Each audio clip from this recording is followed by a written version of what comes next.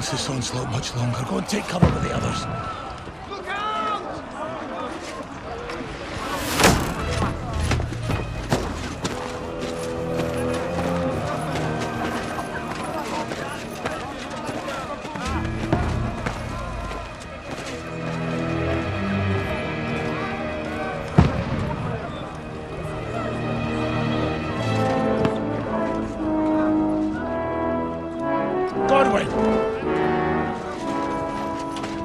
Where's your weapon? To the battlements! Move! Father!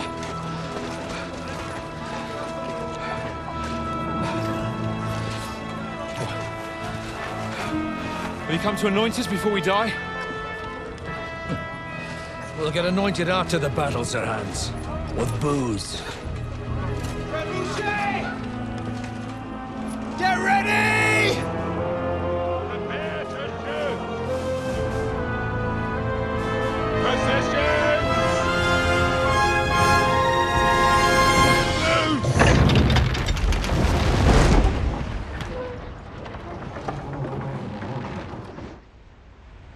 Take cover!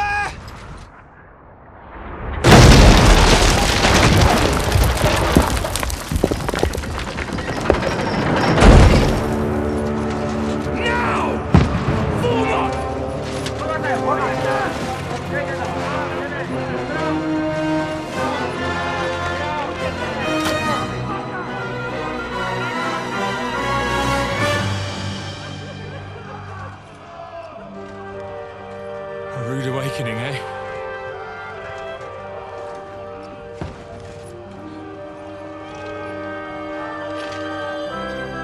Make it count.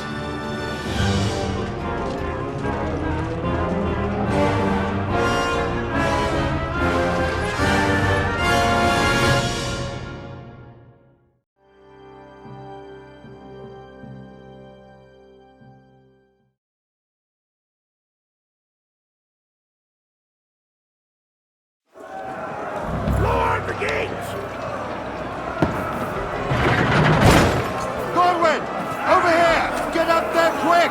We have to repel them! Shoot!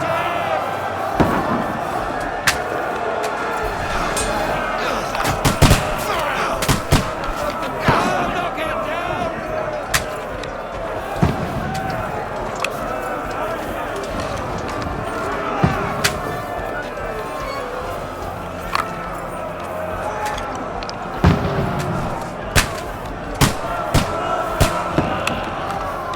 Got him!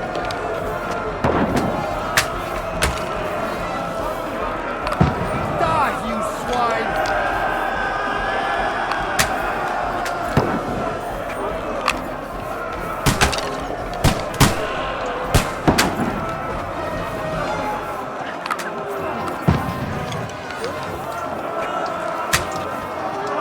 Now you're finished! Get ready! They're coming inside! Godwin, move downstairs! We can handle it! You're not up to it! Get ready! Godwin! Get over here with that cross and join the line. Return fire! What the fuck are you waiting for? Pour oil on them, for fuck's sake!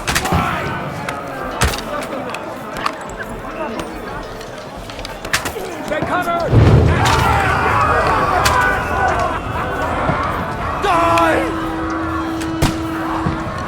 Get ready for another attack! This one's not Stand, fuckers! Godwin, draw your sword and follow me!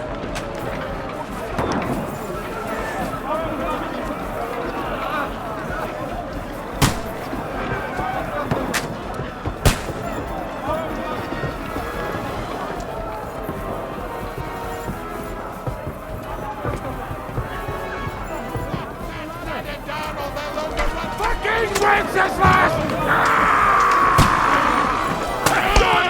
Climb up! Knock it down! No mercy! Bashing on the head! There's more of them!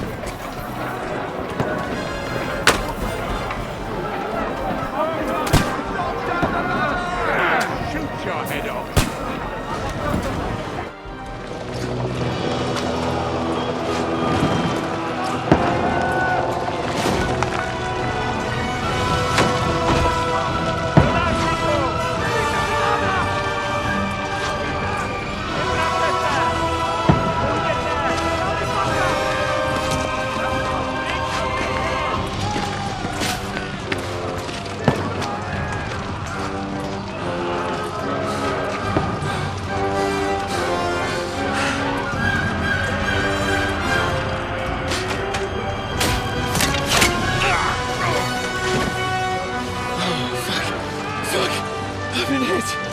I don't poke at it.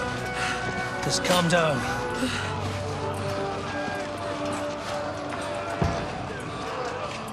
Oh, Dentes Fortuna, fucking you, Vat.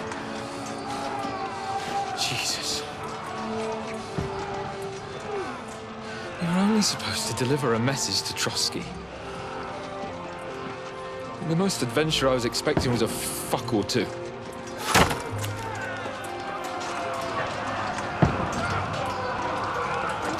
Everyone to the tower!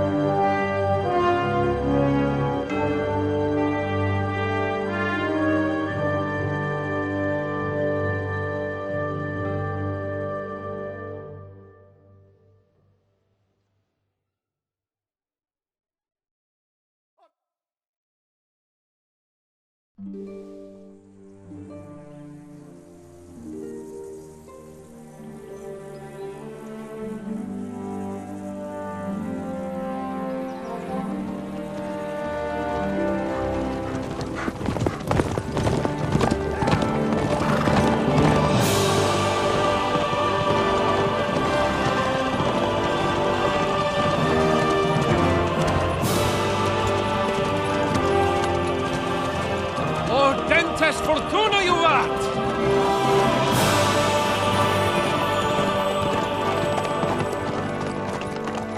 What's that you keep yelling, Sir Hans? Good gracious, Henry, you don't mean to tell me you don't know Latin? My apologies, Your Grace. Unfortunately, I was too busy shoveling shit and picking turnips to find time for studying Latin. We shall have to rectify that. I can't have an ignoramus for a personal bodyguard. Anyway, this Audens, whatever. What does that actually mean? Audentes Fortuna Juvat. Fortune favors the brave. I don't doubt it. All we have to do is deliver a letter to Lord Otto von Berghoff and ride back again. Doesn't take much bravery. Christ, Henry, don't be such a stick in the mud.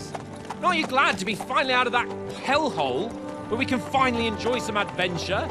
See a bit of the world, meet new women, and simply have some fun. Sure, but you promised Johannes that you'd be as good as gold, and I'm personally responsible for your safety. Besides, Trotsky's in the middle of nowhere, so I wouldn't expect much excitement there. God help me, my bodyguard's a monk who can't speak Latin. Sir, Trotsky.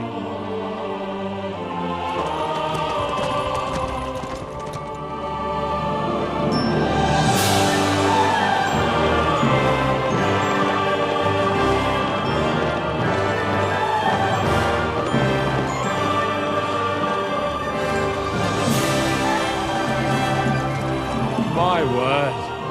That is fucking impressive. It makes Perkstein look like an outhouse. Berghoff must be made of money.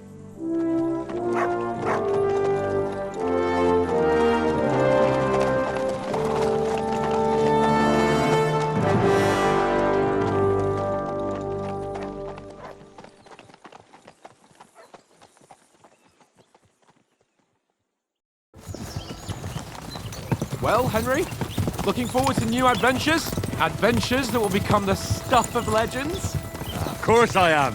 We'll show them what fine fellas have turned up on their doorstep. You bet we will. We'll hand over our important message and then hop, skip to the nearest tavern. We'll drink to our success and chase some local wenches, eh? But why didn't Uncle Hanush take care of it himself? Unless, maybe he's just testing me.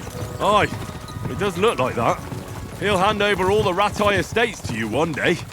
So I expect he wants to be sure you won't botch it. Of course! How could I possibly botch it up? There are foreign armies rampaging through Bohemia. The king is in captivity, God knows where, and here we are in the middle of it all, carrying an important document. No, I intend to make the most of this trip, one way or another. So do I. How is that? Fortuna... Audentes Fortuna juvat! See now, there's the Henry I know and love. Well, enough of the chat. Trotsky's almost within reach. Sir Hans, how's it looking there in the back? All good, Oates. Just keep your eyes on the road ahead. Exactly. If anything in front of us even looks like it's moving, we want to know. Keep your hair on, Nick. Old Oak's got eyes like a hawk. I don't miss nothing.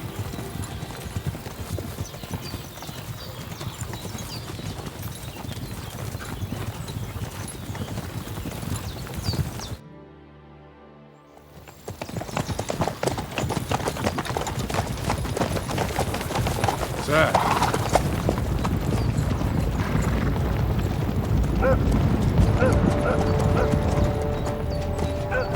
Should we get ready for a fight?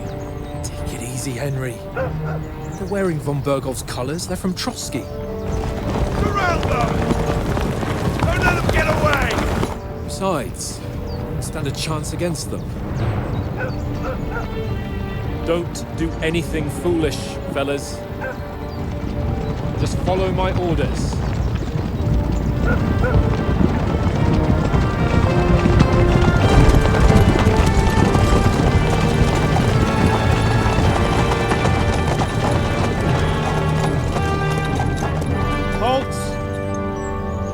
What are you after here? Is this usually how you greet visitors, my good man? This is how we greet armed strangers when bandits are pillaging everywhere. Can you not distinguish between a noble and a bandit, sir? It's not always that straightforward these days. Who are you people? Sir Hans Capon of Perkstein.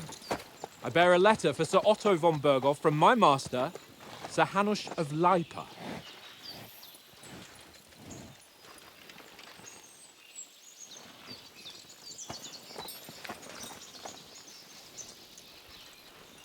This is indeed the seal of the Lords of Lipa. And unless I am mistaken, Lord Hanush of Lipa is on the side of King Wenceslas.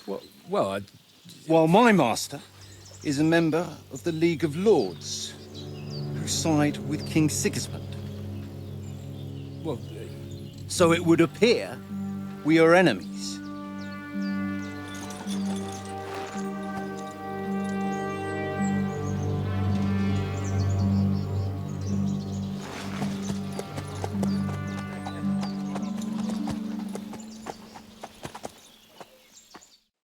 We're not enemies. We're carrying a message with the aim of putting a stop to the hostilities. And who are you? Henry, from Skalitz.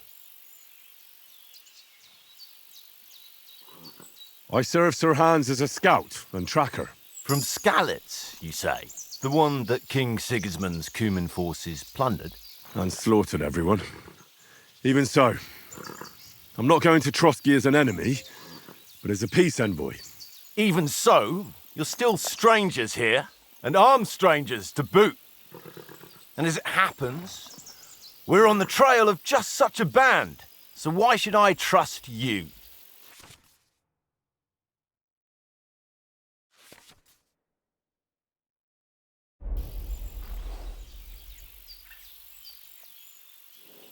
Take a good look at us. Do we really look like bandits to you? I'm still not sure whether I should trust you. You don't have to trust us. As long as Lord von Berghoff does when we see him. An entire company in rat-eye livery, a sealed message. I think he'll understand at first sight who's standing before him. The way I see it, ensuring safe passage to the castle for Sir Hans Capon of Lipa and his entourage should be in your interest. So? You can be assured that I respect your position, gentlemen. All right.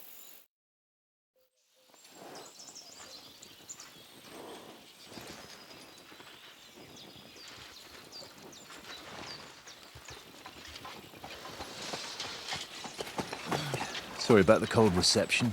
You must be cautious. These bandits create mayhem then vanish like ghosts. We'll be on our way. Oh, so you won't accompany us to the castle to see your lord? Sorry, sir, we can't. Listen, you won't make it to the castle before nightfall, and Sir Otto's orders are to not admit anyone after dark, especially while we're away. You'd best camp until daybreak. I'll take your point. I mean, back home, the last time someone let a nobleman in trouble into their castle, we had to bombard it to get him out. Is there an inn in these parts, at least? There is one, but it's a bit of a way out, and I'm not sure your lordship would like it very much. God! What kind of a backwater have they sent us to? I just suppose we'll just have to manage somehow. Good luck in hunting down those bandits. Thomas, Captain at Trotsky, thank you. And sorry again. Farewell. Farewell.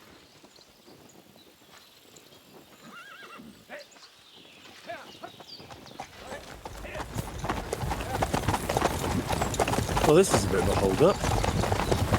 What now? Since there's no tavern within reach, we'll just bed down here for the night. The pond looks inviting, and we've got wine enough. And what about those bandits? Well, they're probably keeping their heads down, what with that big patrol combing the woods for them.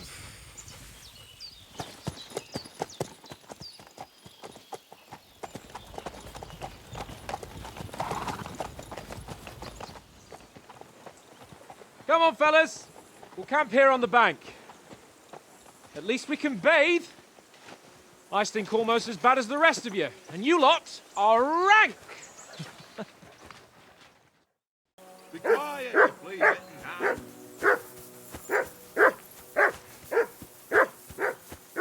Do something with that mutt, Henry. It's doing my head in. Mutt! What's all the fuss about, Mutt?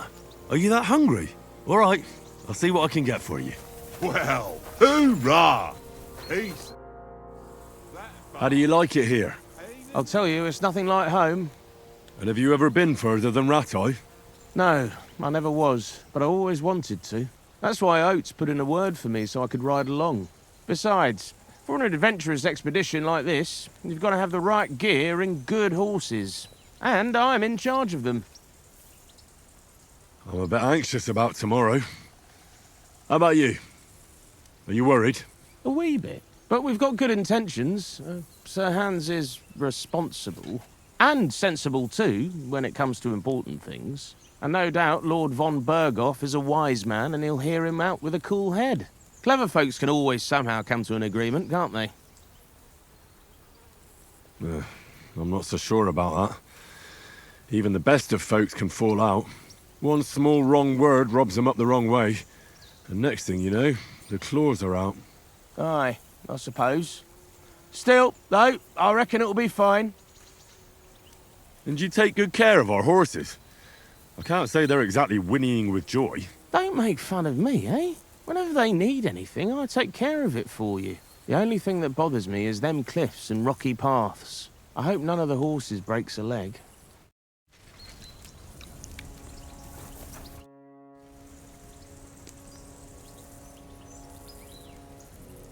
Listen, would you have some scraps for Mutt? That's a good one. He already gobbled up a piece of venison while I was having a piss. I've got one last sausage and I'll be saving that for the way back. Look, Henry, I'm fond of that beast, but you ought to keep him under control.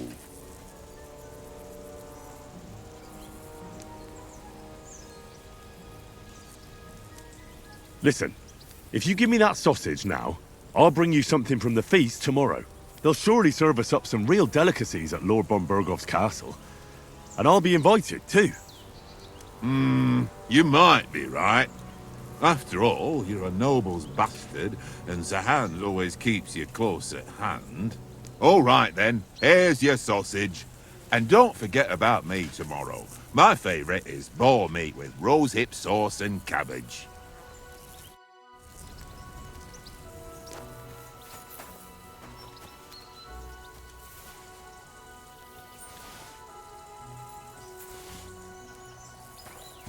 Come on, Conrad. What? Henry, Better not keep Sir Hans waiting. It'll be dark soon. How do you think things will end up tomorrow? How? No ways, I reckon. Whenever someone parleys with someone about something, it takes ages. Why do you think that? See me and Conrad now? We can't even agree who's going to be on watch this evening. But then, I'm just a spear carrier. I ain't got the head for no noble manners. Ask Oates. He'll know more about it for sure. Maybe in the end, Lord Capon and von Berghoff will arrive at some agreement. Aye, maybe. We'll see. Have you ever been in these parts before? No, but I know there's a village called Troskovitz at the foot of the castle, and there's a tavern there. Me and Conrad will go there and fatten our purses nicely on the locals. I got the dice ready for it.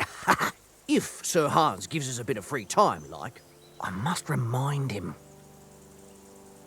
Where did you get the table from? From that cave behind me. It was just lying there.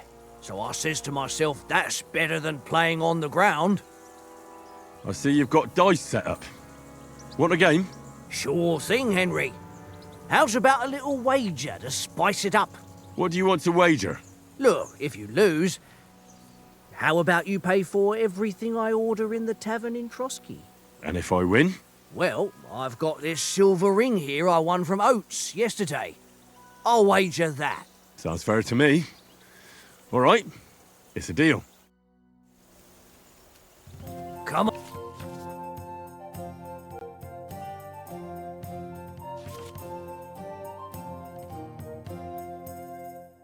on then, show us what you can do. Unless you're playing for the first time.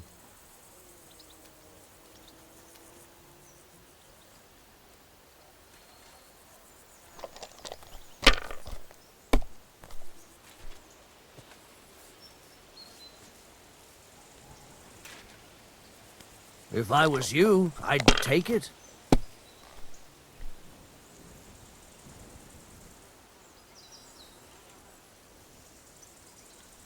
Let it be now. I want to play too, you know?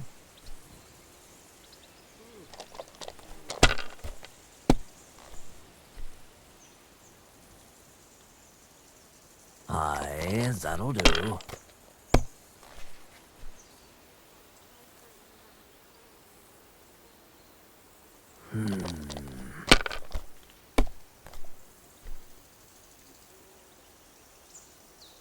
Here.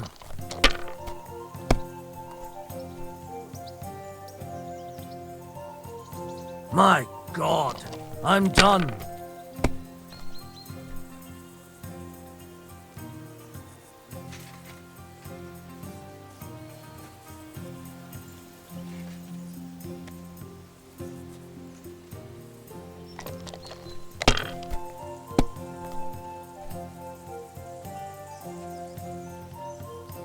Aye, that'll do.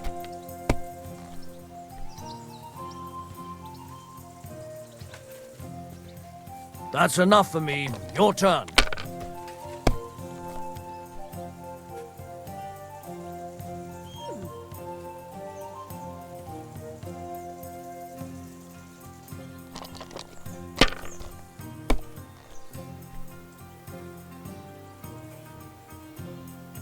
Well, you're not afraid of anything.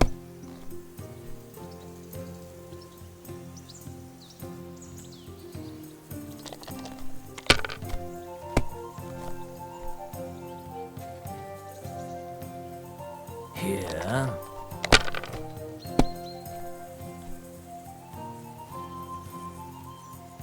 Aye, that'll do.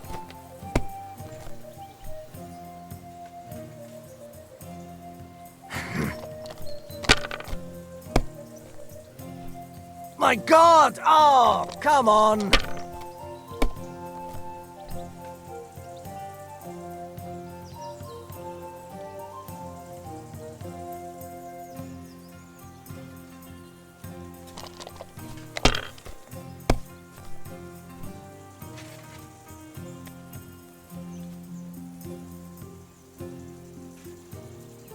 Mother of Damn your eyes. You played well. What's to be done? A bet is a bet. Here's your ring. Come on, Conrad. What? Let's throw a few dice. For the love of God. How many times do I have to tell you? I ain't playing with you. Why not? Because you cheat. I do not. Oh? And how come you always win then, eh? That's an easy one. I always win, 'cause you always lose. Very droll. Do you know why we're going to Trotsky? For some big political parley. Yeah, of course. I'm just wondering if you know what's in that message we're carrying. Not really, but I reckon our lords want to sound out von Burgo. Bear in mind the times we're living in. King Wenceslas under lock and key in Vienna, and his brother Sigismund, meanwhile, shamelessly plundering Bohemia. We need to know who's going to stand on our side if things get even worse. And the Royal Chamberlain, von Burgo, has the land reserves under his thumb. So he's a big player. To tell the truth, I'm starting to get a bit anxious about what to expect tomorrow. Do you think our big mission will be successful? Nothing to worry about. We'll get to Trotsky, Sir Hans and von Burgo will parley, and then we'll ride back. Done. You're a bit sure of yourself, eh? Well, this ain't my first time delivering a message. Everything will go according to plan. Don't you worry. Do you know these parts? A little. It's all rocks and woods. Lovely to look at, but shit for hunting in. If you don't watch your step, you could easily fall down some fissure. So you've been in Trotsky before? Not Trotsky itself. Once I just passed through here with Sir Hanush's escort. Ah, I expect that's why he sent you with us. No doubt, but also because I'm not as rash as you youngsters. And besides, as the cook, I make sure you lot don't gobble up all the supplies at once. We might even discuss how to make peace with Sigismund. Peace? I don't know. Sigismund is winning and he won't want to parley for peace. But I hope there's some chance of a truce, at least an armistice. The main thing is that it don't get no worse. Hacking up Cumans is one thing, but if it comes to Czechs fighting against Czechs, that'd be nasty.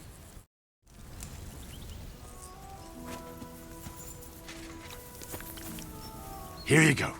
Take it.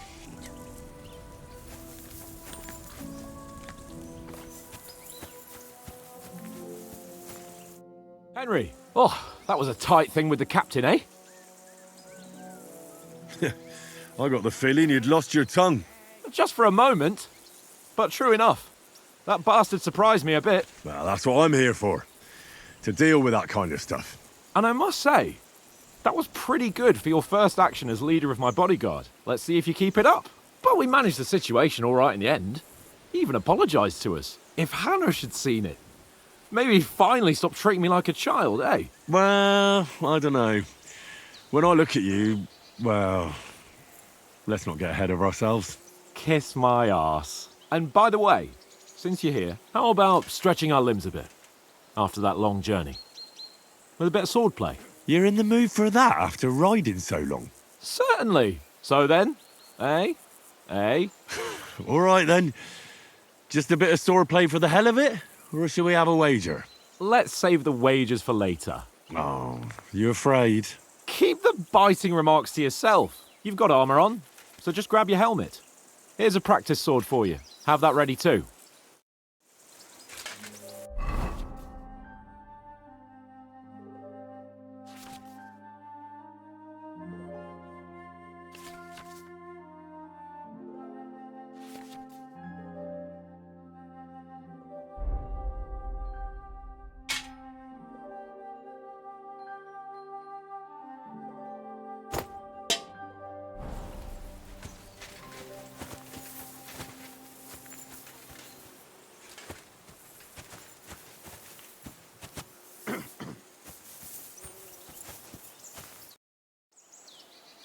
So, should we start?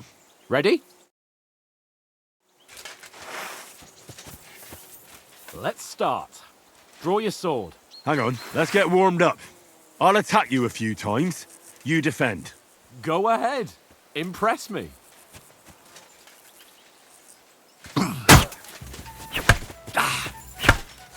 Is that the best you've got? I didn't even work up a sweat. Oh, you will soon enough. A foe in plate armor has to be worn down. Let's see it then. Attack properly now. A longer sequence.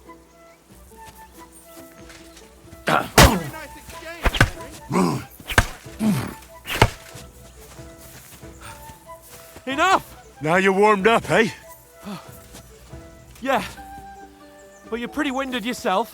While you're attacking, you still have to take care you have strength left to defend. Save the advice and try it yourself. Gladly. On guard!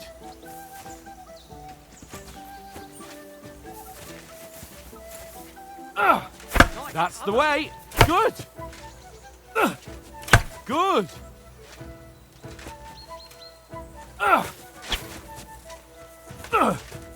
Nice. That's the way. Oh, that's enough. No one's ever won a duel just by blocking. You've got to make an opening to strike back. And you do that by means of a perfect block. Perfect block, eh? You've become a real swordsman. Start your attack then.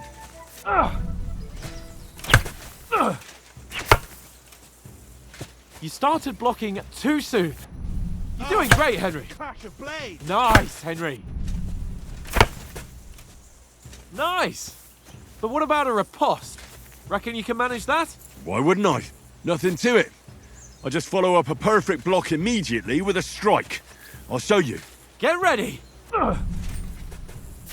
You have to follow up with a strike. You've got to block the strike first. Sweet.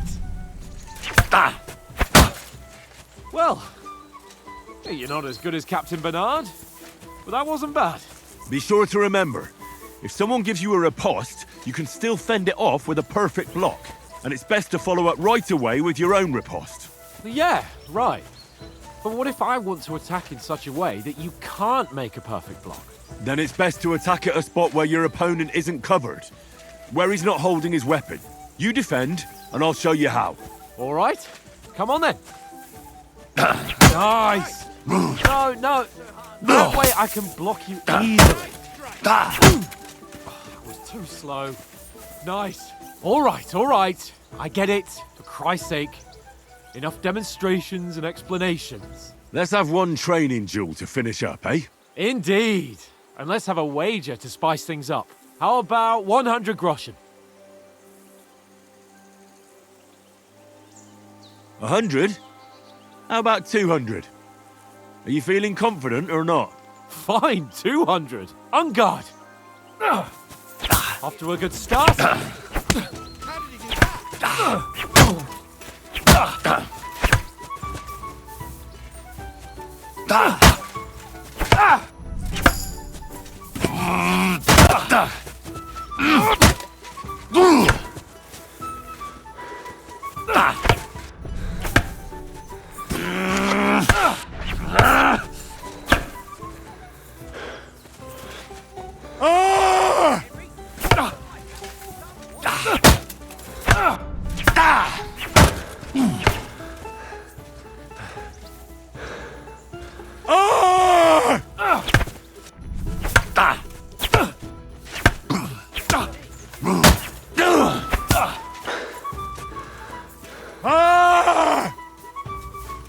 You've no chance against me!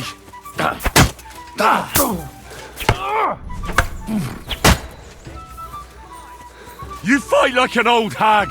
Bastard! You can't take me! You fight like an old hag!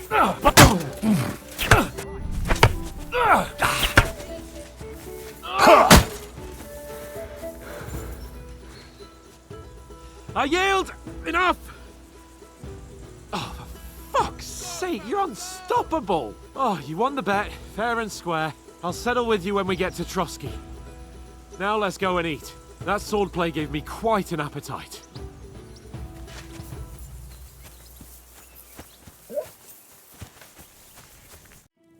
So who won, gentlemen? Oh, it seems this isn't my day. I knew I shouldn't have bet with you. You've improved since that last time in Ratai. I won back then too, as I recall. You had to give me your bow. You were unbelievably lucky, beating me after just one day of training. True, I wasn't in my best form that day.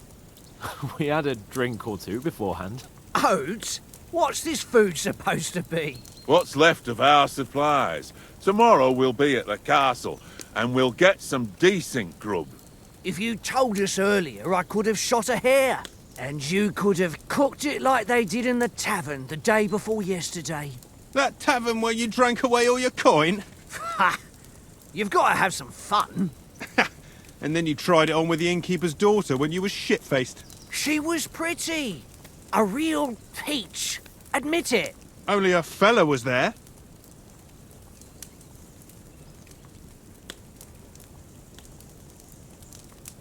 He was well pissed off.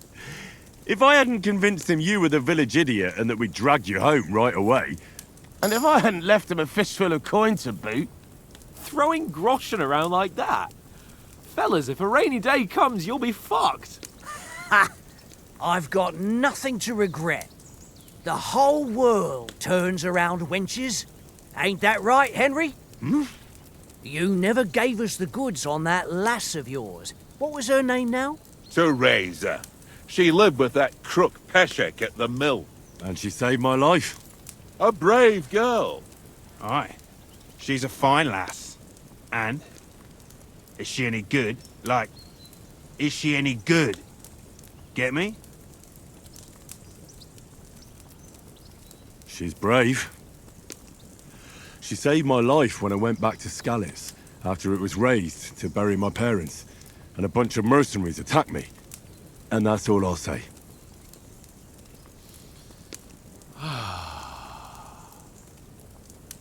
You know, this travelling isn't too bad.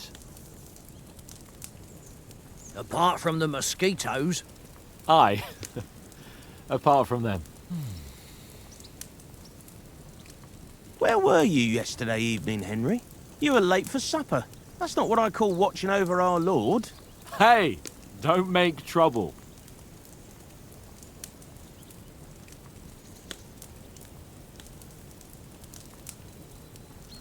I needed a bit of peace and quiet.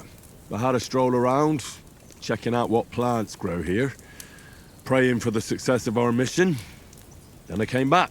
At last someone with some sense, who's not in a hurry all the time. If I always had to think everything over, but...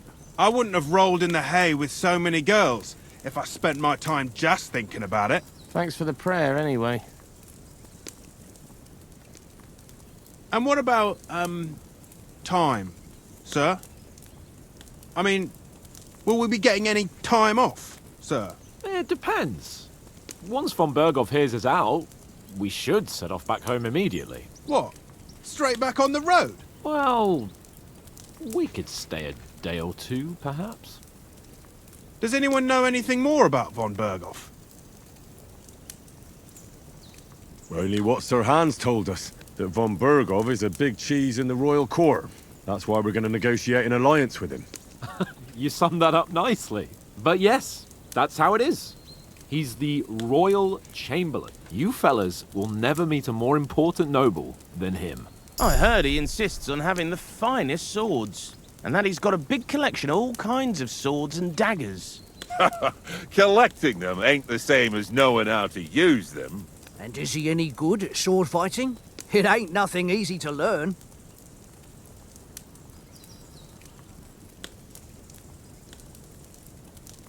If I had to choose, I'd take a bow. After all, why not seize the opportunity to take down your foe before he gets near to you? Of course, the bow takes training too. Not everyone can hit their target at 50 paces. And you can shoot something for your supper, like that first time we went hunting. the first time you ever held a bow?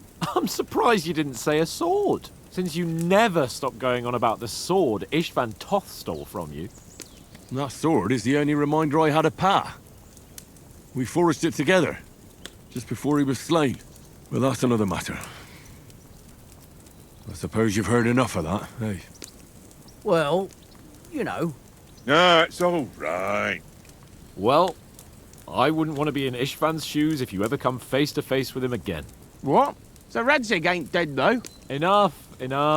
Otherwise we'll be here for hours again, hearing how Martin the Smith raised him even though Radzig is his real father. It's complicated, and let's leave it at that. No offense. Who'll help me tomorrow with getting supplies for the journey back? We rolled dice for it, and I won, so Conrad goes. What are you on about? Enough. Oath, you're no fun at all. There'll be a feast at the castle tomorrow, so forget about supplies. Anyone for another helping? There's plenty left. Maybe even a bit for morning. No thanks. I must wash myself down a bit. My words exactly. We can't turn up at Trotsky tomorrow in this state.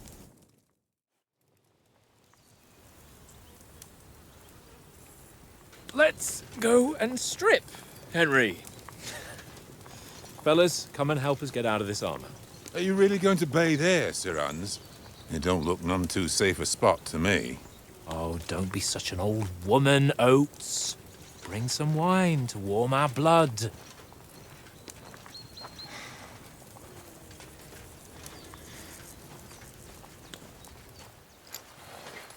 Yeah, we're not on a trip to the baths here, Sir Hans.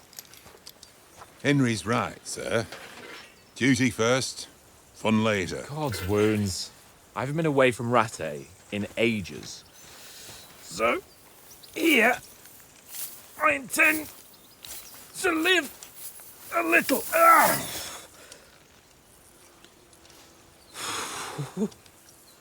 Blasted iron shirt. Oh, what a relief. I feel like I've just shed 40 pounds. Oh.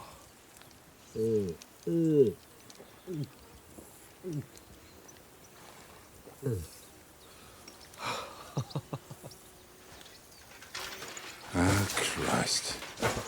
Will I ever live to see his young lordship finally grow up? He's got a good heart, but he doesn't have the sense that he was born with.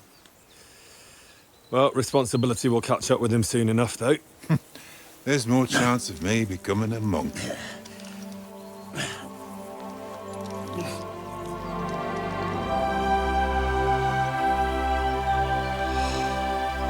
That's a view fit for a king.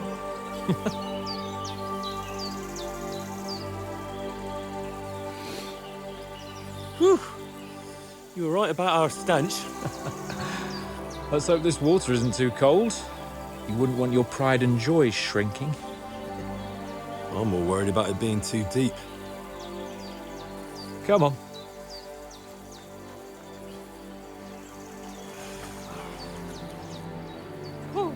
Oh, that really shrivels the old ballsack.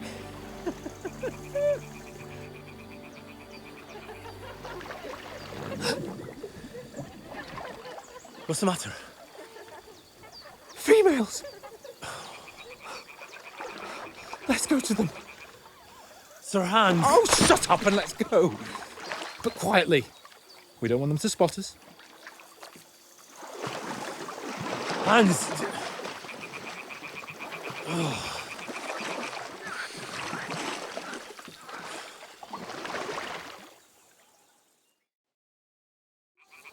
Head down, Henry.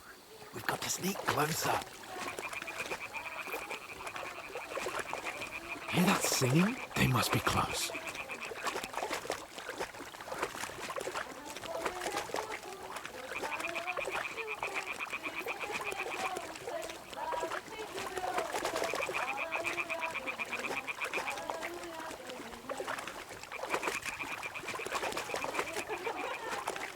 Hear that? Do you think they might be bathing? Come on, let's get closer.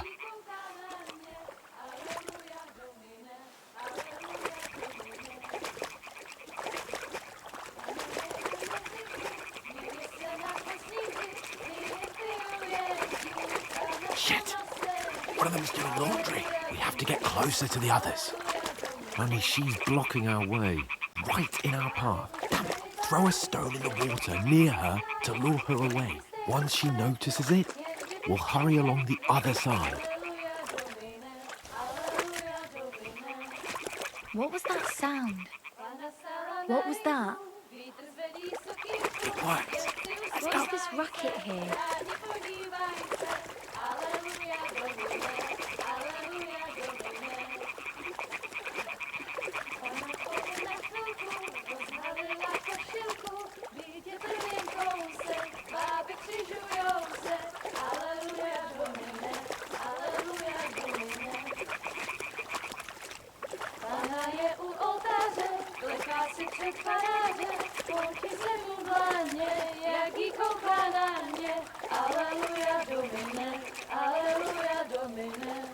We'll go even closer, but carefully.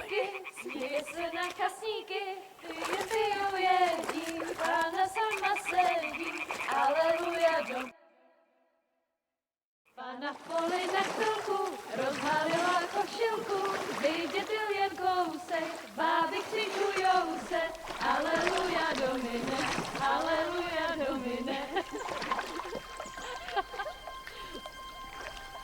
Pána je u muziky, směje se na chasníky, ty jen pijou jedí, pána sama sedí, aleluja domine, aleluja. Henry, I told you to... Oh my fucking God, you're a dog.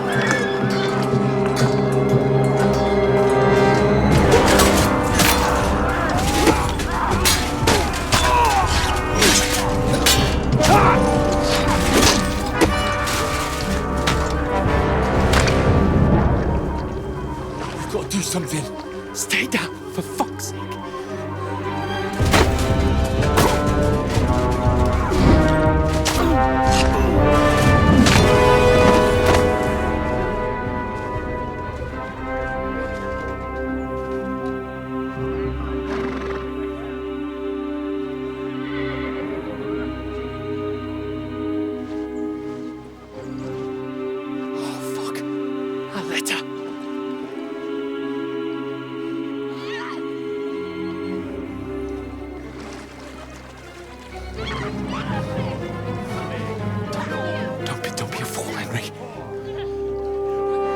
Stand a chance.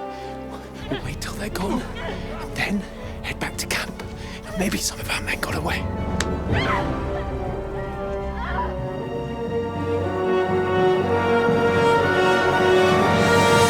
Hey! What the fuck are you doing? Hey! Hands off her, you brute! What the hell's going on here? Let her go, you pigs! That bastard's with them! Fucking hell! You couldn't just leave it be, could you? Come on! Run! Catch them! Enough, I said! What the fuck? She's mine!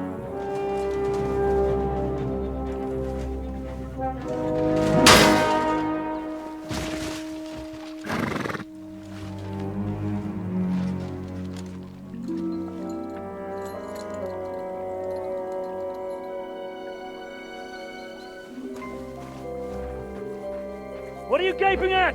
Shoot! Well, don't just stand there, you idiots!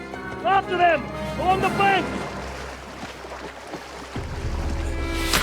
Christ! When did you learn to swim? Just now!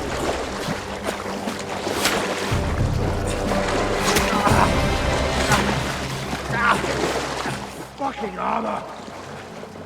Come on! We'll cut them off on the other side! Oh, his force is quick!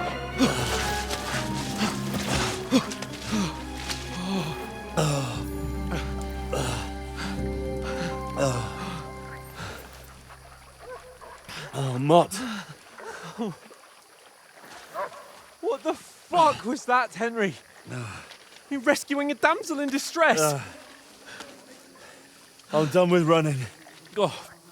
Oh, really? And what exactly do you call... Oh, shit. Oh, you've been hit. What?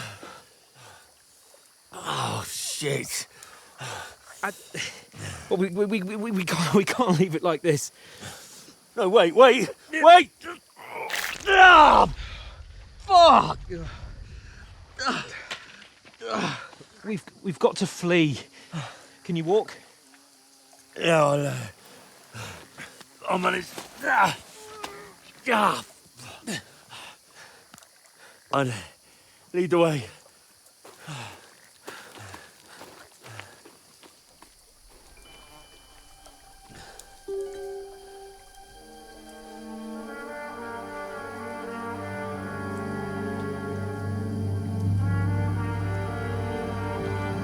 You pull yourself together. We've got to vanish.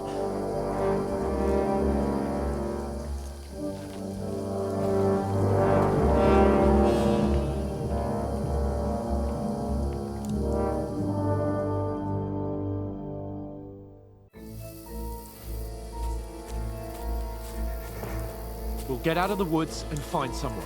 Then we'll get that shoulder of yours fixed up.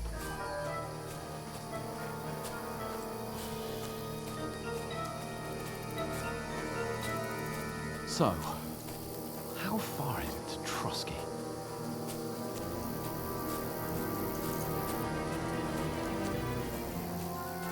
There's someone in front of us! Down! They mustn't get away. Got that? Call out as soon as you see them. And then kill them! No fucking around! You! Watch the middle of the gorge! And keep your eyes peeled, right? Around. You two, go up there! Get a move on! You watch this side of the rocks! And you, go to the pond! They didn't succeed in swimming to the other side of the pond. I want to know. Then come back and give me a full report. Footprints, blood trails, He'll see everything. us. We'll have to wait. Do you want us to think they could swim all the fucking way across? Shut up, or the chief will hear you. It's still easier here than that skirt on the other side. Stumbling about, pitch black, when all your torch does is blind you.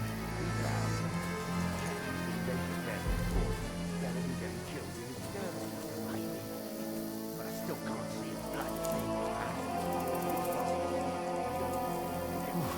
We've got to get to that tree trunk up ahead, quietly. There's more of them up top. Fuck!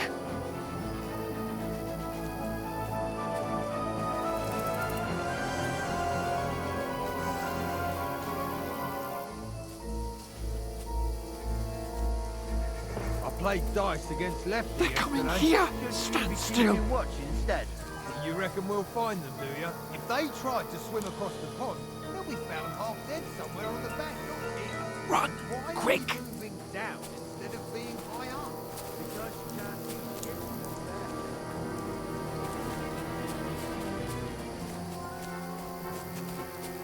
there. Oh, no. Fuck! They're in front of us! Quick! Into the rocks! Kurva! They're fleeing into the rock! Hurry! Run around! We'll catch them at the top!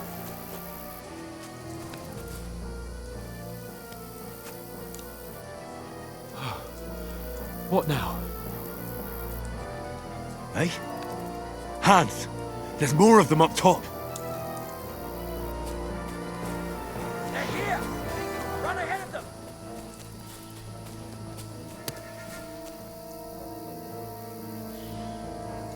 Where now, for fuck's sake?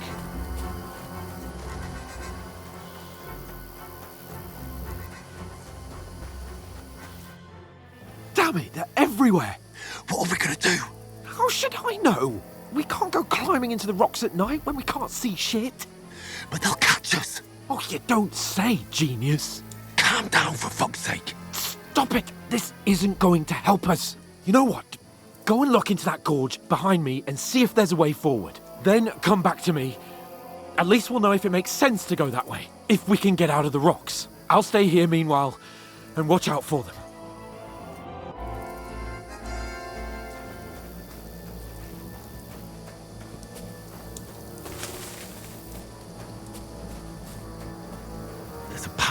but through fissures. Well, there's no other way to go anyway. Hans won't be too happy when we tell him.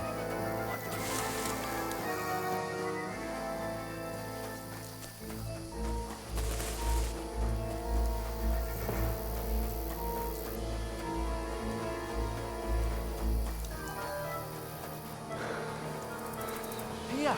Oh, God, we found each other. I didn't manage to warn you when those soldiers popped up in front of me. I only just avoided being seen. And I only found my way out of those bloody rocks a while ago.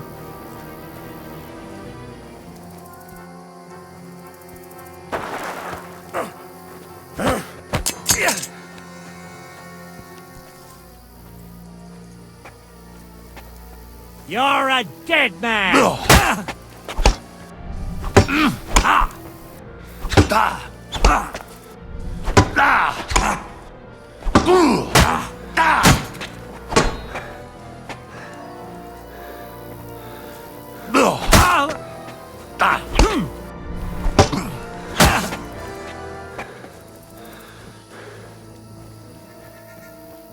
No, you don't. You won't get me. Sacra fingers!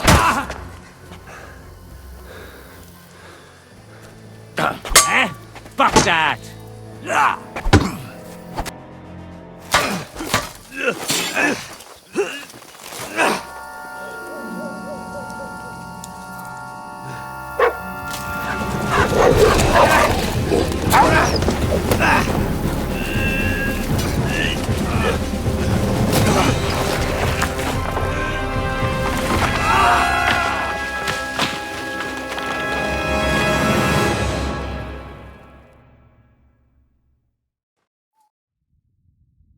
You know the trouble with an adventurous life, son?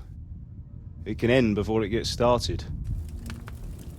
I might teach you how to handle a sword, and then someone will shoot you with a crossbow as soon as you set foot outside the house. If you want to convince someone that they're wrong, try using your mouth and not your fists. We did a fine job.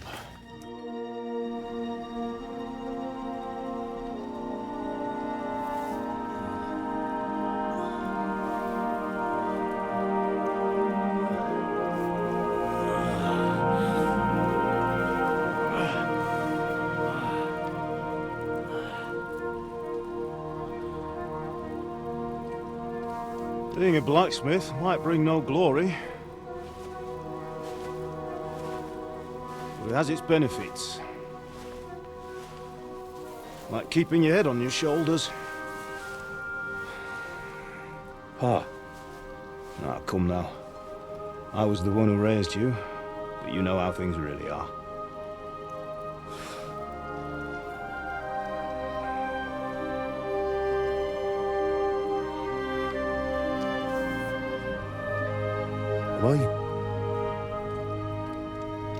Am I dead?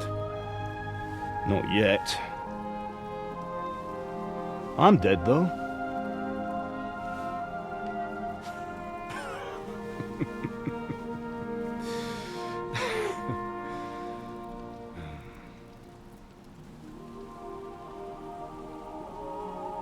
If I'm not, then how come... You chose a different path than I wanted for you. And maybe that's how it was meant to be. But once you've chosen the path of adventure, you have to fight. You have to fight till the bitter end, with all the strength you can muster. You still have a long way to go till your work is done, Henry. So pull yourself together and wake up. It's not over yet. For the love of God, wake up! Pull yourself together, Henry. Oh, thank Christ. Oh, I thought you were done for.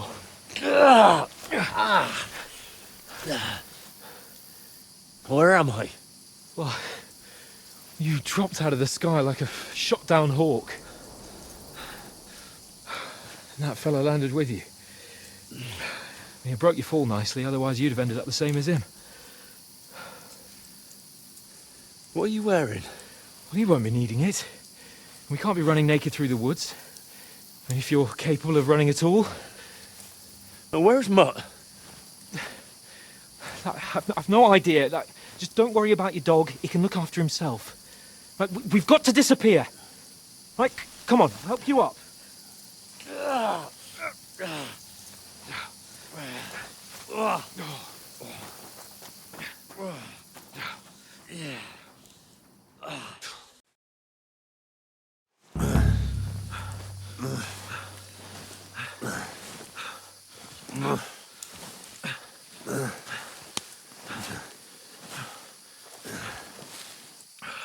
How are you holding up? Not good. I feel like it's all up for me. Just hang in there, damn it. As long as you talk, I know you're hanging in there. Henry, what are you staring at? They're here. It's all over for us. It'll be over when I say it's over. Now keep moving. Ah! Jesus, don't do this to me. Pull yourself together and let's go. We have to go.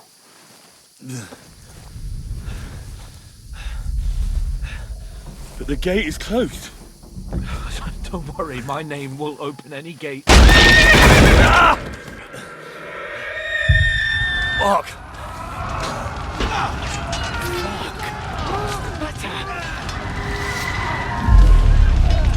Humans. They're slaughtering everyone.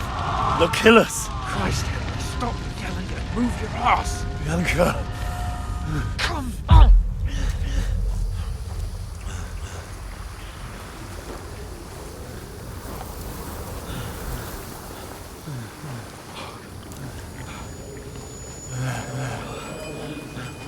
Father? Listen to me, Al. Listen carefully. Take the sword, go into the house, and grab anything else important Father! from the trunk. Go to the castle. Hurry. What about you? Are you mad? Mother is in the village. I'll fetch her and we'll follow right behind. I'll go with you. No. You do what I say right now. Give the sword to Sir Christ's sake. Anything happens, he'll take Come care of you. on! Me. Oh, you can hardly stand, damn it. But we'll make it together. You'll see.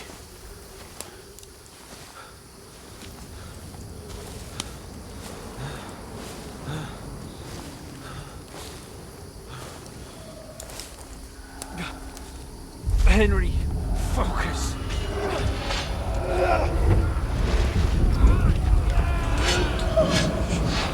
Can't run away. Henry, pull yourself together. Kill them. Please. There's nobody here. You're just imagining things. Oh, run. No. Don't give in to it. Hang in there. Wrong. Make it together. You'll see. You're a warrior. You can do this. It's all right, Henry. I've got you. Just a little further.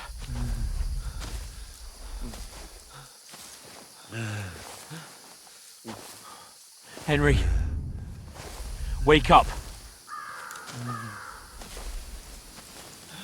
The linden tree. Just like Father always wanted. No, we can't stop. And Pa. I swear, I won't leave you. Henry, snap out of it. Stay with me.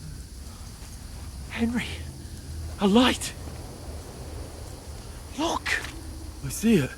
We've got to go. I see the light.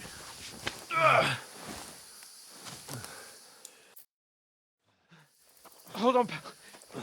Hold on. We're here. We're here. Pavlena, is it you? Greetings, good wife. Fear not. We mean you no harm. My friend needs help. Please.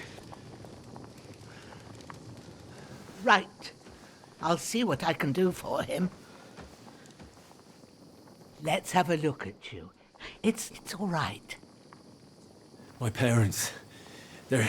That was just a dream, Henry. We're in the woods. And we were ambushed. But don't worry, we'll get you fixed up right as rain.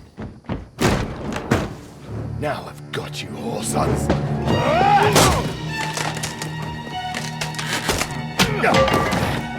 Think again,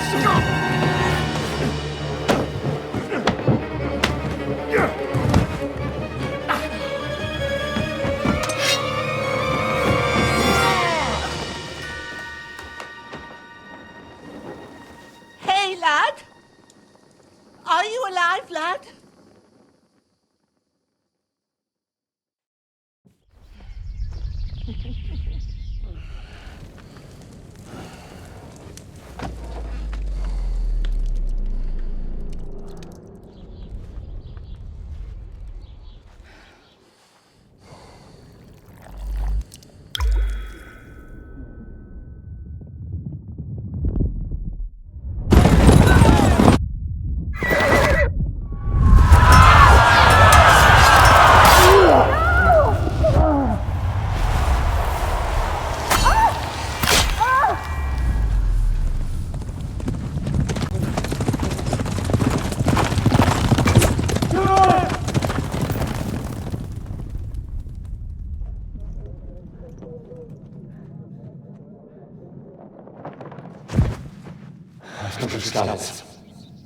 They burned it to the ground. Slaughtered everyone. Who? Who burned it to the ground? Huge army. They attacked without warning. Get all the people inside the gates. We have to prepare for the worst. Make all the necessary arrangements.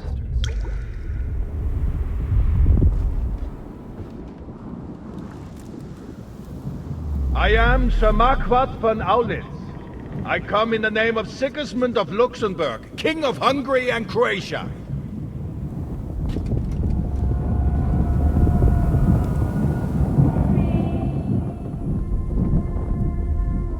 Get up now.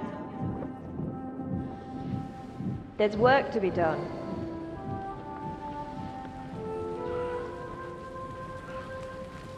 Mother? I ain't your ma, laddie. Oh, may all the saints be praised. I was afraid you'd never wake up again. What? Where am I? Where would you be? Here in my cabin, where you and that pal of yours burst in last night. Slowly, lad. Slowly.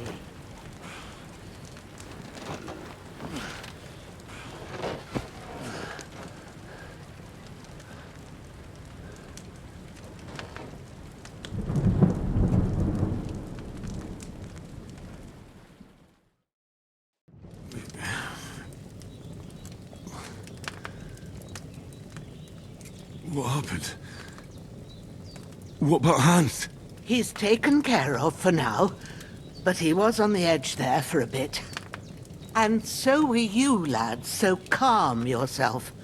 Last night you were 1 foot in the grave already. You were lucky you happened to turn up here. Well, I have to talk to Hans. You won't get much out of him now. He's lost a lot of blood and he has a fever. But you'll help him, won't you? God willing. Well, I managed to pull you out of death's grip, so maybe I'll be blessed again.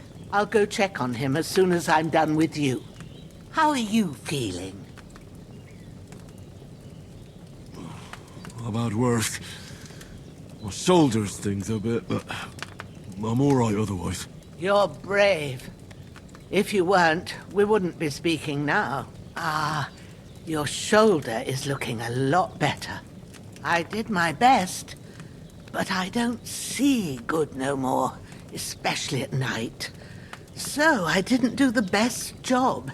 It just wouldn't stop bleeding. And now you've moved about, it started up again. Take this and bandage it up. Not much else we can do with it now. Thanks. I reckon I can manage that. But I need to get a breath of fresh air to clear my head. You slept through half of God's bright day, lad. So, if you feel up to it, go ahead. At least we'll see how steady you are on your feet. While you're at it, you can stop by the trough and wash all that nasty grime off of yourself. I found an old tunic. Put it on so you don't catch a chill. It gets cold here by the water. No doubt you'll be famished and need a bite to eat. There's some hot soup in the pot on the fire. If that ain't enough, I put some bread and cheese on the table outside for you. And you'll find some of our home-brewed liquor there, too, in case you need bucking up. Don't overdo it, though. I won't. Thanks a lot. May God reward you 1,000-fold. What's your name, by the way? Bushena's my name. Well, I'm Henry. I know. Hans told me. I'll go and check on him. When you're done with everything, come and see me and we'll figure out what to do next.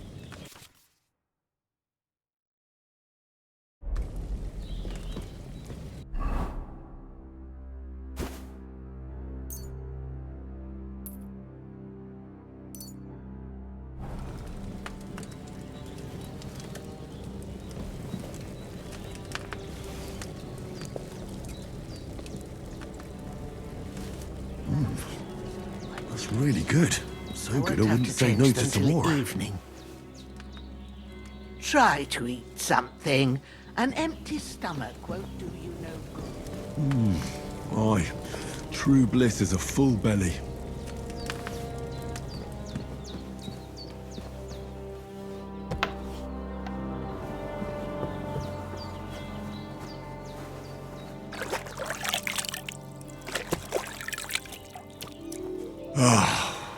I feel like a new man. Hans, can you hear? I did what you asked. And you didn't faint while doing it. I'm pleased, Henry. I had to pour a whole Lethean potion into you last night. That's what I call medicine. It can either put a dead man back on his feet or make sure he never gets up again. So consider yourself lucky. I will. But what about Capon? Well, he's less lucky. That brute really knocked him about before Hans beat the life out of him. Is there any way I can help? I owe it to Capon, and I want to do whatever I can. You owe him, all right. I've got a bit of that Lethean potion left.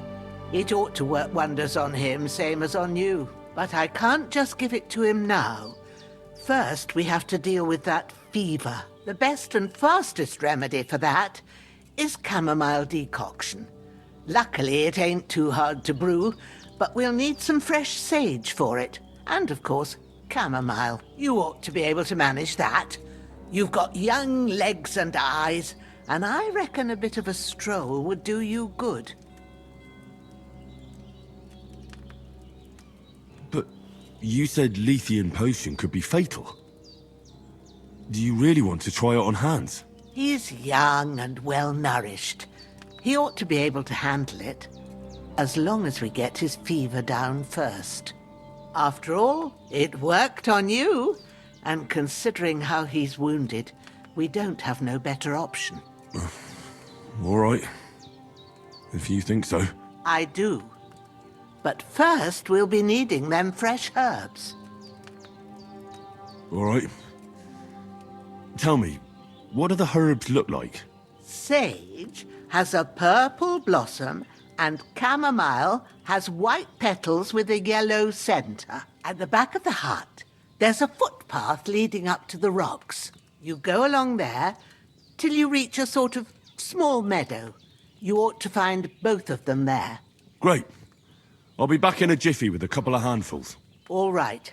I'll be glad if you get back here soon. I don't feel right being here with that corpse in my yard. Seeing him lying there gives me chills. I can't think straight. I understand. It makes me anxious too. Maybe I could manage to bury him somewhere. Or at least hide him somewhere further off in the woods. The Lord be praised. I'd be truly glad of that. Do you feel up to it, laddie? You ain't in the best of shape, and digging a grave's a tough job, even for a healthy fella. Not to worry. I'll see what I can manage. It's on account of us that he's here anyway. I wouldn't want you to have any more trouble. And a bit of effort, even if it's a dirty job, is the least I owe you. Well, if you think you can manage it, good, but don't overstrain yourself. And thanks. Where should I put him? Grab the spade by the dung pile and bury him by the creek. The soil will be softer there, so it should be easier. When you head out the gate, follow your nose. Find a good spot somewhere in the reeds and nettles. And when you're done with that, better have a wash, so's you don't have the stench of death on you. True. I'll bear that in mind.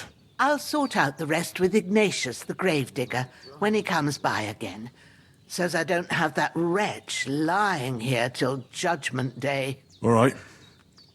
I'll get to it.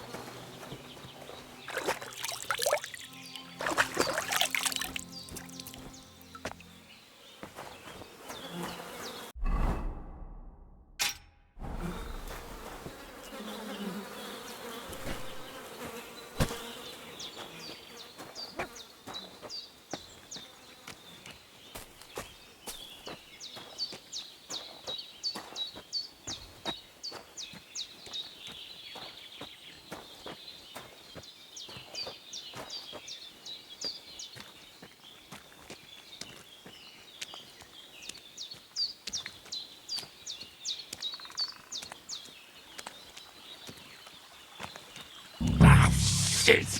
Oh, my shoulder. Oh, this bastard's hard work. You can't be in the ground soon enough.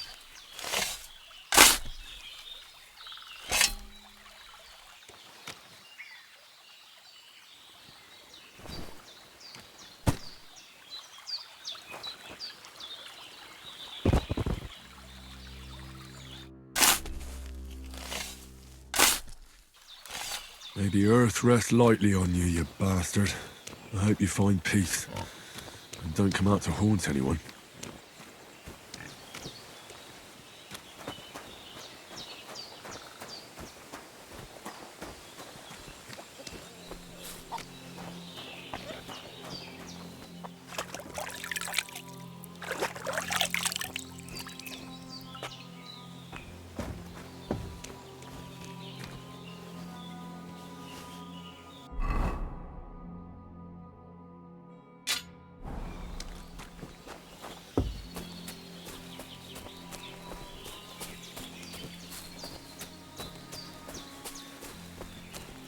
Damn, my shoulder still hurts like hell. Maybe now it'll tell me when it's gonna rain.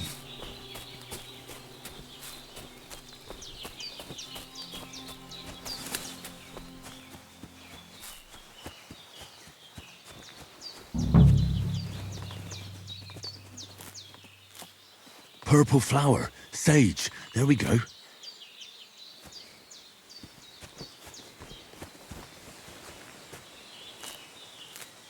That's it.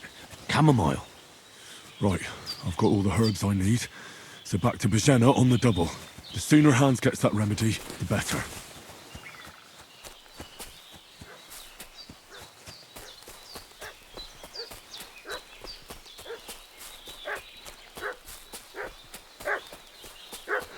What's that dog making such a fuss about?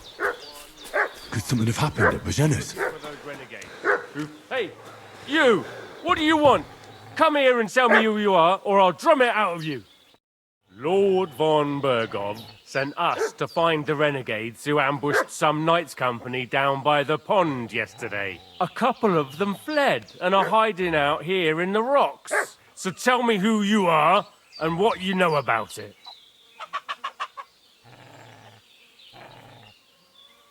You're from Lord von Bergov? You don't look like it. Kurva! Watch your tongue with me, boy. When I say we're from von Bergov, then we're from fucking von Bergov. Who else would we be from anyway? You can talk to me or talk to cold steel. Who the hell are you? And what are you doing here?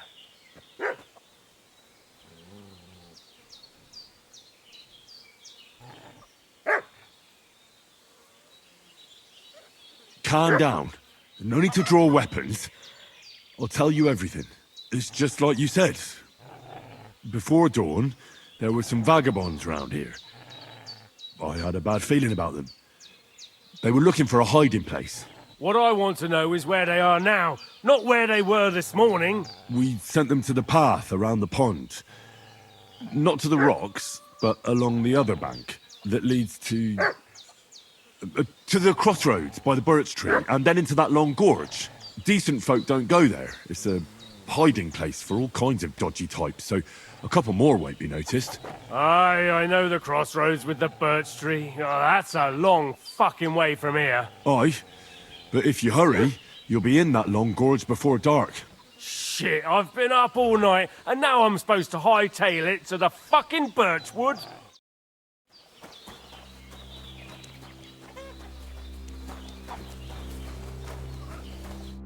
Did they hurt you? No, but I think they would have if you hadn't come along. Sorry. I reckon it was one of those who followed us yesterday. Look here. I almost got slaughtered twice in one day on account of you two. God be praised that my Pavlena wasn't here.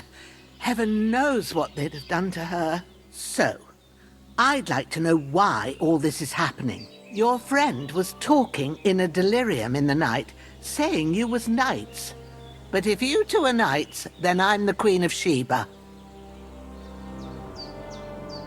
Well, I must bow to your ladyship. Sir Hans is the young lord of Leiper and Perkstein. I'm Henry of Skalitz, son of Sir Radzig Cobbler, and I'm his bodyguard. We were heading to Trotsky to deliver a message from Sir Hanish of Leiper and Margrave Jobst to Lord von Bergov. But we were ambushed by bandits yesterday down by the pond, and you already know the rest. And as God is my witness, we're no bandits. I swear to you, I'm thankful to you for saving us. And I'm sorry it caused you trouble. Well, you sound sincere, so I'll take your word for it. I hope I won't live to regret it. You won't. I promise you. Promises are made to be broken, but thank you for dealing with them. I was sure they'd see through you. You thought up quite a story. Yeah. It's a good thing I remembered those birches me and Sir Hans rode past. How's he doing? Will he be all right? He's holding up, I'd say. I treated his wounds and I'll change his bandages shortly. But what he needs most now is that remedy. Have you got everything for it? Here.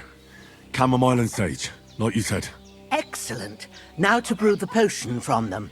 I gave you two the last of my supply during the night.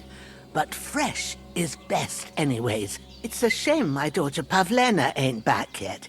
She'd get it done in a jiffy, but we'll just have to manage without her. But you can do it too. It ain't nothing hard. My eyes are so bad, it'd take me all day. But at least I can tell you how to go about it. All right, I'll try. Well, I've been at the alchemist bench a few times, but it's been quite a while.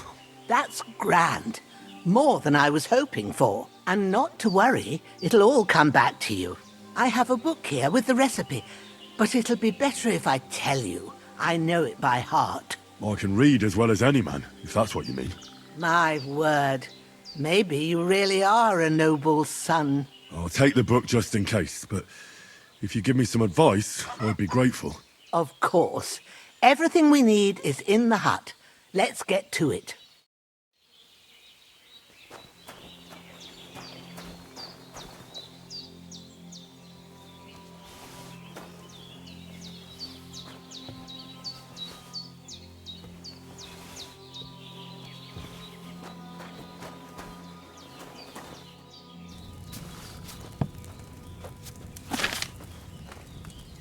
First, go to the recipe book. Now find the recipe for chamomile decoction and remember what you have to do. Then get back to the bench and we'll start. All right. First, you have to pour the right base into the cauldron. Choose the right pitcher from the shelf on the left, according to the recipe.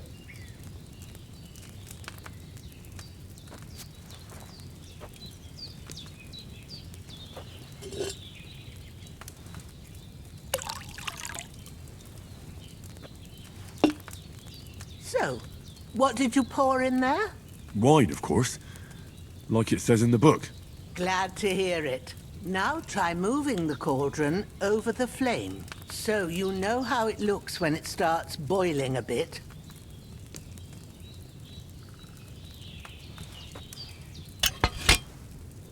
Hear that bubbling? It's boiling. Remember that well. For most potions, you just have to simmer the herbs for a bit. But sometimes you need to get it good and hot. So you have to get the fire blazing under the cauldron using the bellows. Try fanning it with the bellows to get it boiling. It's boiling! To keep it going, you mustn't stop with the bellows. If you want to cool it down quick, take it off the flame. Try it. Move the cauldron up. Good. Now we'll start with the brewing. Get all the herbs that you need ready. The ones you picked. Put them there on the shelf, so you've got them at hand. All right, let's get to it. First, throw 2 handfuls of chamomile into the cauldron.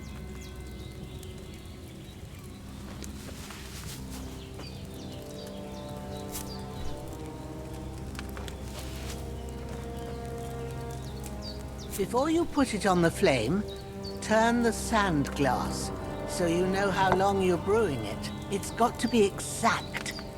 Every grain of sand counts. See? When the sand has flowed out, that's 1 turn. That's how long you have to boil the chamomile. Move the cauldron to the fire and wait until it starts bubbling. Then turn the sand glass. As soon as the sand runs out, take the cauldron off the fire again.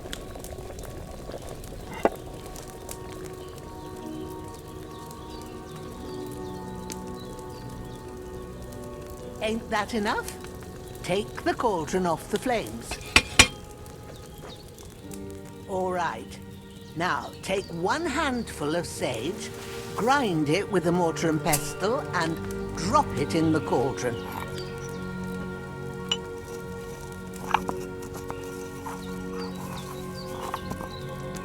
Have you ground it? Good. Now, drop it in the cauldron. You don't have to boil it anymore. All you have to do now is decant it. Get a phial and pour it in. Done. Now, let's see what you've brewed.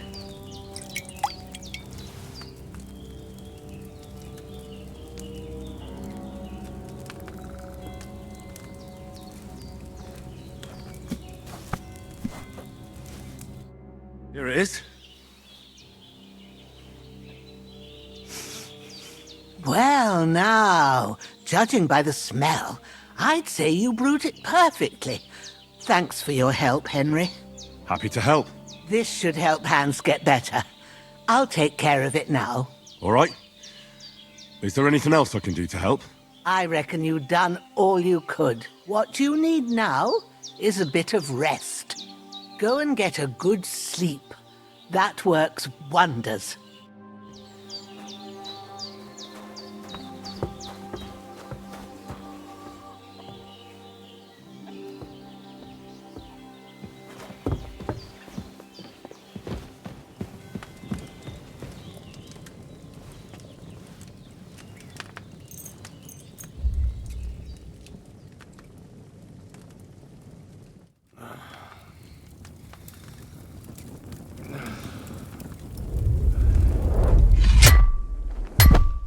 A sword such as this will bring honor to its bearer.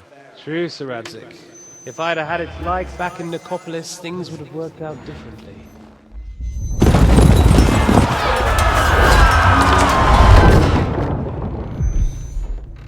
Where's my fucking sword? And I found it. Everything I take now will be mine, and I plan to take everything. Rotted hell! Why would I miss one sword? Because it's the last one my father forged, and I promised him I'd deliver it to you. Stronger dog fucks the bitches, and war is a nasty business.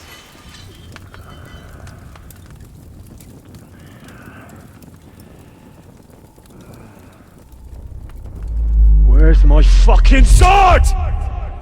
You know what? I think I'll keep it. As a memento. This isn't over. I'll find you! Yeah!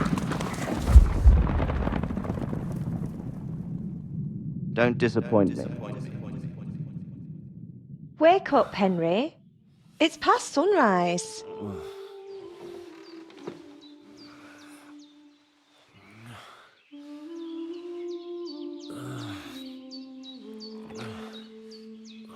Hallelujah. I thought you'd never wake. Were you having a nightmare?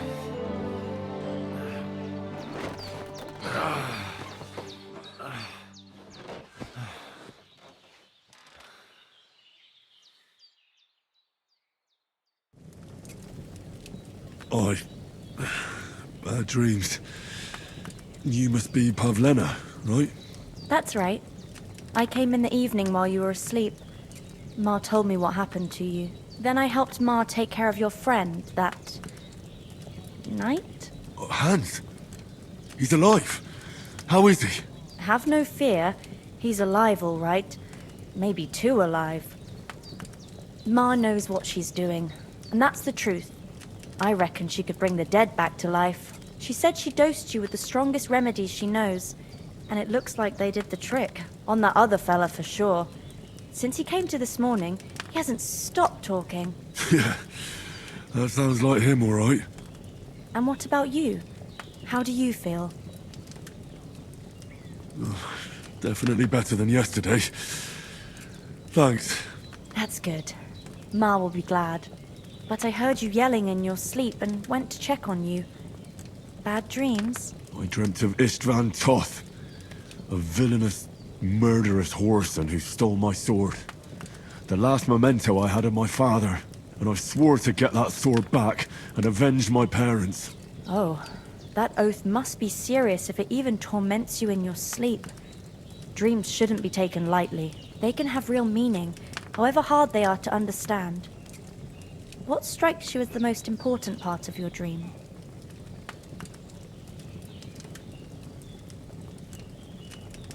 Pa, without a doubt. I hope his soul and Ma's find peace. Dreaming of a dead parent is confusing. It could mean you cling too much to the past, and you ought to find a new path.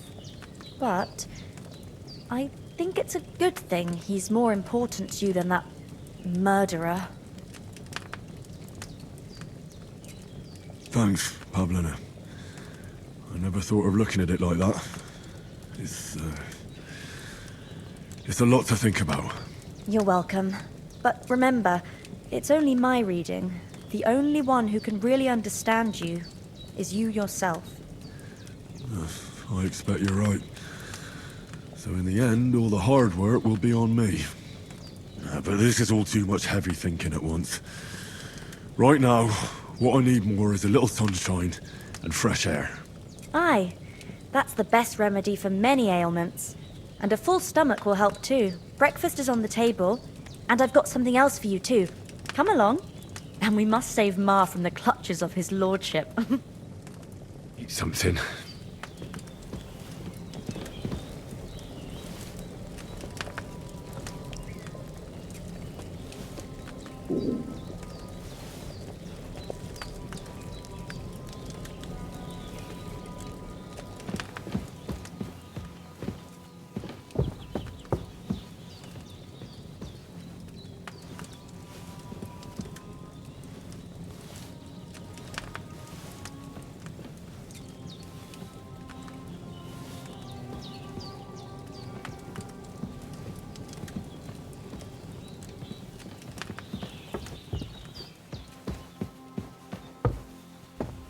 Look who's finally up!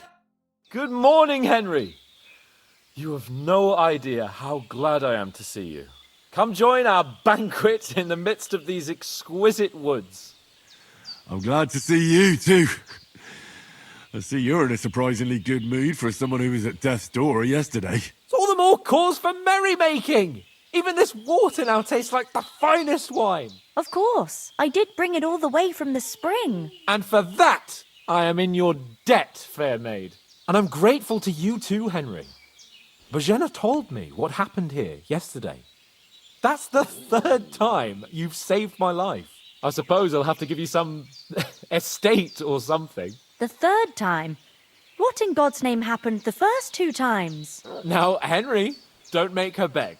Tell this good maiden of your heroic deeds. Well, there was this time when me and Hans had some fisticuffs in the tavern, and for punishment, I had to accompany him on the hunt. And I shot a boar. And made it mad. And when Hans chased after the wounded animal, he got caught by a human patrol. Humans? They come from somewhere in Hungary. Sigismund brought them here to Bohemia as mercenaries. They're a very dangerous bunch. I told you about them, though. The fellas in the tavern in Zheleyov were saying there's some foreigners like that camping in the rocks down by the pond. What? It's just what I heard. Whoa, that's all we need. I hope they don't turn up here. What could us two do alone against them? What could they want from us? But if they did come here to rob us, I'd shoot enough arrows into them to make them think twice. But the thing I want to know is, how did it end up with young Sir Hans? Well, as I said, they took him captive. Well, there must have been 10 of them. I hadn't a chance. You must have been seeing double. As I recall, there were 2. That just proves how well you can count. Besides, they were armed to the teeth and had bows and armour. It might as well have been 10. Whatever. Anyway, with a bit of luck, I managed to free Sir Hans. Why the modesty? You got them. Maybe a stroke of luck, but as we know, audentes. Fortuna juvat. See now, you've finally learned it. What? It's just this kind of motto of ours. Fortune favours the bold. Maybe they're really telling the truth about who they are. Who but a lord or a priest could know Latin? And priests they ain't. I can tell. And as I recall, you already got a pony from Uncle Hanush as a reward for saving me. Your pebbles. So I'll save myself a few groschen. But you never gave me anything for Talmberg. For Talmberg? What was that about then? The foe took the castle by subterfuge, and we planned a counterattack. Under the cloak of darkness, we scaled the mighty walls of Talmberg Castle to get inside and open the portcullis to our brothers in arms who were poised and ready to attack. And we almost succeeded. Only, along the way, Sir Hans here took an arrow to his noble seat. Seat? He got shot in the backside. My upper thigh, actually. Backside it was. But that's no joke either. It's not easy to run with an arrow stuck in your arse. If I hadn't carried him... I admit it, you saved my arse. Well, now, you two have been through a thing or two. As far as I can tell, it really was his backside and not his thigh.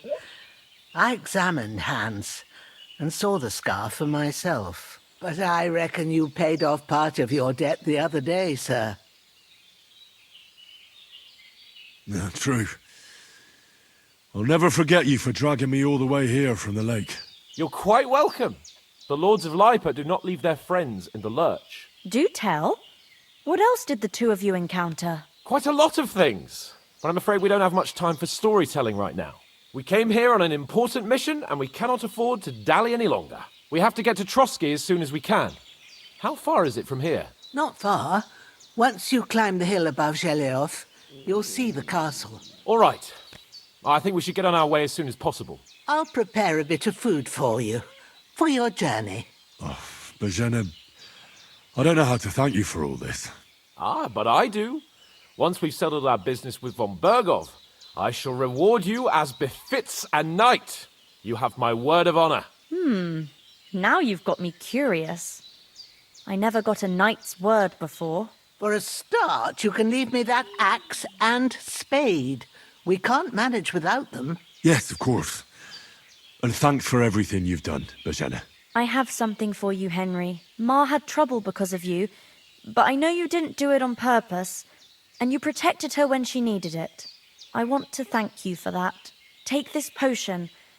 It will help when you're in danger or don't know which way to turn. Have a little sip each time, and it'll save you a lot of trouble. You'll see. It's not all that hard to brew. With a bit of practice, you could manage it yourself. Thanks, Pavlena.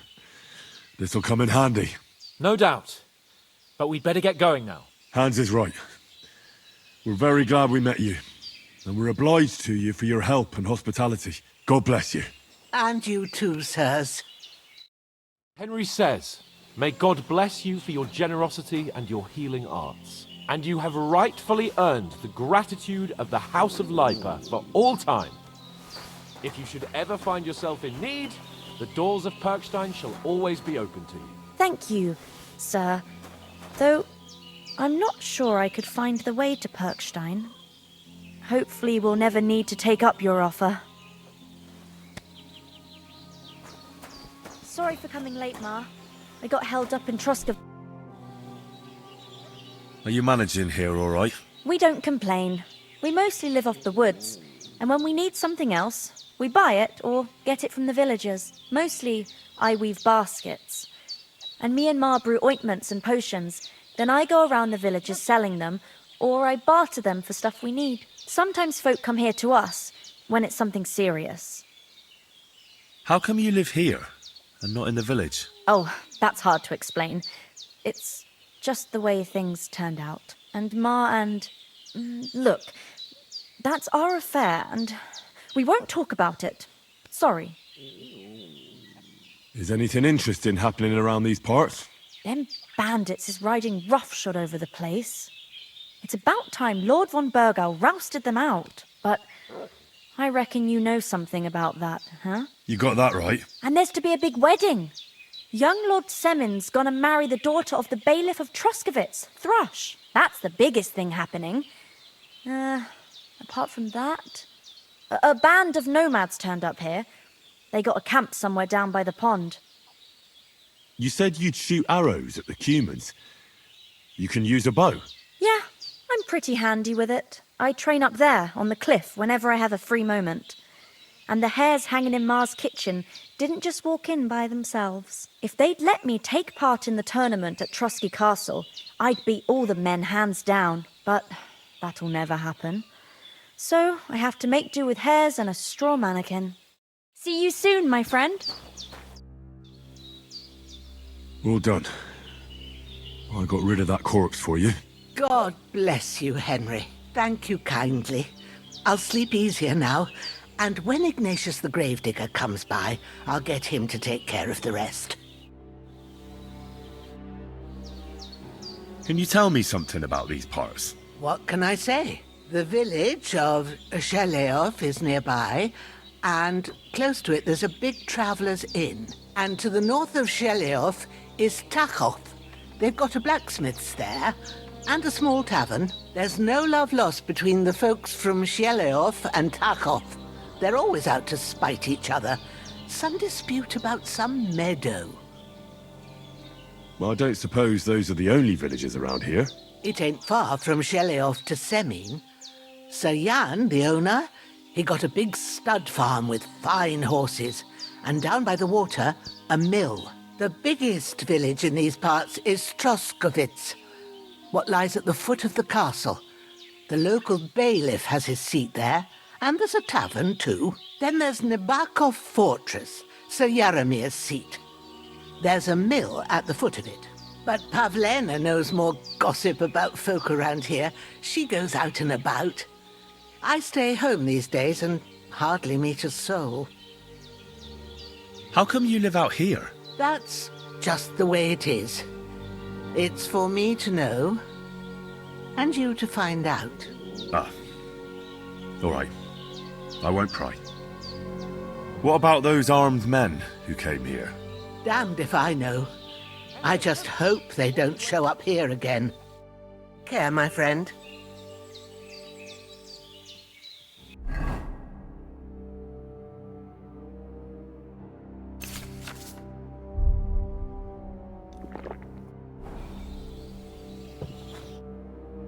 Finally! Where do you keep dallying? My apologies, sir. I'm here now. We can get going. Henry, don't provoke me. I don't think Trotsky Castle is going to go anywhere. So what's the rush for all of a sudden? We have a crucial mission and things are already fucked up quite enough. I intend to return to Ratai with good news and to do it quickly. Let's go!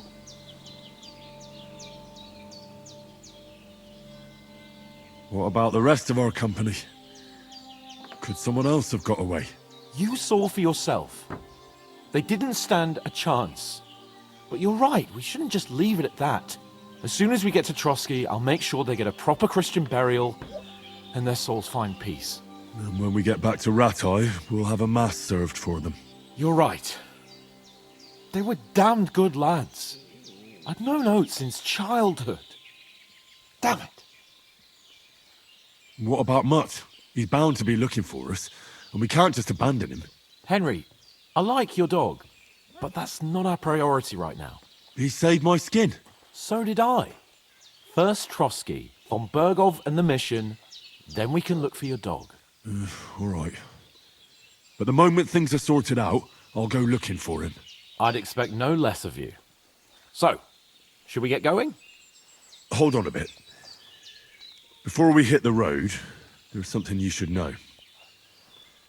I have a hunch that one of that band that ambushed us at the pond was Istvan Toth. Toth? Are you yanking my pizzle? He's long since over the hills and far away.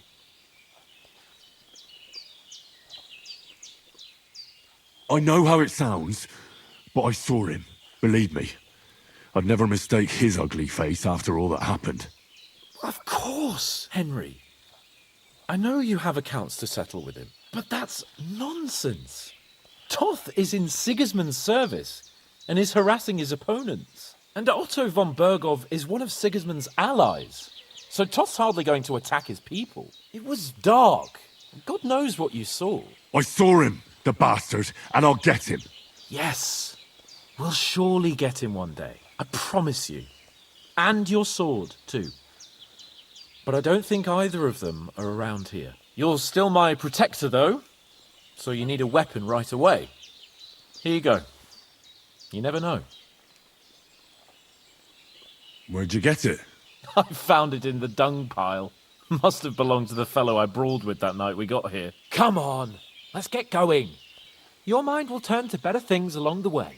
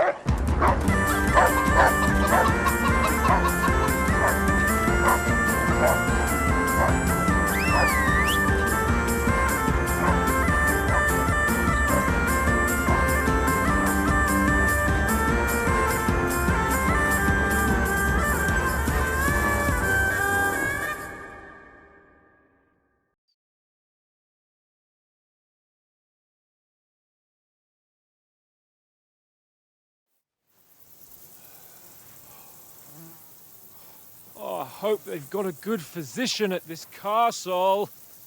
Or at least a barber. I mean, that old crone got me on my feet.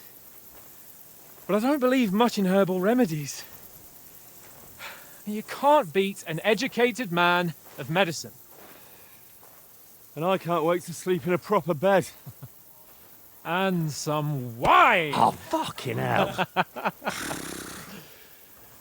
Oh, it's closed.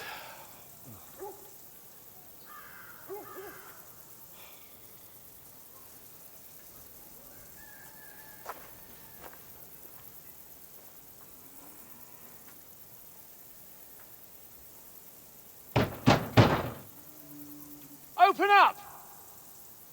I bear an urgent message for your liege lord.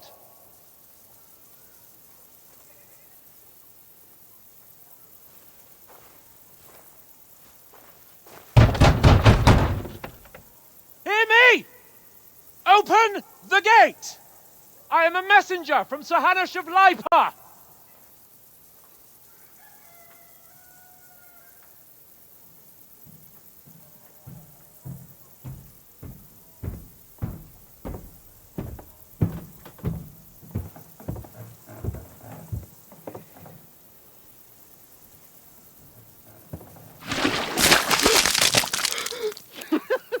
Fucking shit! Fuck! You fucking cunts! Do you know who I am? No, we fucking don't! I am Sir Hans Capon of Perkstein, heir to Ratai!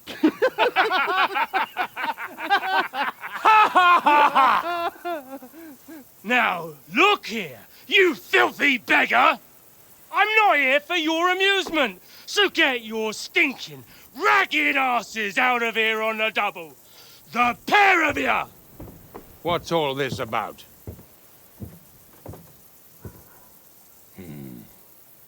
Why don't you send those beggars packing? I did, sir. They say they're messengers. I am Sir Hans Capon of Perkstein. Envoy... I heard.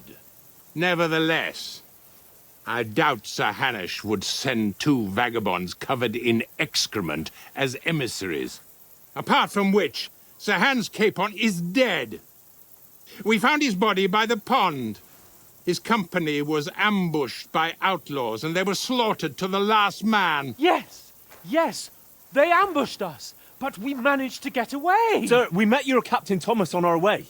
He can testify to who we are.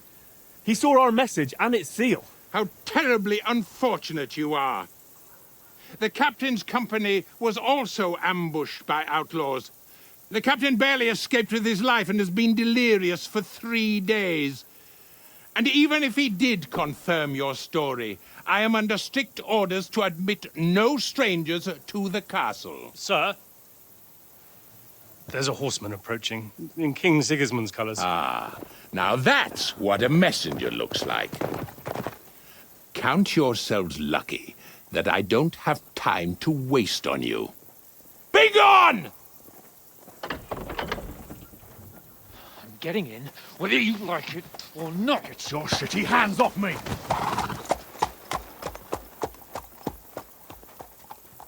No, wait. Wait, one moment!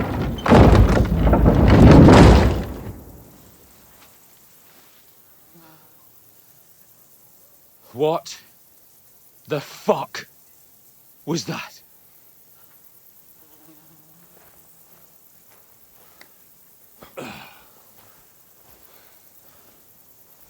So now what?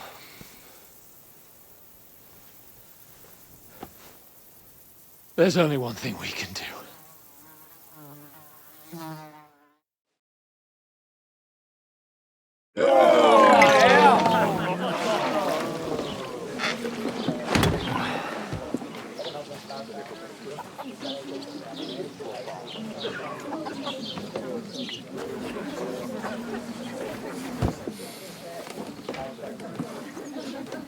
Have you two got any groschen? What do you take me for, wench? For someone who stinks like a badger.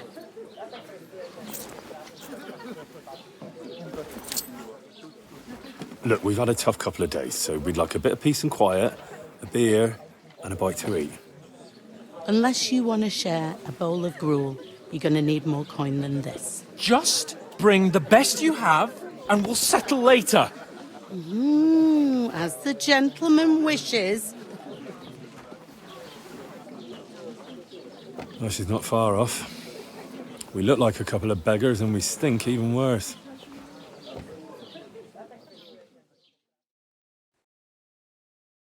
What the fuck was all that at the gate? You try to talk to them and get shit poured on your head. Different lands, different customs. God's holy britches. Well, I expect they've had trouble with beggars at the castle, so they act without thinking. Oh, really? Oh, I'd never have figured that out. I'd rather hear some cunning plan how to get out of this shit. Huh? Well, the first thing we have to do is get ourselves into decent shape. Have a good scrub, get some better clothes. Then they might believe we're actually messengers. That's all very well, except we can't even pay our bill here. Never mind a visit to the baths and the tailor. So we'll earn some. Earn? I'm not afraid of work. And we're gonna need every groschen we can get. And how long will it take for you to earn a few groschen? And where will you find a decent tailor? Before we get ourselves sorted out, Sigismund will be sitting on the throne in Prague. So what do you suggest? Going back to Ratai? To Ratai? You just don't get it, do you? We can't go crawling back like this. We'd be a laughing stock. A laughing stock?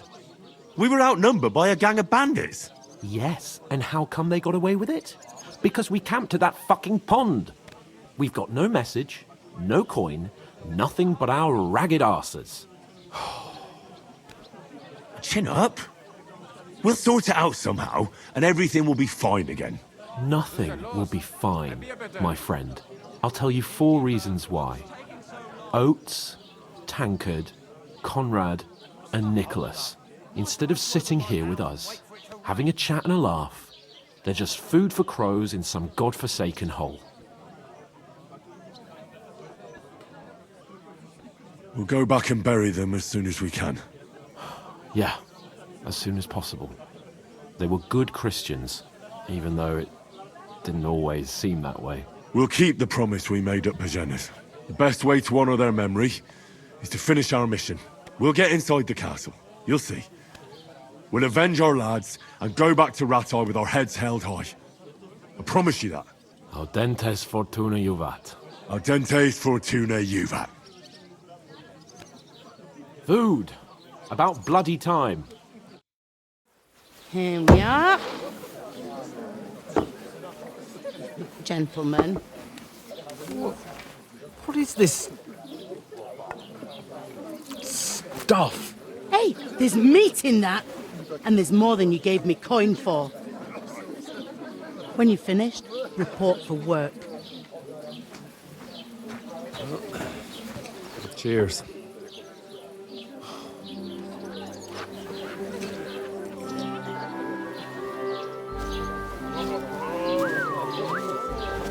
What is it? That's that woman from the pond. Or the one you gave us away for? Fight bear that witch. Wench! What I tell you? Feisty. What are you waiting for? She can vouch for who we are. Go to her.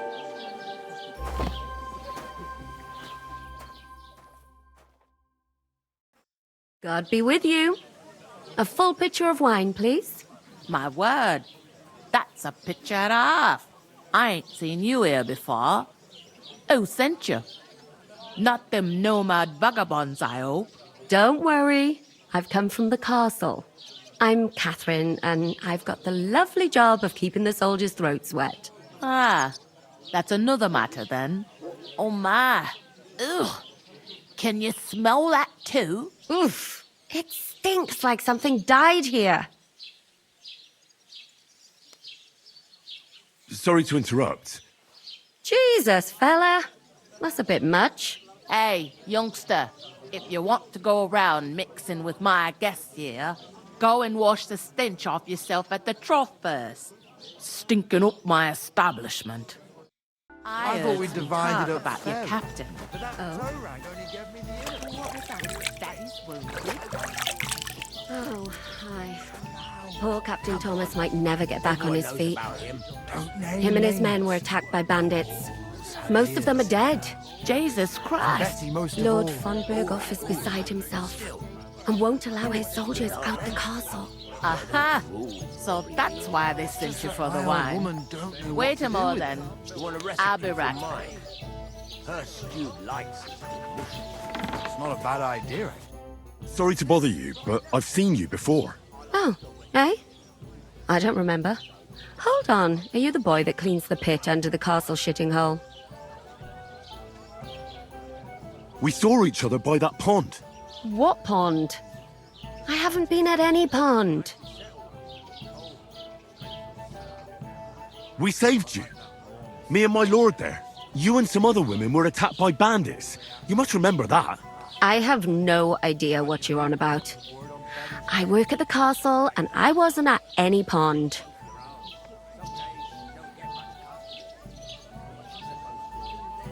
You were washing laundry, and these bandits attacked you.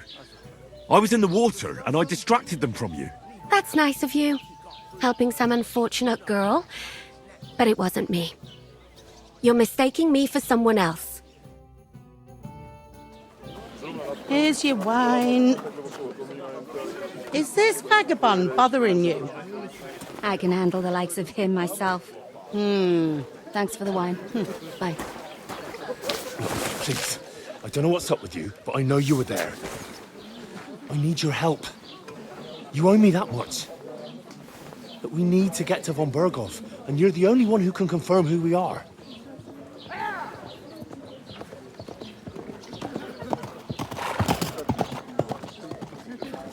You can't get into the castle. And even if you could, that was the King's messenger. Von Berghoff is getting ready to ride out. Oh, shit. If you want to speak to him, the best place would be Samin's wedding. He'll be there. For sure. No, wait. And don't ever lay your hands on me again!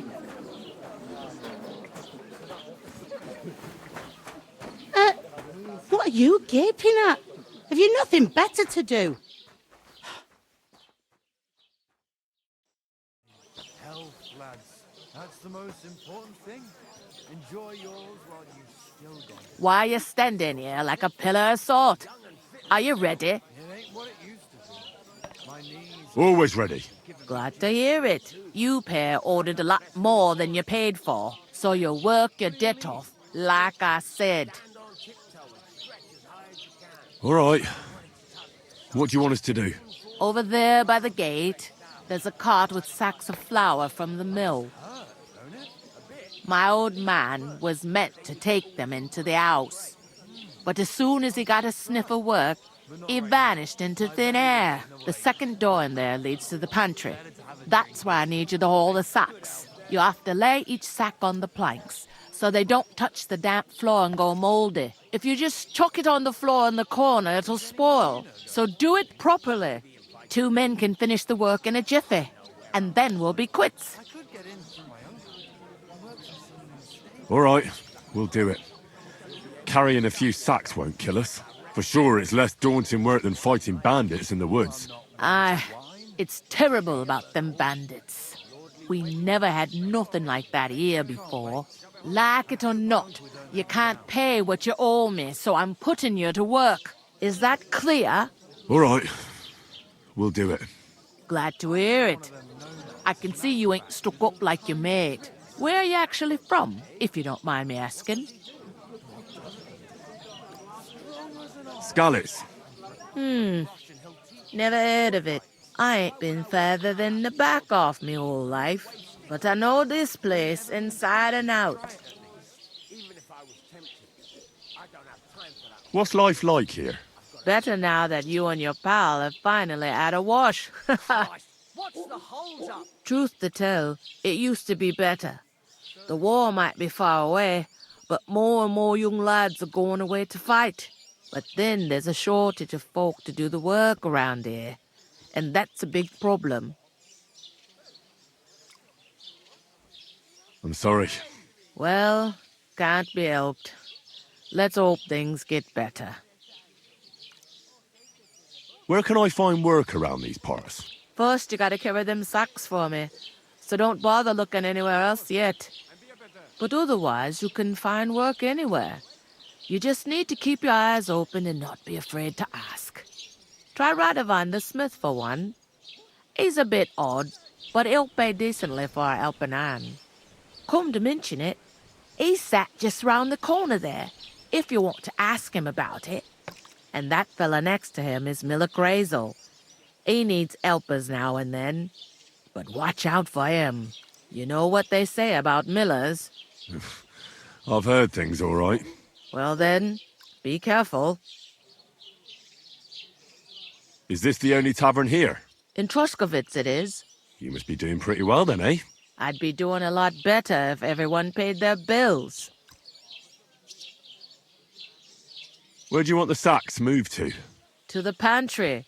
That's the second door inside there. But I'd split the work with your pal if I was you, so you don't do yourself a mischief. It's his debt too, ain't it?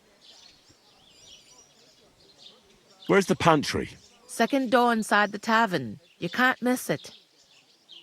I heard some talk about some wedding being planned here. Ah, nobody's talking about nothing else.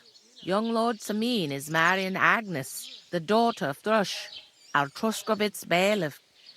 And it's going to be a grand affair. When rich folks get married, that's a feast that's a lot different from when some tanner gets hitched to a bat-house wench.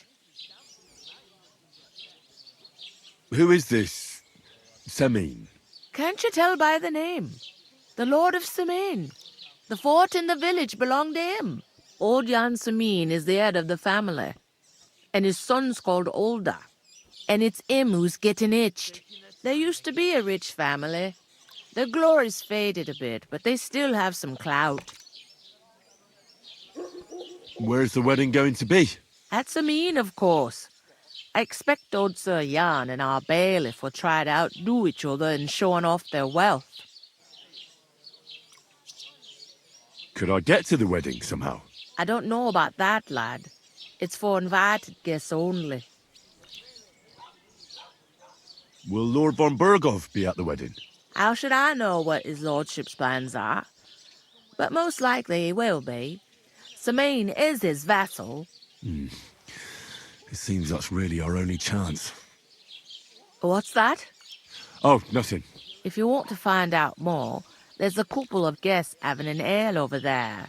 Young Svaja there. He's the bride's brother. He can be a bit of a pain, but he's a good lad at heart. Is that all you know about the wedding? What else is there to know? I'm just looking forward to being a guest and having someone serve me for a change. I'll go and discuss it with my friend then. And careful with them sacks. I don't want you ripping them or anything like that. Aye, coming right up.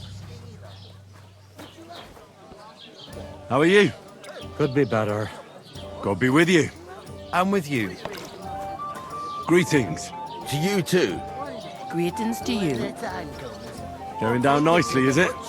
Going down the treat. The more I think about it, the clearer it is to me. How are you? I can't do it. Greetings. Are you the bailiff's son? Hi, that's me. Who are you? I'm Henry. I'll probably forget after a few tankards anyway. What do you want? You don't think you're gonna wangle some coin out of me, do you? No. I'll just have a couple of questions. Ask away. I have plenty of time. What's going on here in the region apart from that? Apart from the bandits? Nothing much. Life's peaceful enough. The war has steered clear of us, thankfully. Lord von Berghoff is respected throughout the kingdom. But high politics is nothing for me. I don't stick my nose into it. I heard you're in need of money, friend. I heard your sister's getting married. Indeed she is. It's going to be a grand affair. There are even guests coming from Gutenberg. Even Lord von Berghoff is coming. That's how important my family is. Look, I need to pass on an important message to von Berghoff. But I can't get into the castle because of what happened to us. Do you think you could... Invite you? Not a chance. I don't know you from Adam. It would only be for a while. Look, loads of lackeys like you will be needed at the wedding. Try asking for a job. I'm not saying you're sure to get to von Berghoff that way, but you can try. I'd like to ask about the wedding again. No, I'm not inviting you. Forget it. You must know young Lord Semine, don't you? Aye, he's a close friend. Although he's been acting a bit odd recently. Odd? Odd how? He spends more time in the woods than at home. Always riding off somewhere and doesn't want to talk about it. Maybe he'll be his old self after the wedding. Thanks. I have to be off. Wait a moment. Since you're here, do you play dice? It occurred to me we could roll a few. What do you say? I've got nothing to wager. That's a shame. It's no fun if there's nothing at stake. You know what? If you beat me, we'll work something out with the wedding. You'd invite us, you mean? You'd have to beat me first. And that's not going to happen. We'll see about that. Let's play. You really are desperate to get to the wedding, huh? Maybe you're not playing for the first time, but you can't beat me.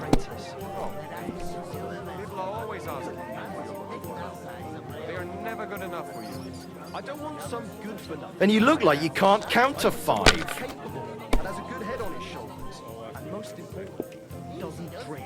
You're no saint yourself.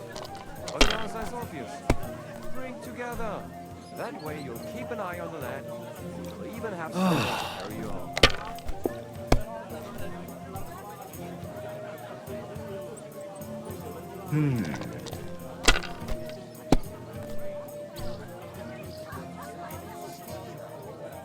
Finished. Your turn.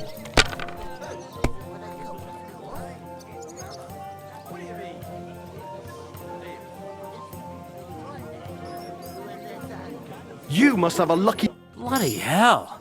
You've played before. Admit it. True. I can't deny it. Thank God we weren't playing for coin.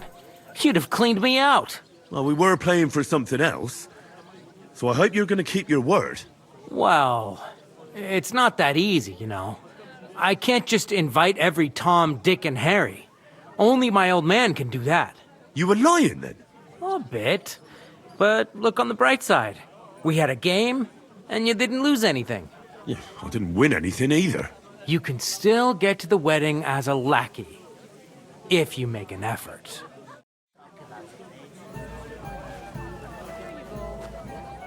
Cheers. I'm sorry. Good day. Good day. God be with you. I'm with you. Greetings to you. Likewise, lad. I haven't seen you here before. Where are you from? Well, I'm not from around here. I'm just an ordinary tradesman who minds his own business. An ordinary tradesman, you say? I find that hard to believe. Me and Krezyl have had our eye on you for a while now. You look like beggars, but you talk like learned fellas. You two are an odd pair, all right. Do me a favor. It's obvious they're two hard-up students, or apprentices. What do they call you, lad? I'm Henry. So, Henry, what was it you were after? Since you've joined us. I haven't been here before, and I'd like to learn something about this region. What's there to say? It's not a bad place to live. It's usually peaceful, thank God. I don't like too much excitement. You've got good reason to hide, I reckon. That's enough of your mudslinging. It's actually good to live in an estate where the Lord's away most of the time. That's true. Just a couple of villages, rocks, fields, not even a church worth the name, in fact. That's despite Otto van Bergo being one of the kingdom's most powerful nobles. The darkest place is under the candlestick, as they say. When his lordship isn't in these parts, his chamberlain stands in for him. Ulrich von Schomberg's his name. Yeah, I saw him on the gate tower, when he sent us packing like beggars. Aye, he's a right haughty bastard. On the other hand, he can be negotiated with. If you can get to him. So it's peaceful here. Is that all? Aye. Except there's more trade right now because of the wedding. But we'll be back to our old ways in a month from now. Thank God. I heard there's going to be a big wedding in these parts. What do you know about it? That's right. A big affair in Samine. Everyone wants to go. And anyone who's not invited is trying to worm their way in somehow. Not me, though. I couldn't give a toss. Because you weren't invited, eh? Of course I was invited. But what do I care about young Samine and the bailiff's lass?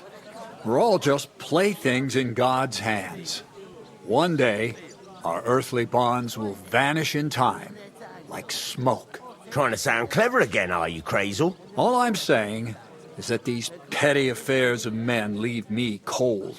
Sod that, it's going to be big. Even Lord von Bergo himself is going to be at the wedding. And he hardly ever shows his face in public.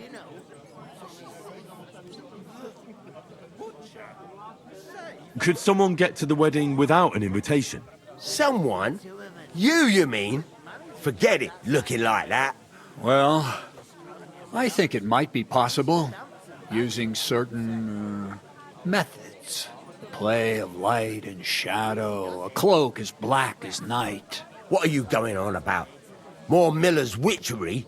All right. I won't say another word. Semin's bound to keep a damn close eye on his big day. So you won't get in without an invitation. So, how can I get to the wedding? The best thing would be to find a job that'll be needed there. Aye. There's always lots of hands needed at a wedding. As the hours pass and the guests raise their goblets, they'll lower their guard. Would it be possible to get to von Berghoff, even though he keeps his distance from people? I don't know. He's either locked away in his castle or traveling somewhere. And he's powerful and important. So the only chance of meeting him is at the wedding. At least for us who are invited. And everybody will want something from him. He'll be dancing for joy, I can tell you. I'd like to ask about the wedding again. You've heard all you need to know, haven't you? I'm looking for work. And what can you do? I can do a lot of things. But mainly, I'm a blacksmith. Bugger me. A blacksmith, you say? That makes two of us. And my apprentices have just vanished along with my goods, the bastards, when I'm swamped with work. If you're not talking shit and you can wield a hammer, we'll shake on it. And if you prove your worth, I'll even take you to that wedding. Why would you work at a forge? Come and work for me at the mill. It's a cleaner job, and easier. And I can get you to that wedding, too. Leave it out, you rogue. I asked him first. My own pa was a blacksmith, so I spent my whole childhood at the forge. I know how to handle a hammer and bellows. Bugger me. That's a lot more than the last lot I had. Whenever you're passing by that way, drop into my forge in Takov and ask for Radovan. That's me. About that job. I look forward to seeing you at the Takov smithy. I've got to be going. Wait, there's something else I want to ask. What's your story? Are you students? Apprentices? You ain't, are you? You look too scruffy. We're messengers who were supposed to deliver a letter to Sir Otto von Berghoff. We set up camp down by the pond, and in the evening we were attacked by bandits. They slaughtered our men. It was only through luck that we saved our skins. We lost everything, even the letter. So they wouldn't let us into the castle. Can't say I'm surprised. I'd send you packing myself. But it's true, there's bandits marauding in these parts. They're getting bolder and bolder. Even attacked a patrol from the castle recently. Aye, these are evil times. Nothing never happened like that in King Charles's day. Farewell then, Henry. Farewell. And the more I think about it, the clearer it is to me that... I'm gonna lose a whole day. What are you standing here for? I'm waiting. I'm paid to transport loads, not to haul them on my back. The cart won't unload itself, will it? Well, that's a stroke of luck. I'm just looking for a job myself. How about I haul those sacks? It's all the same to me. Go and talk to the innkeeper about it.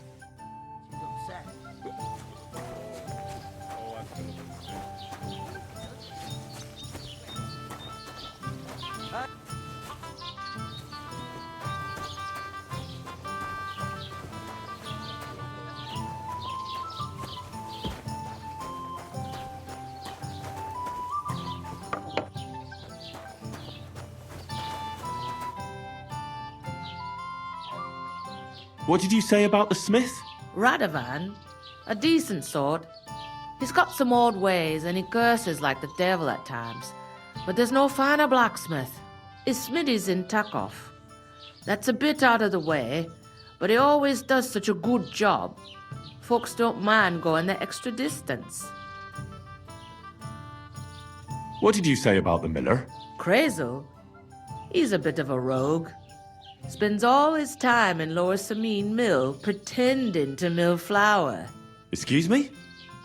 He doesn't mill flour, then? Aye, he does, but it's just I've heard tell he gets up to all sorts of things there. Witchery and the like. I'll go and start with those sacks.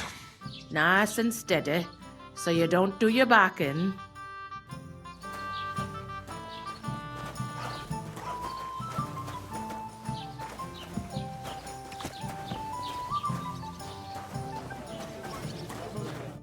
I talked to that woman from the pond. So I noticed. And you took your time coming back to me. It didn't look like she was too pleased to see you, though. The main thing is, she denied ever being at the pond. It's definitely her, though. You don't forget a figure like hers. I got the feeling she didn't want to talk about it for some reason. I did get something out of her, though. What? Don't keep me in suspense. Von Bergov is about to leave the castle. Sacra! If he pledges to Sigismund before we can get to him, everything's fucked. Calm down. Let me finish. There's also going to be a big wedding in the region. Young Sir Older, the son of a respected nobleman from nearby Samine Fort, is marrying Agnes, the daughter of Thrush, the local bailiff.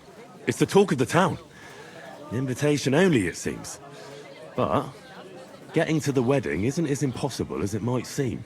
There'll be lots of jobs to do for it. So we could get there as help for the blacksmith, or miller, and maybe someone else. Why should some wedding in a shithole near Trotsky be of any interest to us?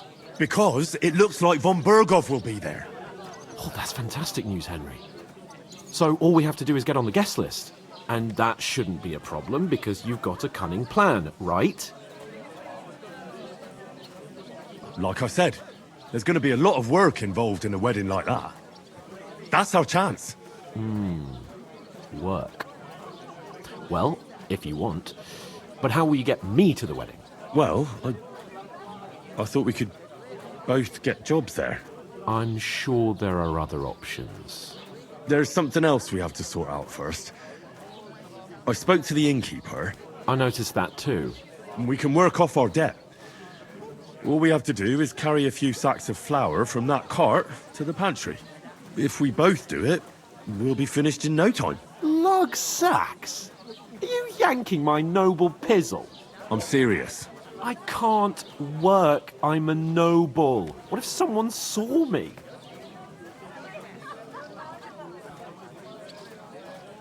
It'll be done in a jiffy. Don't worry. That's not the point, Henry. People will remember my face, and when everything's cleared up, word will get around that I lugged sacks here like some beggar. As if the disgrace at the gate wasn't enough. Oh! Look, we're not in any position to pick and choose. So if you want to somehow scrape your way out of this mess, you better forget your airs and graces and make some effort. A bit of honest work won't kill you. Henry, haven't you ever heard of the 3 states of man?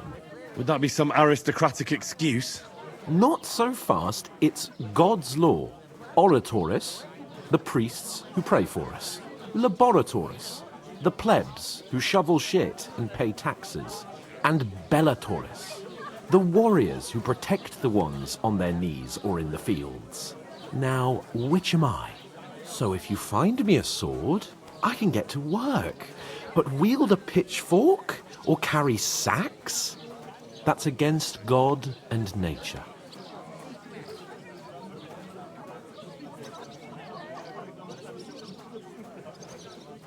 So, which do I belong to? Good question.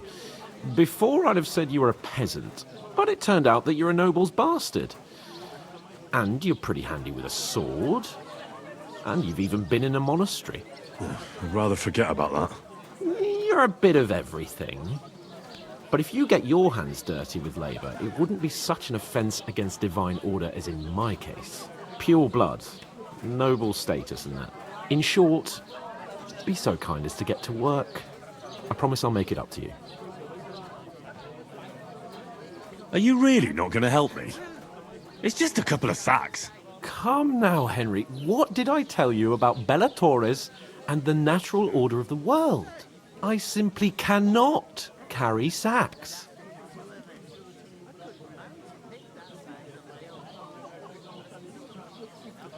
They say clothes maketh the man, and you don't look much like a noble right now. So, I don't think the natural order will collapse if you get your hands dirty. What do you know about a nobleman's honour? It's not long since I had to drag one sack through the night, and if I hadn't, that sack wouldn't be here now, so I think I've done my fair share. I mean it, Henry. Stop trying to push me. Suit yourself, then. So, you simply aren't going to work? That is a warrior's lot, Henry. Conserving his strength till the next battle comes along. Right. I'll get to work. Alone. Well, if it makes you feel better, I'll scratch your back later. How? By giving me a large estate? That too, of course. Maybe 2 estates. But above all, once we're out of the worst, I'll help you find your dog. As soon as we have at least some gear, we'll head into the forest and find Mutt in a trice. Although, if you think about the 3 states of man, looking for lost dogs is more like a huntsman's work. But let's pay no mind to that. How generous of you, Lord Capon. I know, my dear Henry. Such is my nature.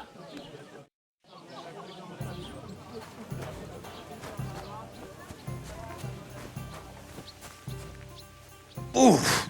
That isn't half heavy. You ain't afraid of hard work. Here you go.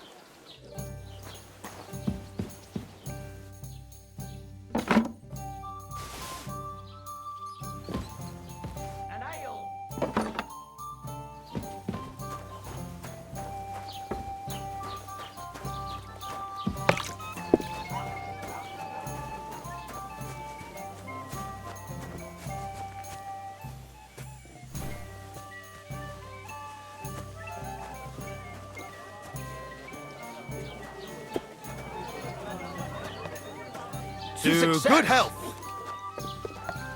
Jesus Christ be praised.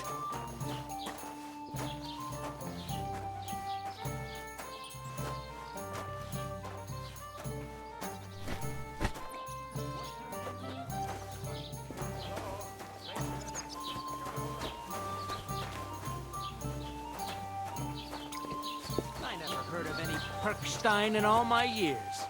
I'm not surprised. You're just a village yokel. How dare you? I am the son of the bailiff. Sister-in-laws, and be a better. I'd expect you to be more sympathetic towards people who've been ambushed when you've got so many bandits and other rabble.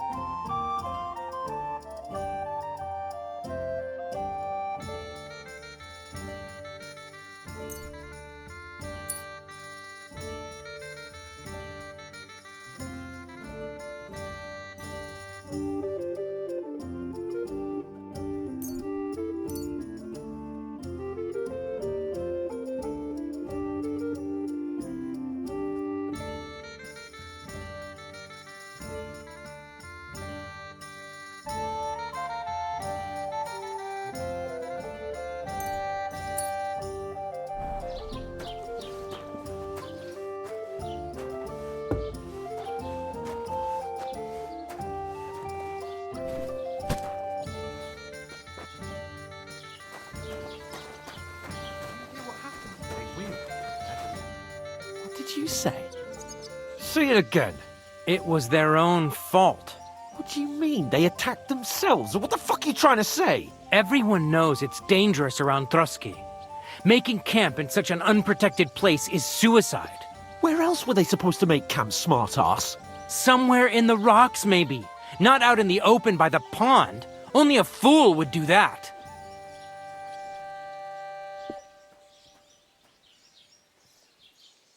But calm down, both of you. I am perfectly calm.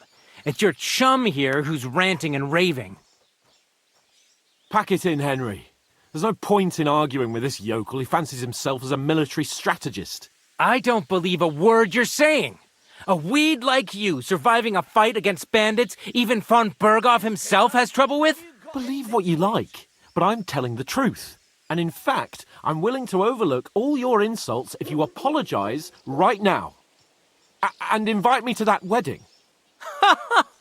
Did you hear what that lying nobody wants? I am Sir Hans Capon, Lord of Perkstein, and I demand your immediate apology.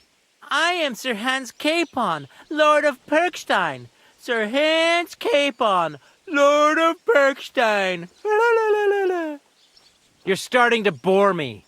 You and your silly made-up name. No apology, then. It looks like I'm going to have to teach you a lesson. Oh, I'm so scared. That's enough. Cut it out, both of you. Mind your own business. Take your ragamuffin friend and get the fuck out of our village. I give you a chance to apologize, and you keep insulting me.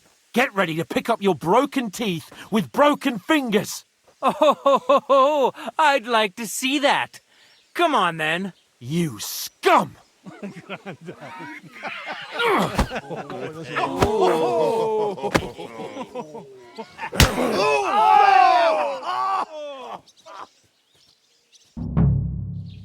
Now you're gonna get it!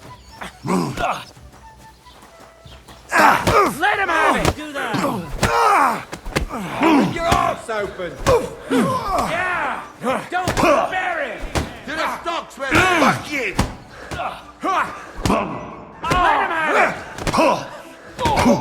Filthy vermin. Nice hit! Back up! No, you don't. Slice him up! These days, no one's You know ever much for really us, fucker. Yeah! Don't spare him! That man. Why did You want to try me? Shame on I'm wicked. You having a chance? What do you want? Nice Shit! hit. Here! To the dead. Take that fucker out! Damn it! You having a chance?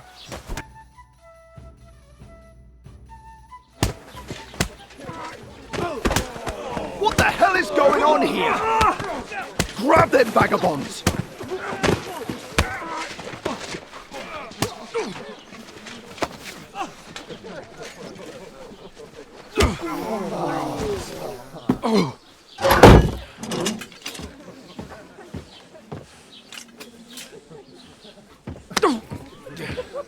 Bastards! This will cost you dearly. Keep your mouth shut and don't make it worse. What? You behave like a spoilt brat. How dare you speak?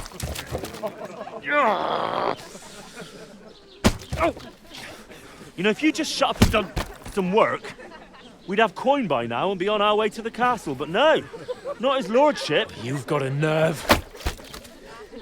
If you hadn't have played the hero, we'd have been there long since, and I wouldn't have had to get you out of that mess. Oh yeah, because this isn't a mess, is it? Fuck off! Shut up! Or you'll get a whipping too.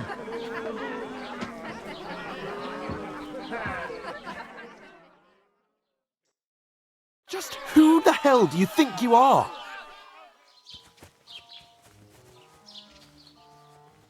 I'm the only one of us with any sense. I'm not the one who acts like a spoiled child. Spoiled child? You're in danger of crossing the line, Henry. Better keep your mouth shut. I shouldn't have brought you along. Well, that's something we can agree on. I could have been sitting in the mill instead of rotting in these stocks. And whose fault is that?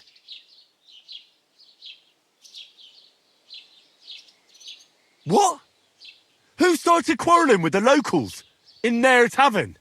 You should have listened to me and calmed down. And let him insult me. Fat chance. If it hadn't been for me, we wouldn't have even been in that tavern. We've been in the shit right from the start because you had to play at being the knight in shining underwear, saving damsels in distress. I don't believe it. You're trying to put the blame on me? Just like that? Who else is to blame? You're just a simple peasant who has no idea how the world works.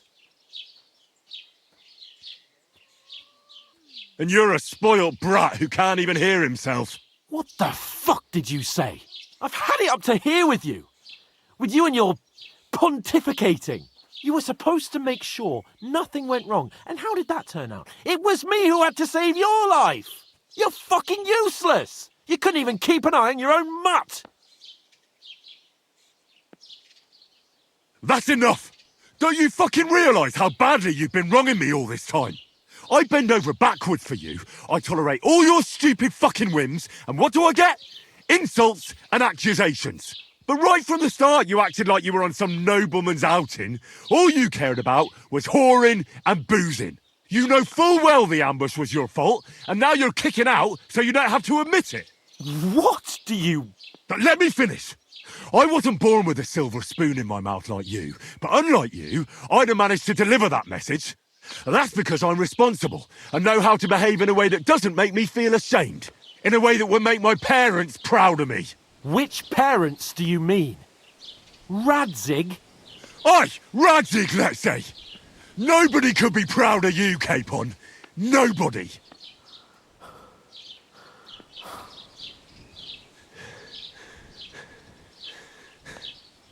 We'll see who's proud of who.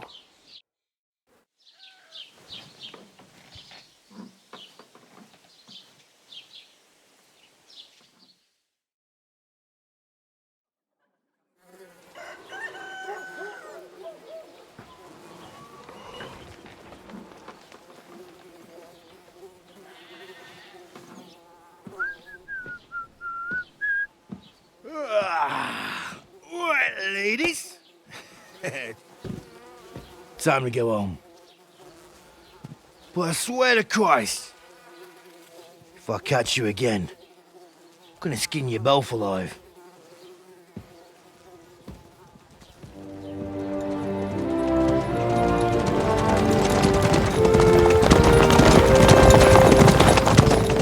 Isn't that? Otto! Hey! Lord von Berghoff!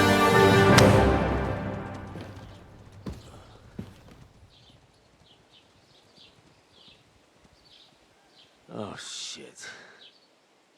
Right, where were we?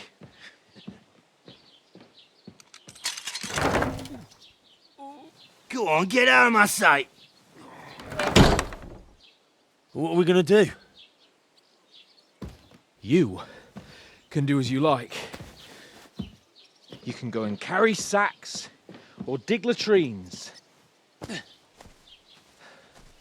I'll look after myself. I'll go and see Lord von Berghoff at the wedding. I bid you farewell.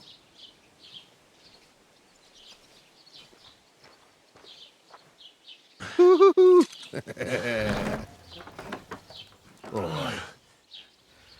Yeah. If I were in your shoes, I'd be glad to be rid of the good for nothing, eh? Yeah. Alright, off you go.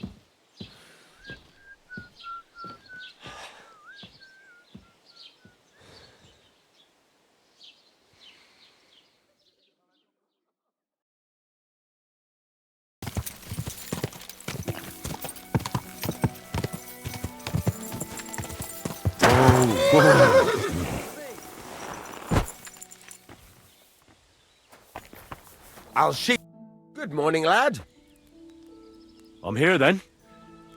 You said in the alehouse that you could do with a helping hand at the forge, didn't you? I could. My last two hands, well, they're not worth mentioning. And what with the wedding coming up, the work is piling up. Ah, what's your name? Henry? That's right. You said something in the tavern about being a blacksmith's son, didn't you? Aye, that's me. My father was a swordsmith, and not just any. He even forged swords for the nobility. For the nobility, eh? Well, that kind of experience will come in very handy for me indeed. As it happens, I have to forge a wedding present for young Lord Semine. A fine sword. So you'll take me on? Hold your horses. I'll have to try you out first. You could forge me a hunting sword as a test, so I can see if you can make a straight blade. That shouldn't give you much trouble if your father was a swordsmith, should it? Sure thing. I can get started right away. Great. Find some iron and get started then. Iron? You can't make a sword out of butter, but if you don't have your own stuff, you can get everything from the chest in my forge. Take care, friend.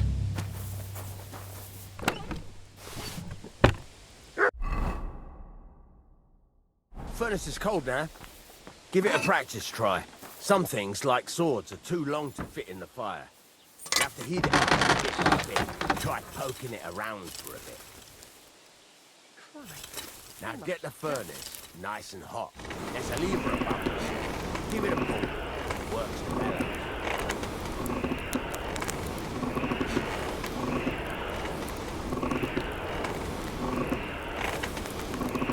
You can tell the temperature by the color, but you won't be able to tell if it's in the fire.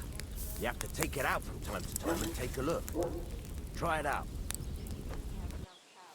See? That's exactly the straw color we want. You've got talent, lad. Now heat up the whole thing. The whole thing is heated up now, so come over to the anvil. Try moving the sword along the anvil so you can get the hang of it.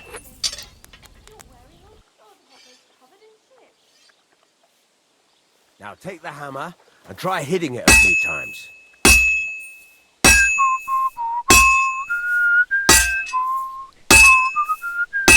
See the sparks? That's the sign of a good strike. The more sparks, the better. Also, you can hammer with different degrees of power. A stronger hit will do more, but it'll tire you out faster. Try giving it a few blows, as hard as you can, so I can see how strong you are. That's got a nice ring to it. Of course, if it was all about hitting an anvil with a hammer, any dolt could do it. You've got to hammer the workpiece evenly. One hit next to the other. Very nice. You're doing just fine. But when I say evenly, I mean it. A sword has two sides, like a lot of other things, including myself. Turn it over and continue on the other side.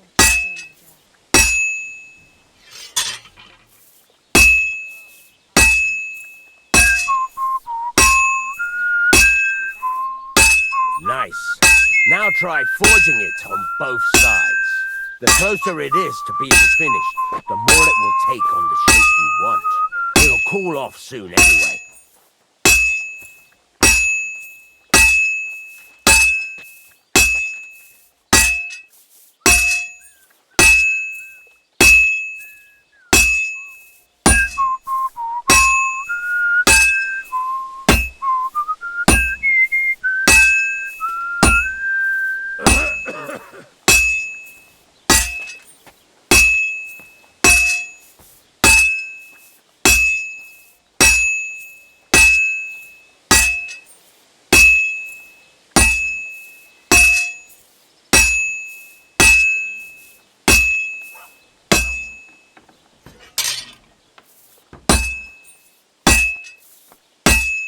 It's cooled now. You can't do it all in one go. You've got to put it back in the furnace from time to time. Sometimes you've got to go there and back all day. But it's all part of the craft. Now, get back to the forge and heat it all up again, like before.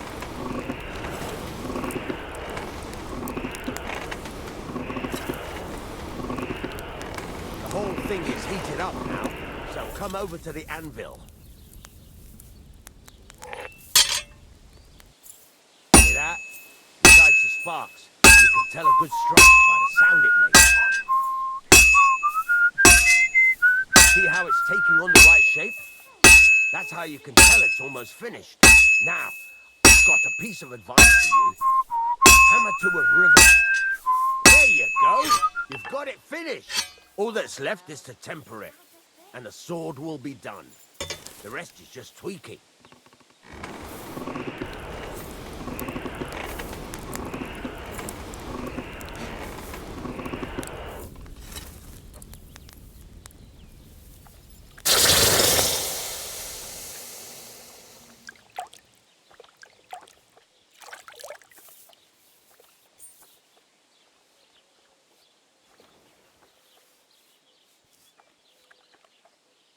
Right, let's have a look. Very nice work. Your father taught you the trade well. He'd certainly be happy to hear that. If you carry on hammering as well as you did today, you've definitely got a job here. Even so, keep in mind, it's all about making sure every strike does its job. That's why you can't let it get cold, or keep striking the same spot. If you work evenly, each strike falling right next to the last one, you can't go wrong. Got that? Or is there something else you want to ask about? What good does it do me to whistle while I work? It makes you work to a rhythm. You won't get tired so quickly, and the iron feels it. How do I know a good strike from a bad one? By the sparks that fly up, and by the ring. It rings out with a different sound when you do it right. What's the right way to heat up the workpiece? Do it till it turns the color of straw. Ideally, the color should be the same everywhere, if your forging's going to be even. The main thing is, don't work it cold. You just ruin it. But don't overheat it either. As soon as sparks start to fly off it in the furnace, take it out. Why should I forge evenly? If you keep hammering the same spot, you'll never finish it. You'll just fuck it up. But jumping from one end to the other ain't a good idea neither. You'd end up working unevenly. The best thing to do is aim each strike next to the one before. How will I know it's finished? Notice the shape. The closer you are to finishing, the more precise the shape it will have. Thanks. That's all I need to know. You can sleep in the chamber by the woodshed. And there's a chest where you can keep your things. And of course, you can use the forge anytime you want. Any questions? Where can I get materials? You can buy some essentials from me. But if you want to make a fancy sword with lots of ornamentation, you'll have to look elsewhere. This is just a village, you know. The locals ain't after luxury. And they can't afford it neither. What can I do with the items I've forged? Well, you can sell them. Though you probably won't have much luck around here. But I'll happily buy some of the nicer things from you. Where exactly is my bed? At the side of the house. There are 2 doors and a wheelbarrow between them. You go in by the rear door, next to the woodshed. And you can put your things in the chest there. Don't worry, nobody'll steal them. What now? What do you think? You're not going to be idle. I'll find you some work to do right away. You're pretty good at swords, but what the locals really need is axes and horseshoes. Right, here are some simple drawings that show what they're both supposed to look like. And some iron. You can get down to it right away. Just like that? You aren't going to help me? Sacre, lad. I chose you because you already know a thing or two. I'm not going to look over your shoulder all bloody day. You take care of these smaller jobs. Forge away as long as you're able, and then sell it all. Once you've made some coin and feel like being out in the open again, I'll give you some more interesting work.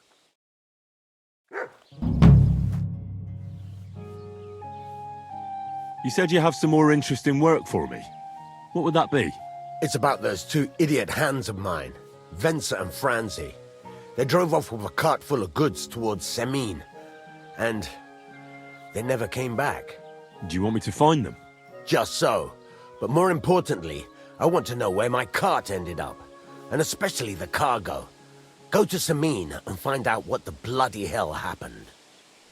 Have you any idea which way they might have gone? I could have a look along the way. Maybe their cart broke down or something. There's only one road to Semin that can take a cart. It leads from Takov to Troskovitz, and then to the south. But I've got a bad feeling they got up to no good in Semin. Those 2 hands of yours, Venser and Franzi, what can you tell me about them? Can't tell you much. They're wandering laborers. I don't think they wanted to stay here with me for long, but these days I can use all the help I can get. Were they suspicious in any way? No, they worked hard. They ain't no slackers. And I can't say that about everyone. What was the cart carrying? Bugger and bollocks. All sorts of stuff. I'd say Lord Semin wants to rearm his garrison with new equipment. There were some hunting swords, bastard swords, crossbow bolts. I also fixed the trigger on young Semin's crossbow. And some kitchen stuff. Sacks of charcoal, all sorts of things. There's a good month's work in that cartload. All right. I'll get right on it then. Go ahead. And if you find that pair of fools drunk, kick their asses for me. Gladly. I'll kick some sobriety into them.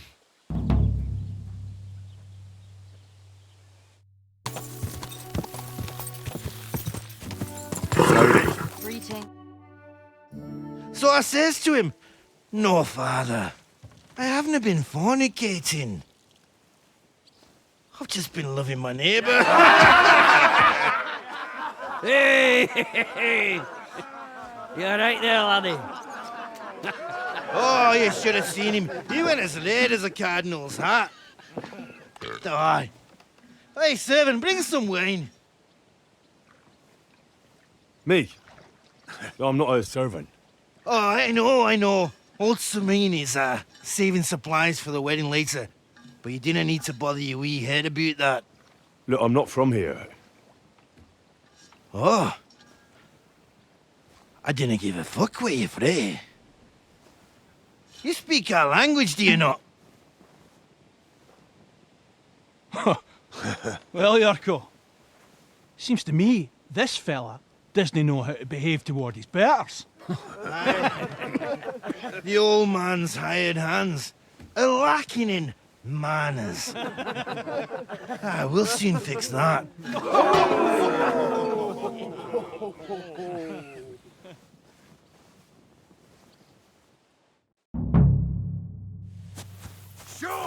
Yorgo. Put him on his arms if I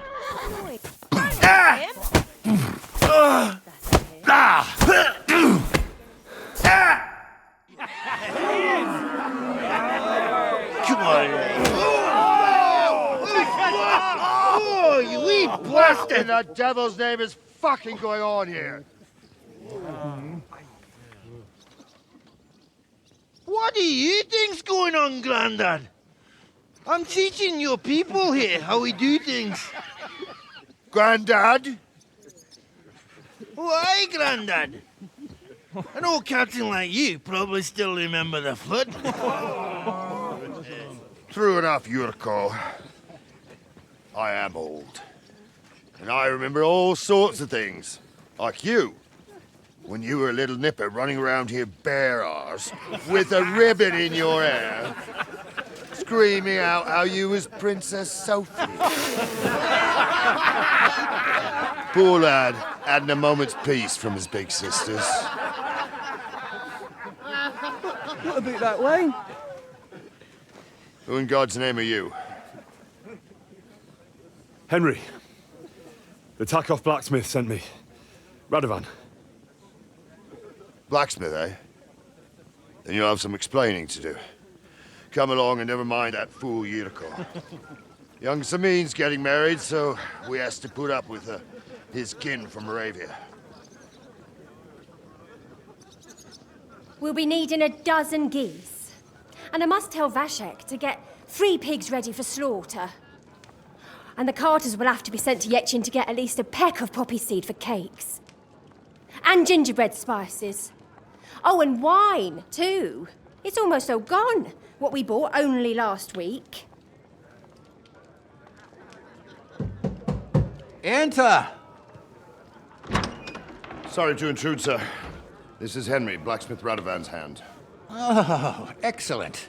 Dorothy, leave us now. Just make sure that there's plenty of everything so long as it doesn't cost too much. But, sir... Not another word!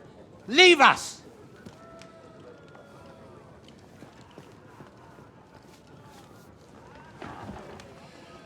So Radovan sent you alone. Who's going to unload it all? It's a whole cartload. Yeah, Radovan sent me, sir, but not with the goods. The thing is, he's missing his cart, along with the carter in his hands. What? But they never came here. Are you telling me they got lost? Well, I couldn't tell you what happened to them, sir, but it's my job to find them. There are all sorts of vermin roaming the countryside. Oh, no sir. need to imagine the worst right off, gnarly. Anyway, I need the load from that cart, so saddle up your old nag and we'll ride out, Captain. I could do with a breath of fresh air. I've had it up to the eyeballs with counting geese and pies. What about Henry here, sir? Well, what about him? We could use an extra pair of hands. You know how my shoulder's acting up. Yurko is shit-faced, and your son... The older has work to do. All right, take Henry with you if you want. Just so long as he doesn't slow us down. Thank you, sir.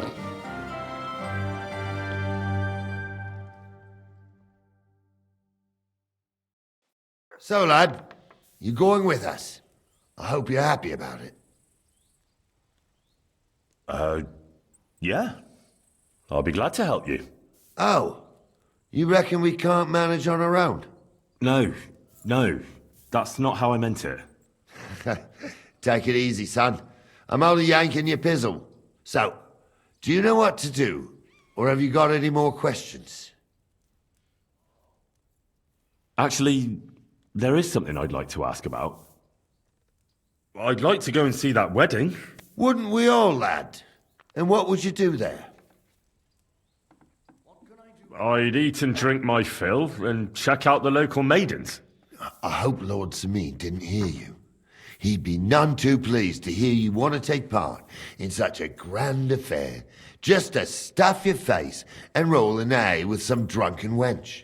I beg your pardon, Captain, but that's what most fellas go to weddings for. That's an unspoken truth, son. Unspoken, mind. Anyways, you're Radovan's hand, ain't ya? He'll be coming to the wedding. He's making a wedding gift for the groom. Stick with him, and maybe he'll take you with him. This Yurko and his mates, who are they? They're Lord Samin's kin. They're fine as long as they don't get too much booze inside them. Only they're from Moravia, so they're never far from the booze. But what can I tell you, lad? Each to himself. Besides, they stick with the family when push comes to shove. And you can't say that about everyone. And you, sir? What is it you do? Well, son, I wonder if I haven't made a mistake about you. If you haven't figured me out by now, you can't be very bright. No, I just meant, what exactly is it you do for Lord Semin? And your name isn't exactly very common. I'm the captain here, and I'm sure I don't have to tell you what a captain does. As for my name, it's a nickname Lord Samin's grandpa gave me. May he rest in peace. When I joined his service as a young fella, I took my gnarly club with me. Wouldn't use anything else. I was used to it. And more than once helped me to, win an argument. I broke many a hard skull with it. And it's still in one piece. We've been together so long, we even share the same name. You're lucky you didn't turn out to be Captain Knob. Or Captain Headcracker. You're right. We should probably get going. My thoughts exactly. Off to the courtyard then.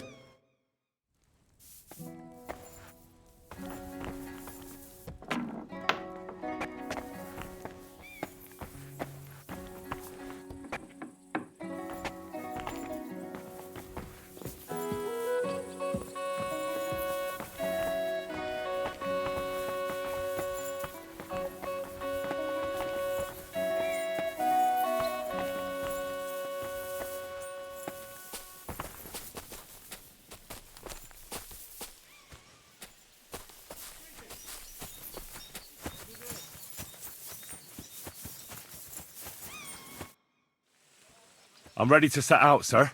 All right. Stay close to us and don't go wandering off. As you say, sir.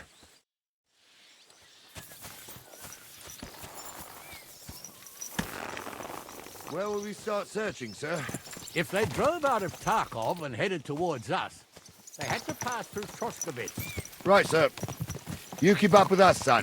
Troskovitz ain't far, but it seems there's fellas vanishing on the way. Very good, Captain. What do you think about it, Captain? I know you told me not to jump to any conclusions, sir, but I can't help myself. Someone's running rampant around here, sir. I know who's running rampant. Yurko in the cellar. We're out of wine again. I knew this wedding wouldn't be cheap, but I'm bleeding like a stuck pig. And the bailiff, the bride's father, you'd get more blood out of a stone than coin out of him. And then he behaves like I shit golden eggs just because I'm a noble. Even though he's got more coin than me. Such are the times, sir. But that Yurko, he's going too far. You know how those Moravians are. It's in his blood. Aye, I noticed. But they're getting too much to handle. Him and his cronies. They started on young Henry, soon as he set foot on the courtyard. What? Is that true, Henry? It was nothing. Just a bit of a friendly brawl. They clearly had a skinful. I can understand it. Well, I've sure as hell got no understanding for it. I hope they didn't hurt you. Young Henry here gave Yurko a nice hammering. Oh, that's no surprise. The fella can hardly stand upright most of the time. You'd have to get up early to catch them sober. But they wasn't that drunk as to give Henry an easy fight. Look here, lad.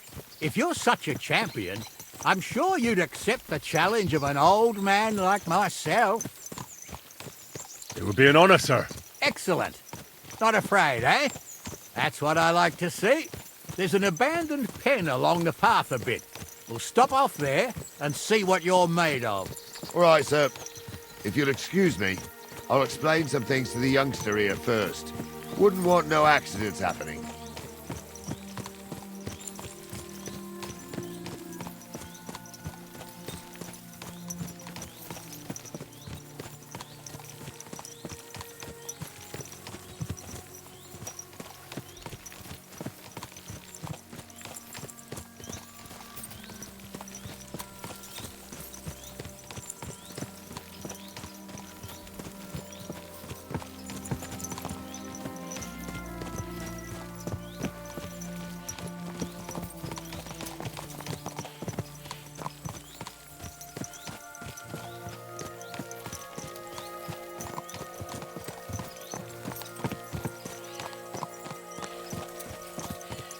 So, we're here.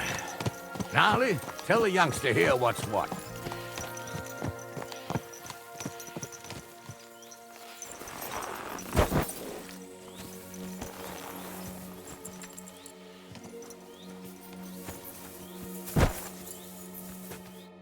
All right, son. You're going to fight Lord Sameen.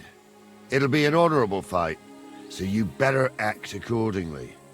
Hold on, Mo. I'll give you some gear for it. What weapon will you give me? What would you like? Sword? Don't get ahead of yourself, laddie. A sword belongs in noble hands. You can have my cudgel. It might be just a stick, but it's my stick, so careful with it. Thank you, Captain. Save the thanks, and get your arse into the pen.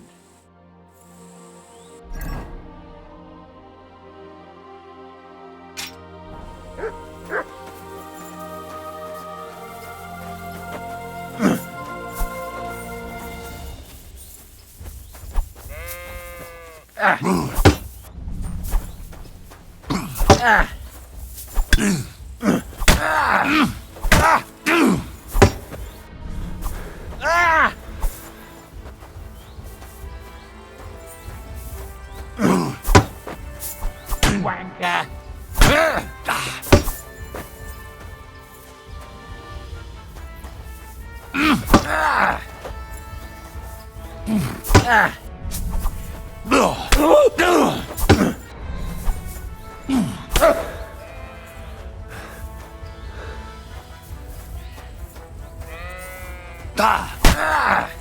Too slow.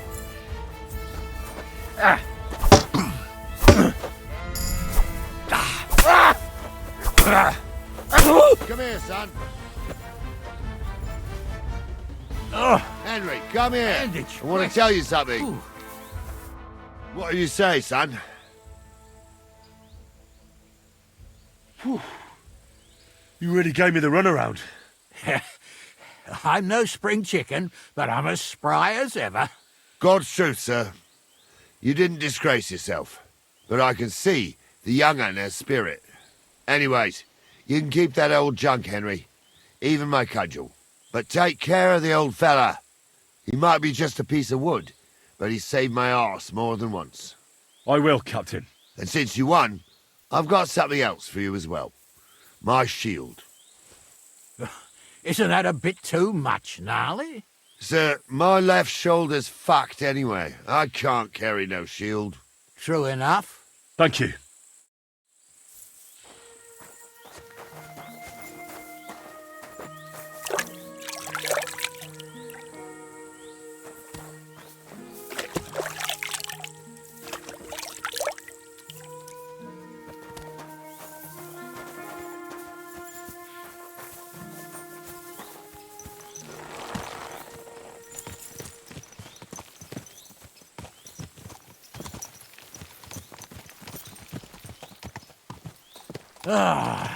I needed that.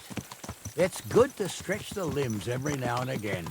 And you're pretty handy, youngster. You should come to the courtyard, and Gnarly here will give you a good education in the art of the sword. I call it the art of not getting skewered as soon as you step foot outside the village. But do come, Henry. We've got a nice arena in Sameen. It ain't no abandoned pig pen. You can't always choose your battleground, Gnarly. Whether it's a pig pen or an arena in Karlstein, it's the performance that counts. And while we're on the subject, where are you from, lad? It's clear you're not from Trotsky. I'm from Silver Scallops, sir. Aha! Now I understand why you're here. You're not the first one to flee here from the war. I don't flee from a fight, sir. I have work here, and a lot of scores to settle. You want to get revenge for what happened back home? That usually doesn't end well. You'd be better advised to find yourself a well-built girl, build a cottage, and visit the church and the tavern in turn. There's no helping the dead anyway. That's nice advice, sir. Only women will tie you down, lad. Better to go and see a bit of the world. You're doing the right thing.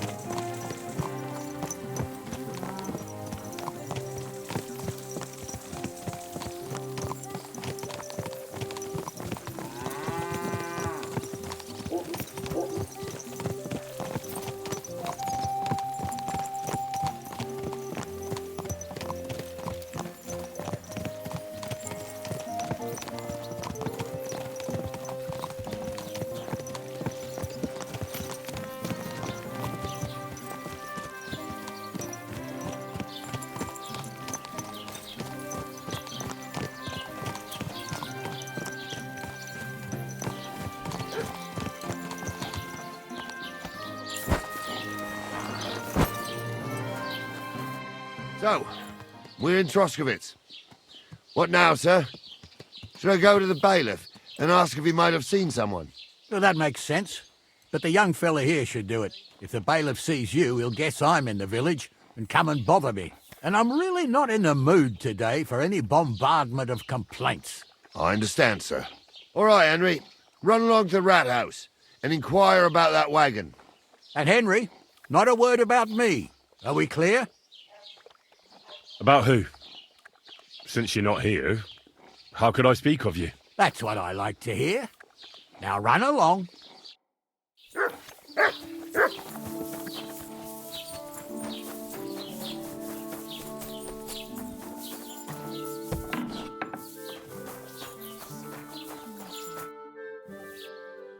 Master Bailiff, can I ask you about something? Ask away, by all means. Wait now, aren't you that lad who's helping Radovan in the forge? Yeah, that's me. I heard his hired hands went missing. Yeah, that's exactly why I'm here. Ah, I was thinking they were driving awful fast with that cart. You saw them? I did, a few days back. They raced through the village in the early evening so fast, they were dropping sacks of charcoal. Where were they headed? Towards the east, to Apollonia on the road to Yichin. And you're looking for them? I am indeed. I'm glad to hear it. I heard there were goods for Semin on that cart, and I can do without that kind of trouble now, on account of the wedding, you know? It seems you have a lot of concerns with that wedding, Master Bailiff. Of course I do. I'm the father of the bride, after all. Although not everyone sees eye to eye with me. Lord Semin would be happier if I paid all the bills and left all the decisions up to him. Who's invited, what there'll be to eat and drink, entertainment, everything. It's not like I have a burning desire to deal with it, but if I'm going to pay for it... I understand. But isn't it just that the groom's family is more concerned about these things? That's not it. I'll tell you what it is. It's because Lord Semin is a noble and I'm just a commoner. Only I've got coin. While he's trying to keep the wolf from the door in that piddling estate of his. You ought to calm down, Master Bailiff. That kind of talk can stir things up.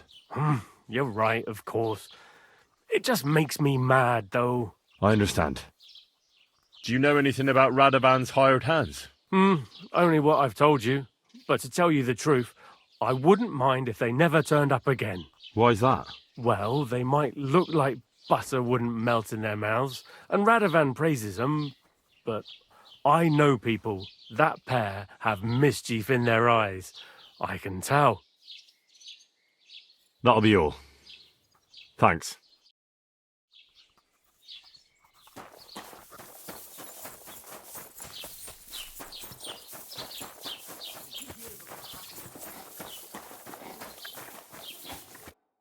Well then, young man, how did it go?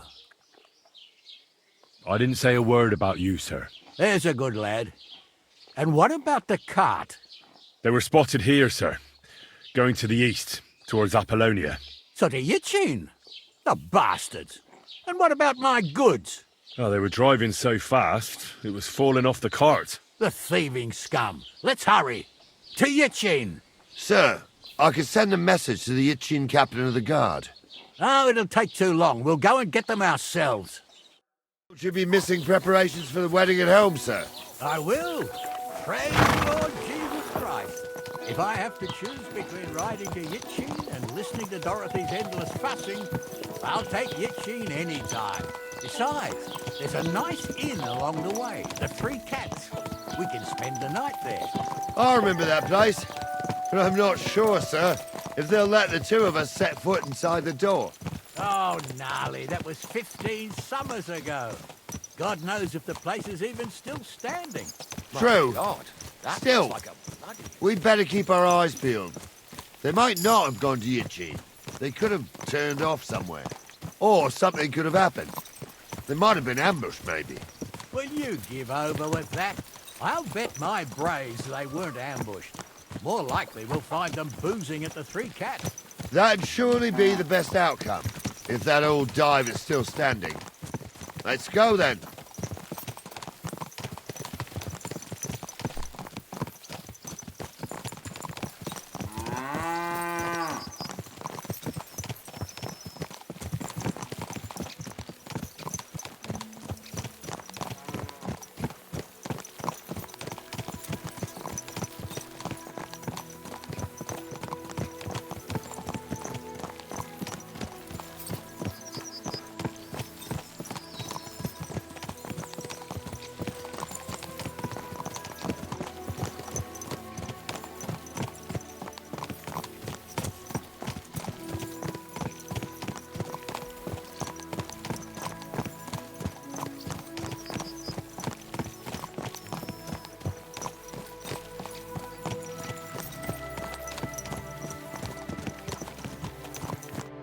So, St. Anthony, which way now? While you're praying to the patron saint of lost things, go and have a look along the road, Gnarly. And you, Henry, have a look to the left. All right, sir. But don't forget, my eyesight ain't what it used to be. Well, that's what we have the youngster for, isn't it? Off you go.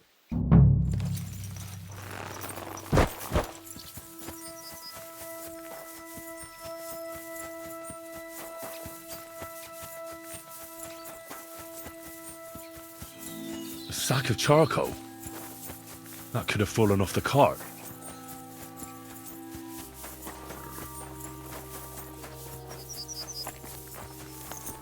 You found anything, lad? There's a sack of charcoal lying in the ditch to the left of the road. The bailiff said they were driving like the devil, so maybe it fell from the cart. Oh, that makes sense. To the left it is, then. Gnarly! Back here!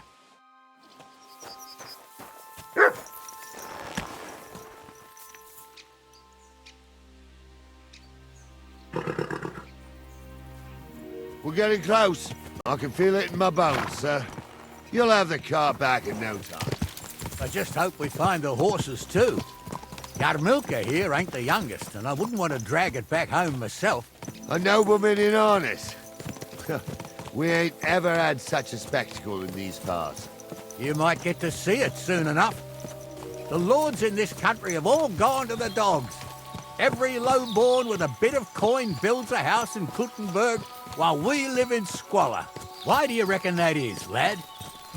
That's the change in the economical situation, sir. The burghers have more rights, and they make smart use of them. They put their coin to work for them. They've got shops, baths, inns, mills, while the nobles sit waiting until Jack from Backwater Hamlet brings them 3 groschen in taxes on St. Gallus's Day. You're right there. Only Jack hasn't even got 3 groschen these days. None of this would be happening if we had a king.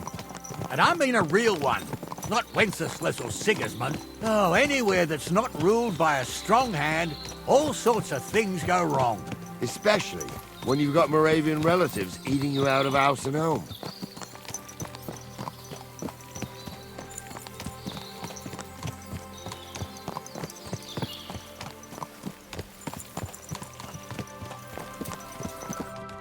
Oh, hold up.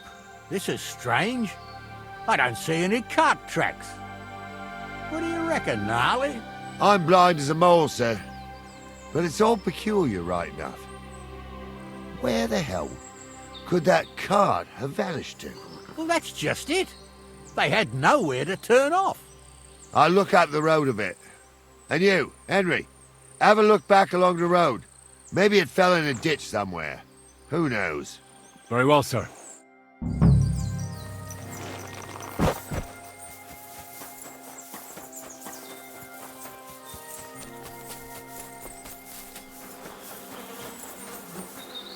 Blacksmith's cart. And someone went to a hell of a lot of trouble to hide it from the road. Hey! I found the blacksmith's cart! Come here!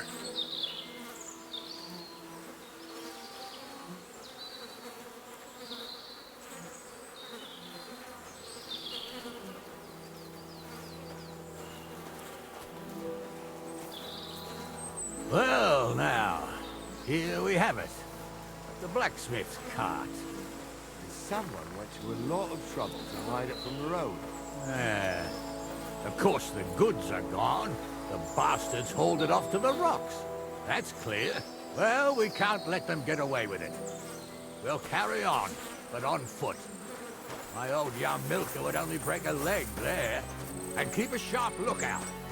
Something stinks here. I told you, they got ambushed by them bastards that's on the rampage around here, sir. Oh, be quiet. You still can't be sure of anything.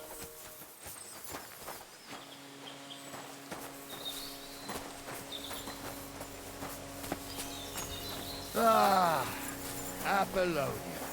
I spent a lot of time running around here as a young lad. Oh, not me. This place always gave me the shivers. God's truth, I ain't got only good memories of it.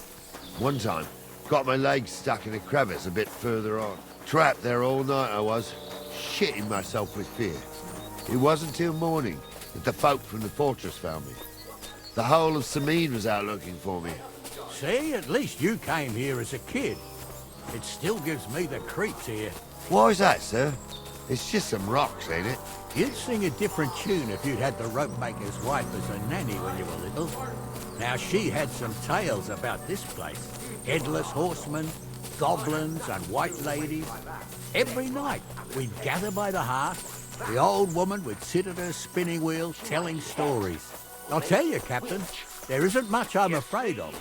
But when that blind old crone was croaking her tales of devils and holes to hell, with the fire crackling and the wind whistling outside, Listen. yeah, I hear it. There's somebody there, sure enough. Let's get closer. Never know what cross folk have to bear. See, Hans, don't start again. I'm trying to tell a story for you, not listen to your supposedly educated clap. What do we do now? I heard more than two voices.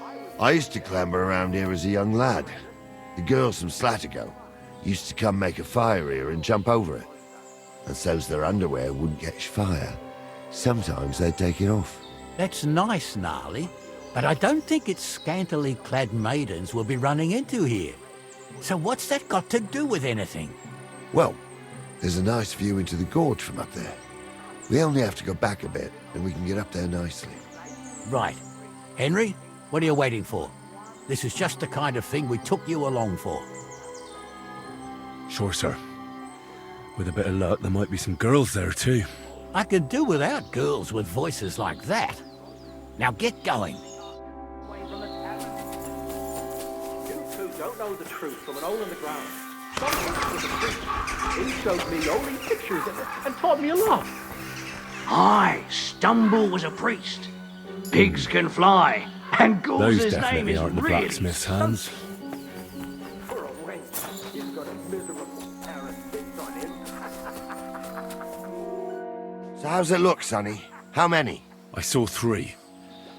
And they don't look like Radovan's hands. And what about my goods? I didn't see them. It looked more like a patrol. I reckon there might be more of them hereabouts. Seems we can't avoid a fight. I hope you're ready, Henry.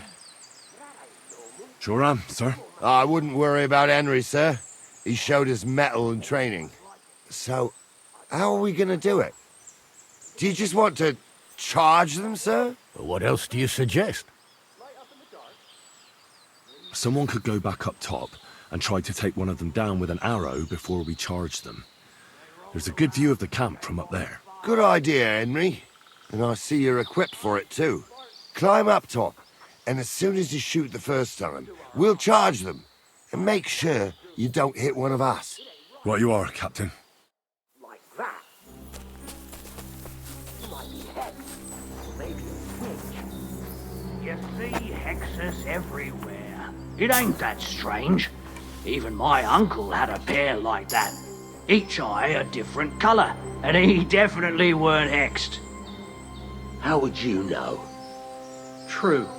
You never know what crosses folk have to bear. Jesus, Hansa, don't... It's a trap! What horse? Oh! Oh!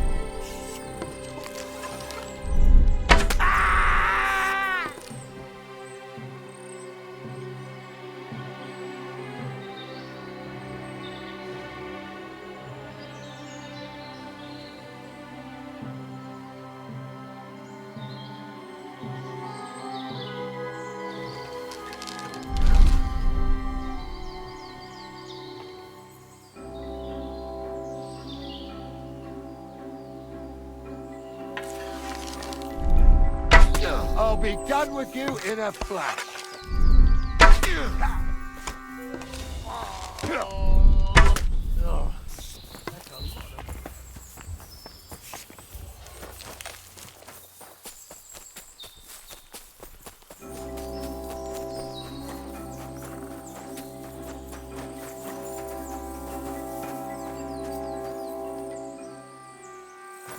What's the hell?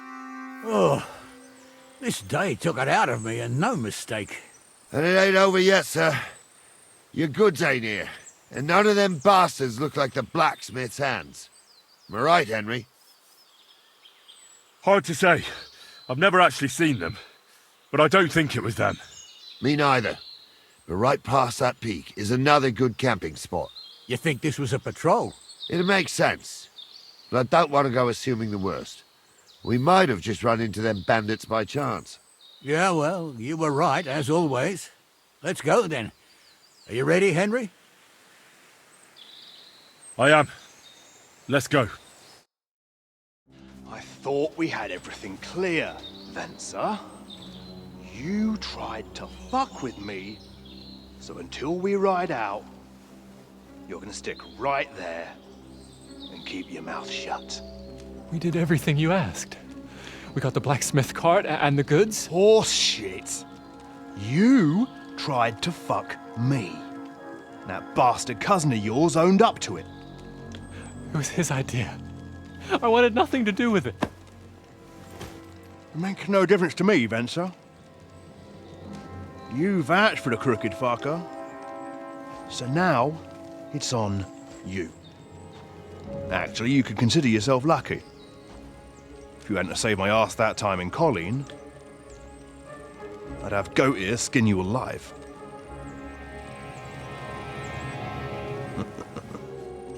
Bastards. You can't trust anyone in these parts.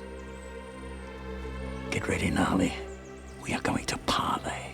Like that time with the Shani, sir? Yes, exactly. Only there was more of us that time, and less of them. Oh, don't worry, there won't be a problem. They're just common thieves. Besides, I'll take young Henry with me. What, me?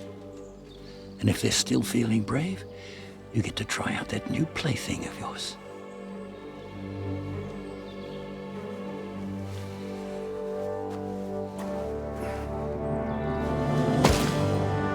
Ahem, gentlemen, I'm obliged to you for looking after my goods, but I'll take them back now. Just hand them over, and I'll let you go.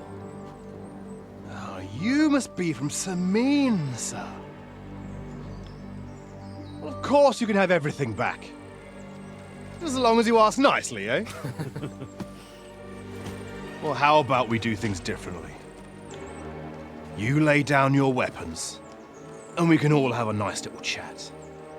I mean, I don't intend to go murdering local lords. I just want your coin. That's very noble of you, sir.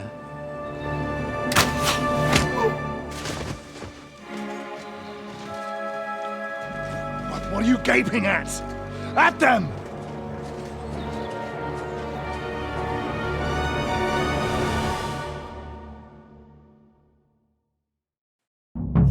At them! Dead man! Hammer them, men!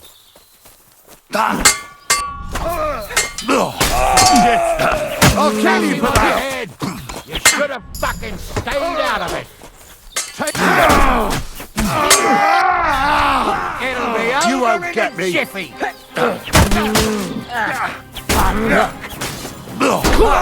I knew I'd get him. They got what they deserved, the fuckers. Henry! Hey, Henry! Are you listening? Quiet. Come here! You decide what to do. What now? One of them bastards fled into the rocks. Chase him down and bring him back. Did you see which way he went? No, I had other things on my hands. Besides, you're the one who's supposed to keep watch. But they'd taken him captive. What use would he be to us? Are you deaf? Didn't you hear what they said? They took him captive because he wanted to drive off with the load. They fucked over Radovan, fucked over his lordship, and wanted to fuck over that bandit too. They were in cahoots. Only the thief wanted to rob the thieves. Uh-huh. And they deserve the same punishment, if not more. And what punishment can he expect? Maybe he'd surrender to me if I could promise him something. Now listen up, Henry. We don't promise nothing to no scum. Never. He'll most likely get the rope. And if you promise him anything else, you'll be lying. Don't forget, a man's word of honor is what separates a noble from a robber. I'll go and track him then. Great. Hurry. No, it's not. At least there's something we agree on.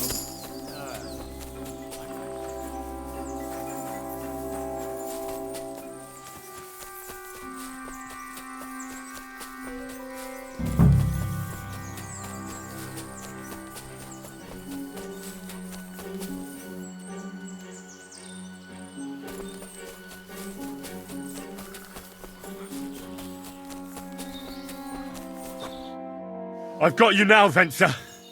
You've nowhere to run to. Yield. Well, why the fuck would I? It's just you against me. Besides, if I do yield, it's the rope for me anyway.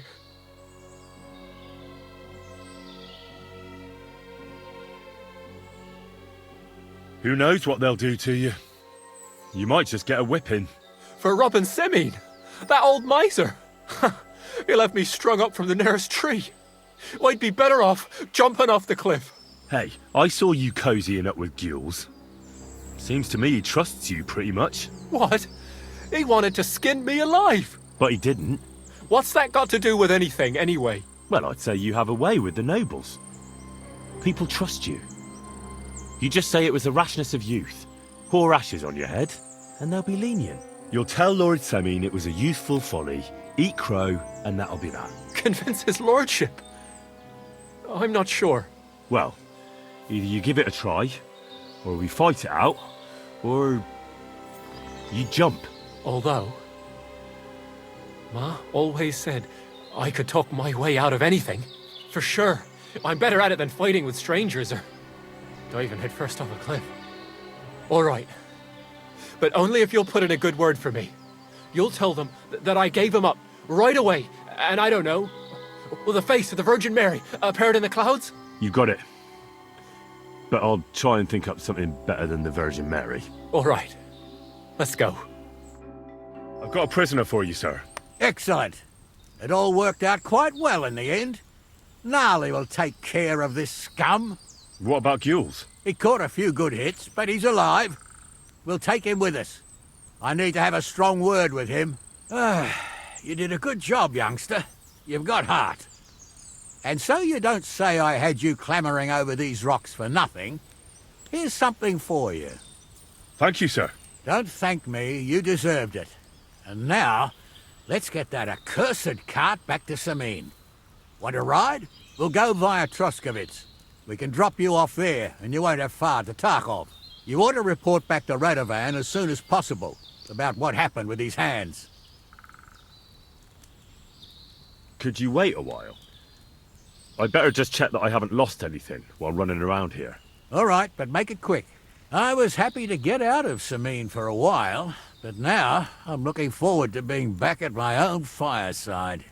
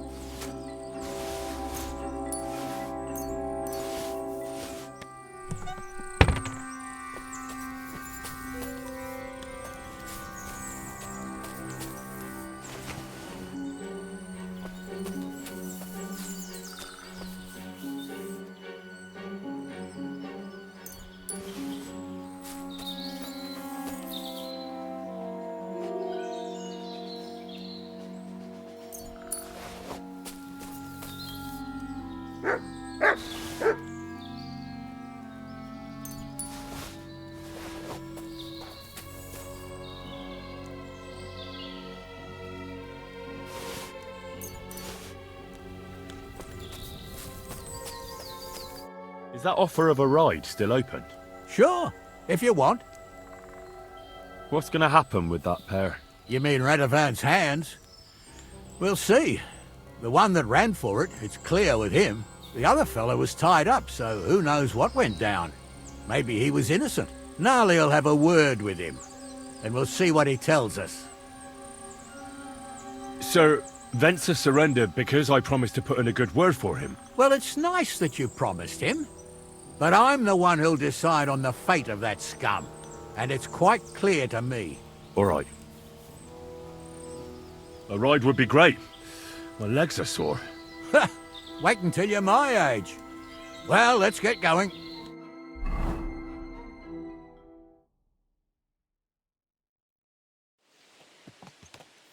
I didn't do nothing wrong, I swear. It's all Vence's fault. It was him who said we'll sell the car to Gills. It weren't like that at all. We shook on it. But on the way, you had the idea we'd keep it. What? That ain't true. Leave it out.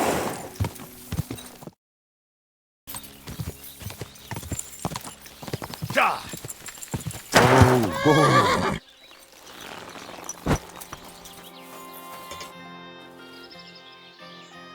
So, job done. The cart was found and driven to Lord Semin's courtyard. Whew. That's a relief. And what happened to that pair of idiots? It turned out they tried to rob you. Oh. They did they? Aye. They plotted with some robber baron called Gules and brought the cart to him. The bastards. I should have realised they were a bit too keen on work. And how did you get the cart back? Well, I went to Semin, and they were wondering there too where the wagon got to. So we rode out to look for it. Me, Lord Semin, and his captain, Gnarly. Well, God's nails. And the three of you tracked them down? The whole band? That's right. They were hiding in Apollonia, along with the carts and the goods. Indeed. Where else? The bastards.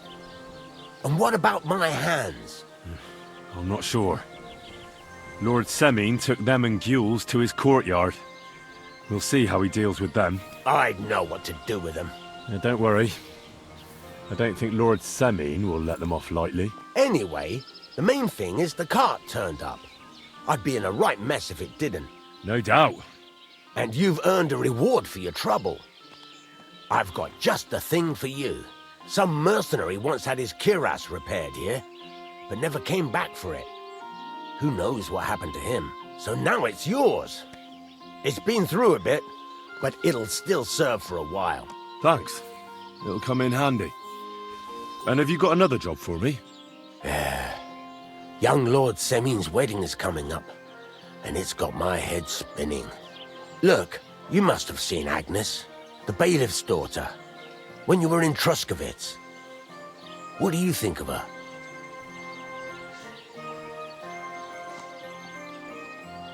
Well, young Semin is marrying her, isn't he? Why would I have my eye on her? Don't pretend. A statue of a saint would have his eye on her. Looks ain't everything, though. She's got such a sharp tongue on her. I almost feel sorry for young Semin. And how about you, lad? Have you got some lass waiting in Sasau? No, Master Blacksmith. There's no one waiting to drag me to the altar in irons. Good for you, lad. Have your fun while you can. No need to hurry. A wedding's a serious business. You're not just getting a bride, but a whole family. So you have to show them you're a man who's worth it. All the more so when you're noble-born. Old Semin wants a special sword forged for his son's wedding present. Excellent. So what are we waiting for?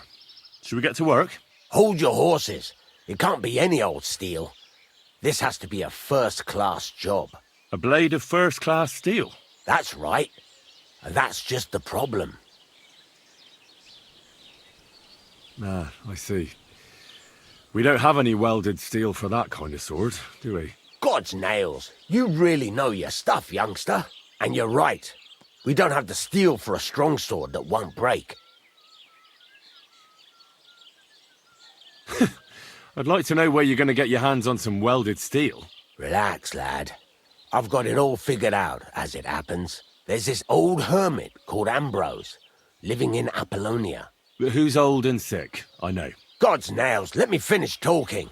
The word is, he was fighting heathens years ago in faraway Andalusia, and folks say they saw this interesting broken sword in his hut. From the description, it seems our peculiar hermit has a real Toledo blade.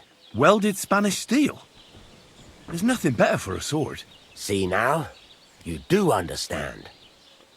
But there's a catch. Naturally.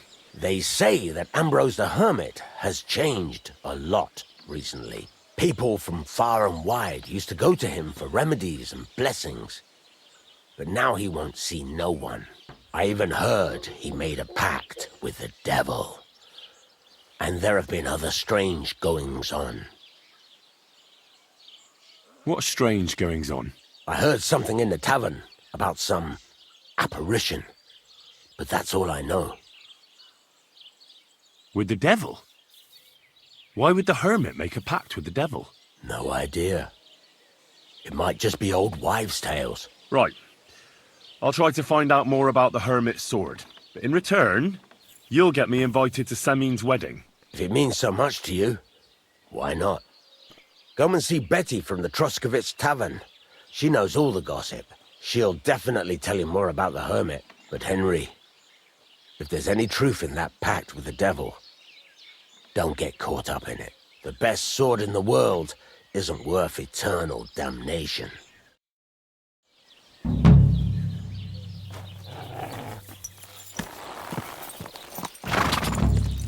Quick! We know they're detestable to kings and noblemen and even gods. I'm at your service, sir. I need some advice. You want some advice? Here's some for free. I catch you fighting here again, and I'll spank your bare ass like a brat. Down to business. I don't have all day for you, so what do you want? I promised Radovan the blacksmith I'd go and see Ambrose the hermit in Apollonia. My God, lad, stay away from them rocks. Ambrose the hermit sold his soul to the devil and won't talk to nobody no more. Yeah, I heard that as well. But it seems a bit far-fetched. So why would an evil spirit suddenly start appearing near Apollonia? It's the devil's work, believe you me. And has anyone sent to the castle for the priest? Not at all. Bailiff Thrush is keeping it quiet so far. 4 strangers came here yesterday. They sat in the corner there, but once they heard about the apparition, they started to take a big interest. What strangers? They looked like monks, only they had daggers concealed under their robes. I saw them clearly. I'm telling you, there's something fishy going on around Ambrose. But I have to speak to him. Didn't you hear what I said? He doesn't speak to nobody. He hides away in his hut and sends everyone away. I'd think long and hard before doing anything if I was you, because this reeks of hell. I'd like to ask you about that hermit in Apollonia. Go on then. What do you know about this apparition? Stanislav, the herds boy. He comes running into the village that night, all terrified, saying he'd seen a rider from hell in Apollonia. And the very next night, it appeared in the rocks below the road to Tahov. There's this conciliatory stone cross there. And the next day, it was at a funny angle. There's some devilry in it for sure. And it was the herds boy who saw it by the cross, or someone else? The apothecary's wife, Gerda. Ask her yourself. She's not been herself ever since, poor woman. Where can I find the herds boy? Stanislav has a sheep pen in the meadow beyond the Troskovitz graveyard, right above the big crossroads outside Apollonia. How do I get to the hermit? You're asking for trouble, lad. But all right, if you insist, you go through Apollonia, along the path below the rocks, till you reach the point where it crosses the stream. And from there, you take the path uphill to the left, leading into the rocks. Who's this hermit fella, anyway? No one knows. He settled in the rocks a few years back. Folk used to go to him for various healing ointments or advice. And what has he got to do with this apparition? Well, he was at death's door recently, bedridden, and then suddenly he's got his health back. Just like that. And he's like a different man since then. He sends everyone who goes to see him packing. Mark my words. He sold his soul to the devil to get better. And the devil sometimes comes here on the prowl for unwary souls. Where did these peculiar monks come from? Hard to say, but they rode in on well-fed horses. Monks on horseback? That's definitely odd. Well, Bashka the Butcher says they came from the bishop about that diabolical apparition. In short, the Inquisition. My respects.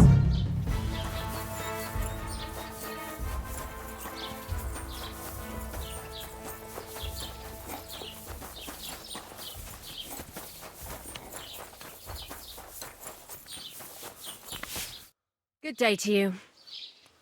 I'd like to ask you about something. No, I don't want to talk about it anymore. Go away, please. Wait, Gerda. I didn't come to mock you. On the contrary, I want to help you.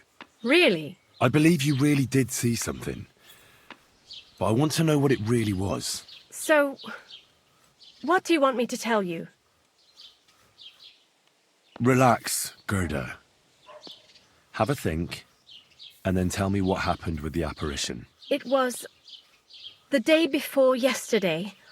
I was picking marshmallow roots above the rocks. It grows by the cross there, near the big dry tree not far from the road to Tachov.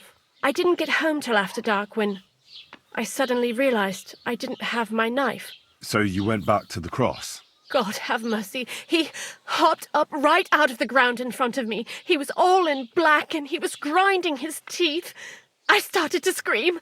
There was something glinting in the dark and this clanking sound and I just turned and scarpered. That's all? At one point I turned around and I saw a dark shadow darting across the field. Proper flying along it was like the devil and heading straight to Apollonia. What's this place where you saw the apparition? It's a conciliatory cross, erected in the memory of some innocent's death. They say some years ago, a young fellow killed himself on account of an unhappy love affair. He jumped from a cliff. And the day after you saw the apparition, the cross was at an angle? Aye, all askew, every... Don't worry, Gerda. Nobody's going to make fun of you anymore. I'll find out what it was all about and what you really saw there. What do you think happened?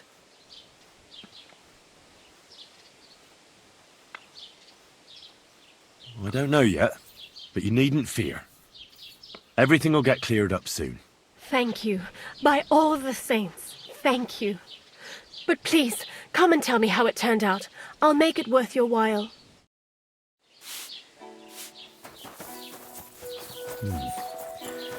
Gerda really did see something. That... Greetings to you.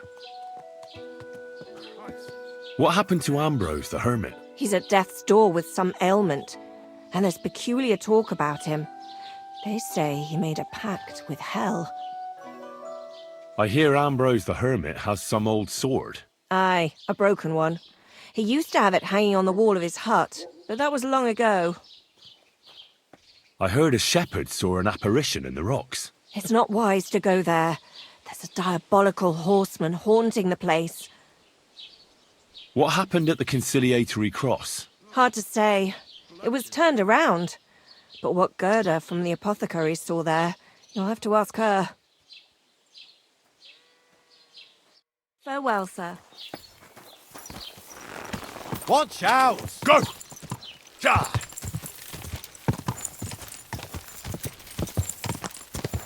Quick!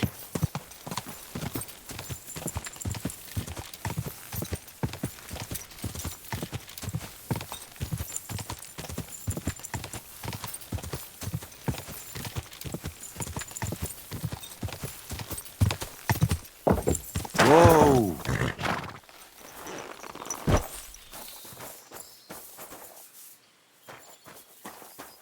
The conciliatory cross. A memorial to the unfortunate death of that young man. But I'm more interested in what secrets it conceals now.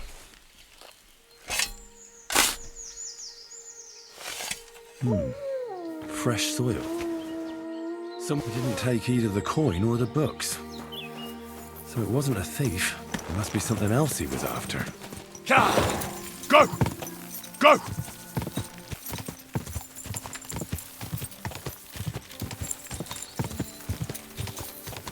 Whoa! God bless you, sir. I hear you saw some diabolical apparition. Is that true? Ah, You're that wolf hunter, Henry, aren't you? Yeah. This time I need something from you. What about that apparition? Tell me. Why do you want to know? Forget that shit, pal. It reeks of fire and brimstone. I know how to deal with evil spirits. I know a spell. Want to learn it? Of course! Say after me.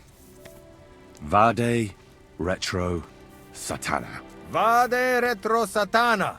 Vade Retro Satana. Remember that. You just have to say it, and you'll drive away the devil. My God, what a spell! It's clear you know your stuff. What did you want to know? What exactly did you see that night at the crossroads? A diabolical apparition. A black rider on a black horse flew into Apollonia. His eyes glowed, and his horse was black as charcoal. He turned this way and that a couple of times at the crossroads, and then darted off into the rocks. To the hermit's place, I'm sure. He turned this way and that? That's strange. Would the devil not know the way? I'm telling the truth. Gerda from the apothecary saw him too. But the hermit helps people though, doesn't he? Aye, he did. Only now they're saying he was at death's door and sold his soul to the devil. And that was the horseman. Why? Why would the old man have sold his soul to the devil and then kept living as a pauper in his hut? Who knows what's going on in them rocks? Some devilish trickery for sure. Farewell, sir. Go! Ka! Quick!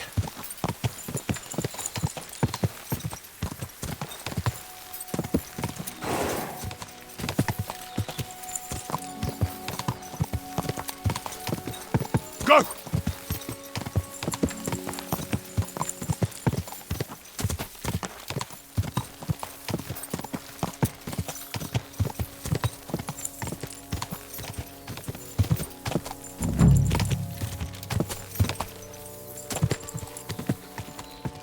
Go! Whoa! Whoa!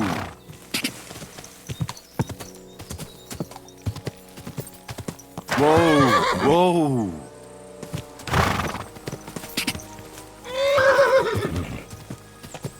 Whoa! Whoa!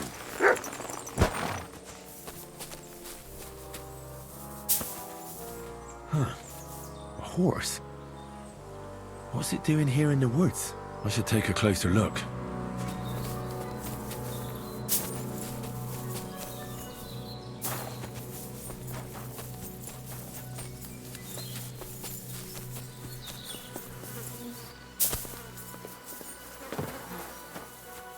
A beautiful horse.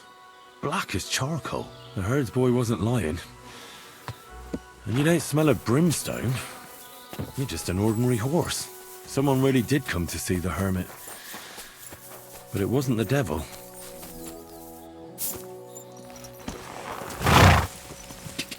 Ka!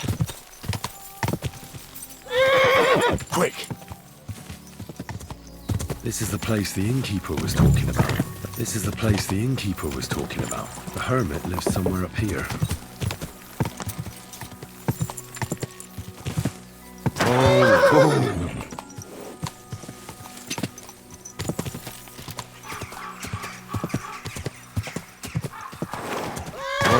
Whoa.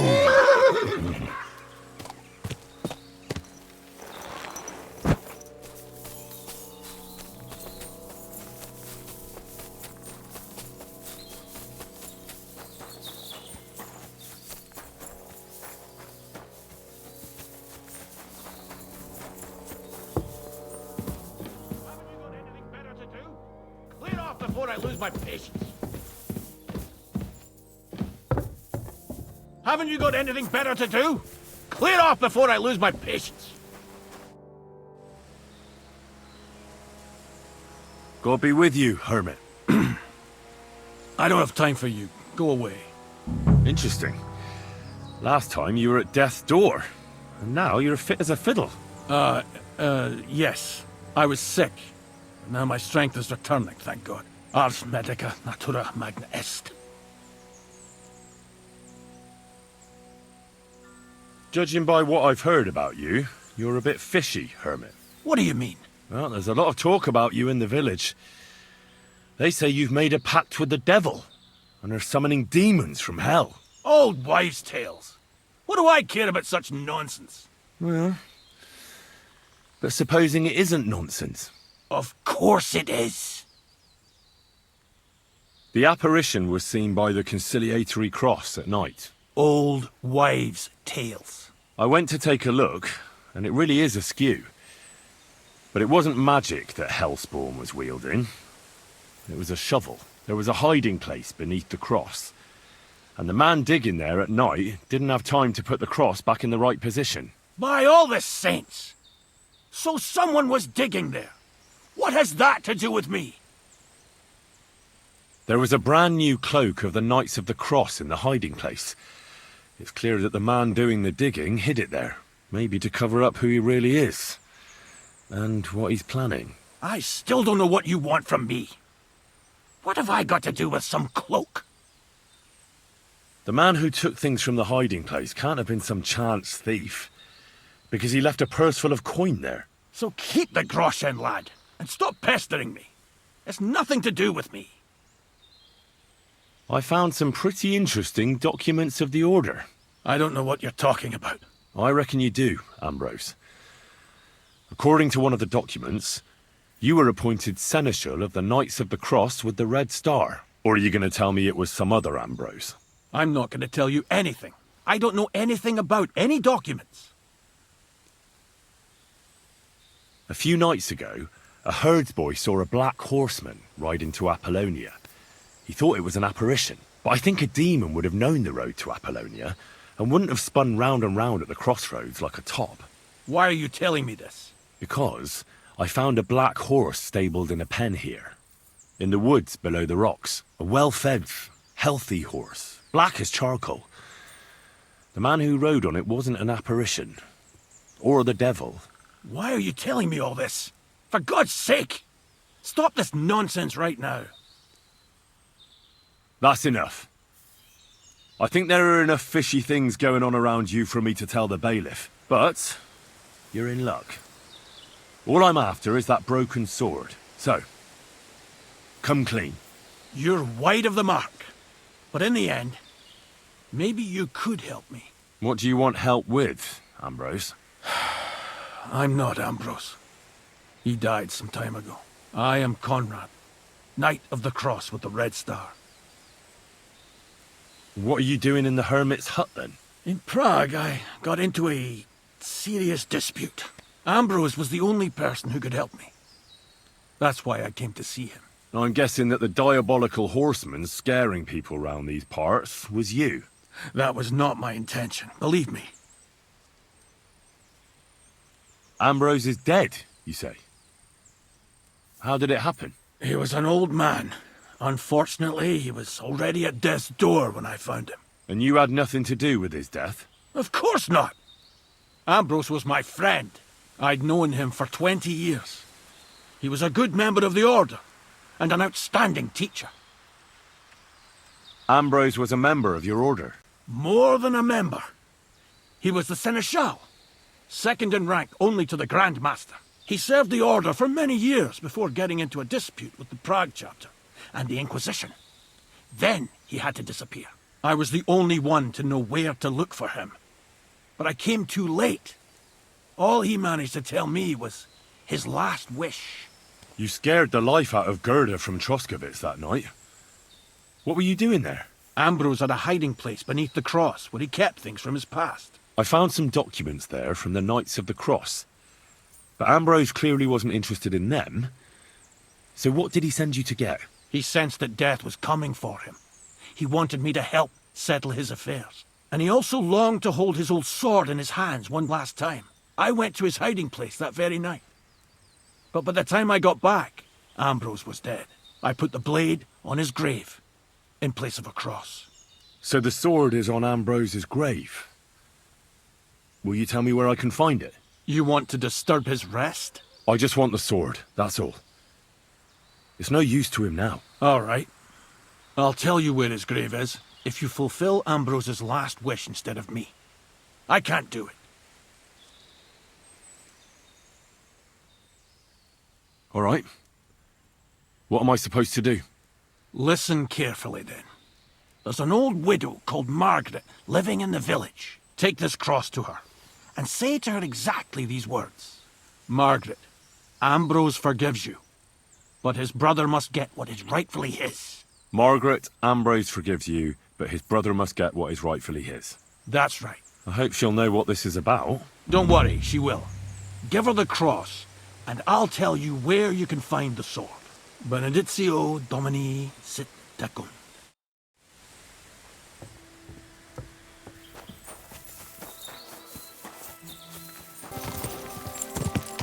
Quick! Whoa! Jesus Christ be praised. This might seem strange, but I'm supposed to give you this. A cross? Mother of God, what is the meaning of this? Margaret, Ambrose forgives you, but his brother must get what he deserves. Ambrose? The hermit? It was his wish that I give you the cross and the message.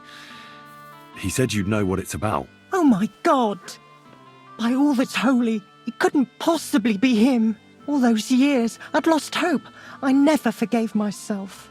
I committed a mortal sin. Well, I don't know what you did. But this is supposed to be your absolution. No, there's no absolution. Not yet. You said it yourself. Not until Ambrose's brother gets what he deserves. The bones. They still lie there outside the wall. Help me. His soul must find peace. All right. I'll help you. But you'll have to tell me more. Thank you, lad, thank you. But not here. We must go to the graveyard. That's where my curse lies. Let's go then. There's no time to waste. Here it is. What does the graveyard have to do with absolution? Hold on. Not so fast. I'll tell you everything. First, tell me, are you afraid of the dead? It's the living I'm more afraid of than the dead. One should fear the dead. But in the end, it's probably a good thing that you have no fear. You see, one poor soul is waiting for redemption. For years and years. Ah, I get it now. Ambrose's brother has to get what he deserves. This is about the soul of Ambrose's brother. His name was Jan. He lies outside the graveyard wall, buried without rites. He's been there for 30 years. Why doesn't he have a proper grave? Because suicides can't enter the kingdom of heaven.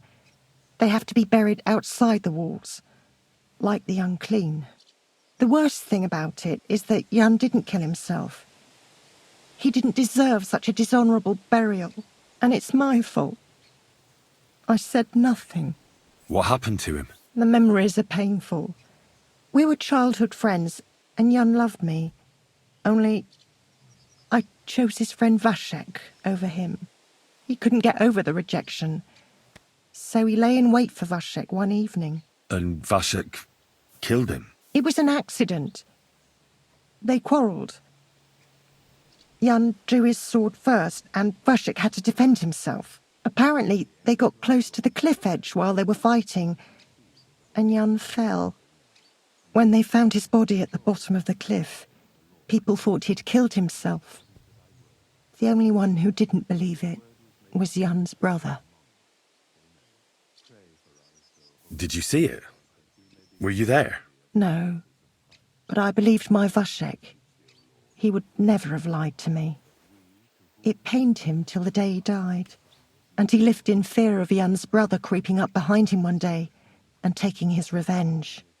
In the end, that fear ate him up from inside. Why didn't Ambrose avenge his brother Jan's death? He must have realised that you two were involved in it. He went away to Prague and joined an order of knights. He didn't want revenge, most likely. he let us live in peace. But then he came back and became a hermit in Apollonia. It never occurred to you that it was him? No. His name was Adam before, but he changed it to Ambrose. Besides, he got old. And I don't go to the cliffs much. Ah, the conciliatory cross where they saw the apparition. That's to commemorate Jan. His brother Ambrose had it built there. And those diabolical apparitions. It's my fault for saying nothing. God is punishing me for my sins. Nonsense. God wouldn't use a diabolical apparition to scare you, would he? And what's more, Ambrose forgave you, didn't he? Only on the condition that Jan's bones will be laid to rest in consecrated ground. Help me lay him to rest in a proper grave, please. But without telling the priest and gravedigger. Isn't that sacrilege? That's the only way we can put right a terrible mistake. Jan didn't kill himself. All right. We'll give him a proper burial. Jan's soul has the right to eternal rest. Thank you. The Lord will pay you back 100-fold. There's a rose bush outside the graveyard wall. You'll find his bones beneath it. Please bury him beside my Vashek. Here, beneath the pine tree. In that way they'll be reconciled, at least in death. Then place Ambrose's cross on his grave to bless their reconciliation.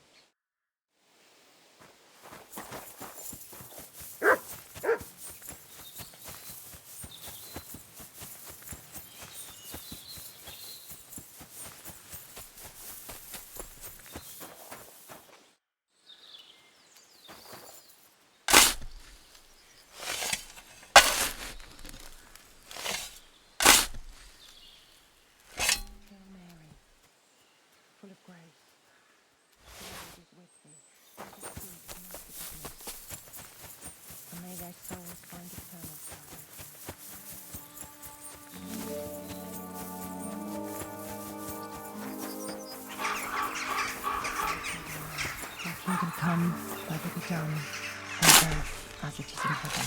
Give us this day our daily bread, and forgive us our trespasses, as we forgive those who trespass against us. And lead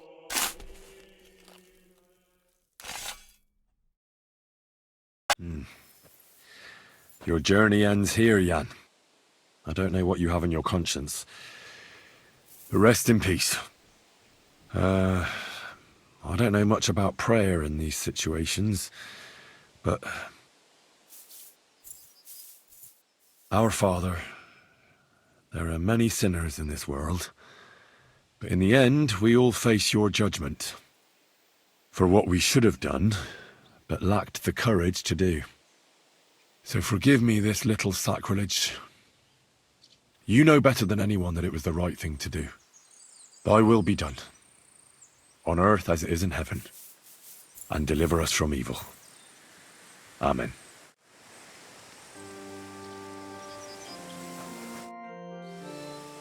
Ambrose's brother Jan got what he deserved, just as the hermit wanted. I saw that. May his soul find peace at last. And yours too, Margaret. 30 years. I thought about it every day. It's all right now. You did the right thing. Everything else is beyond the law of man. I'd like to reward you somehow. I expect you wouldn't want anyone to hear about all this, right? Well, if you... Will you keep it to yourself? All right. I'll accept the coin, and that'll be the end of it. Thank you again for your help. God be with you, Henry. Farewell. And maybe wash up a bit, so you don't scare people.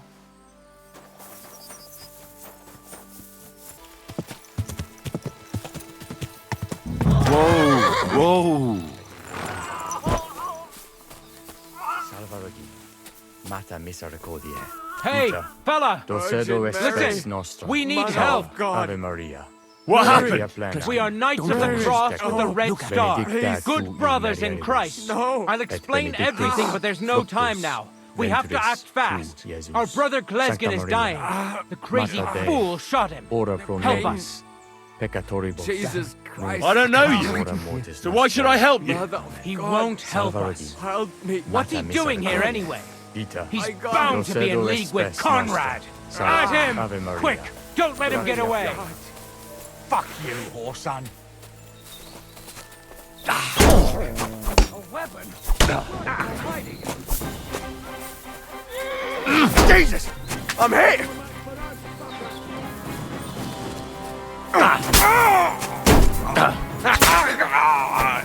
Show what you're made of!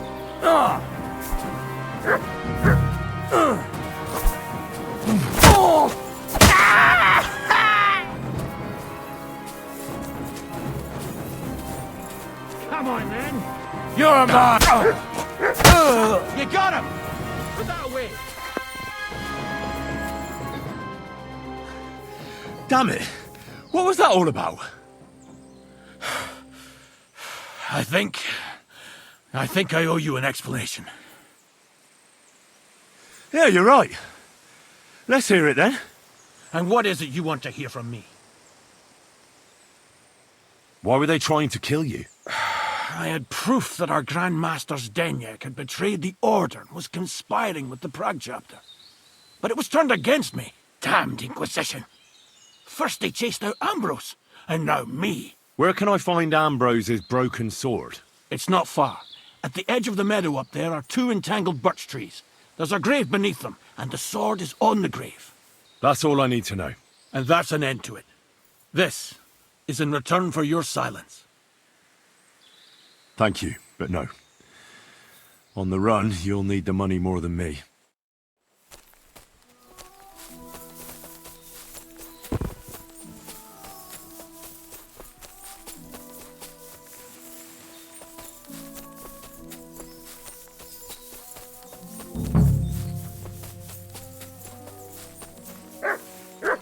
Where's the hermit's grave? It ought to be somewhere around here. Now that's what I call steel. It may be broken, but there's hardly a trace of rust. Hey, good people! How you'll learn that... Whoa!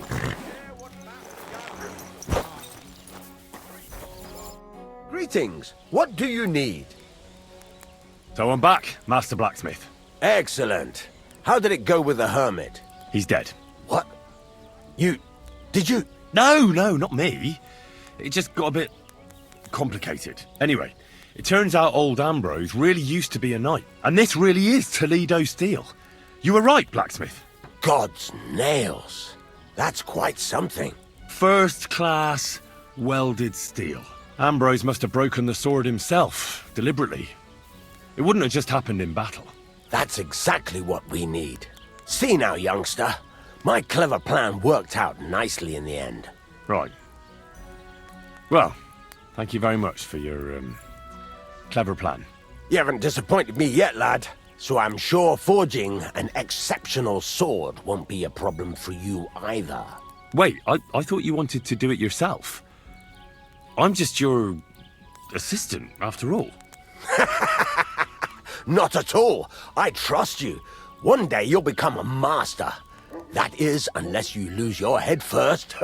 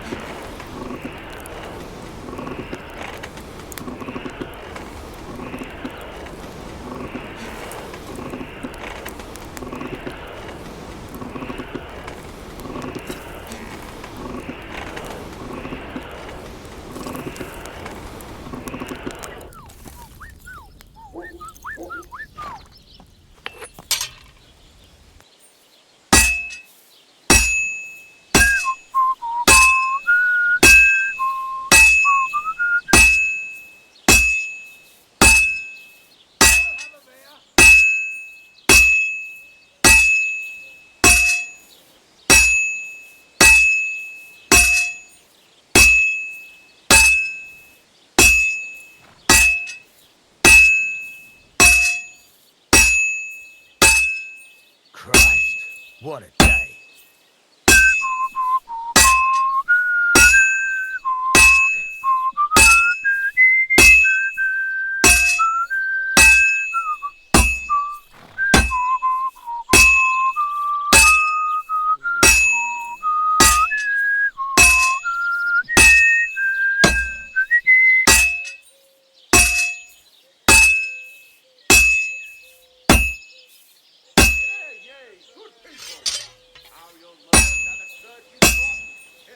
Christ almighty.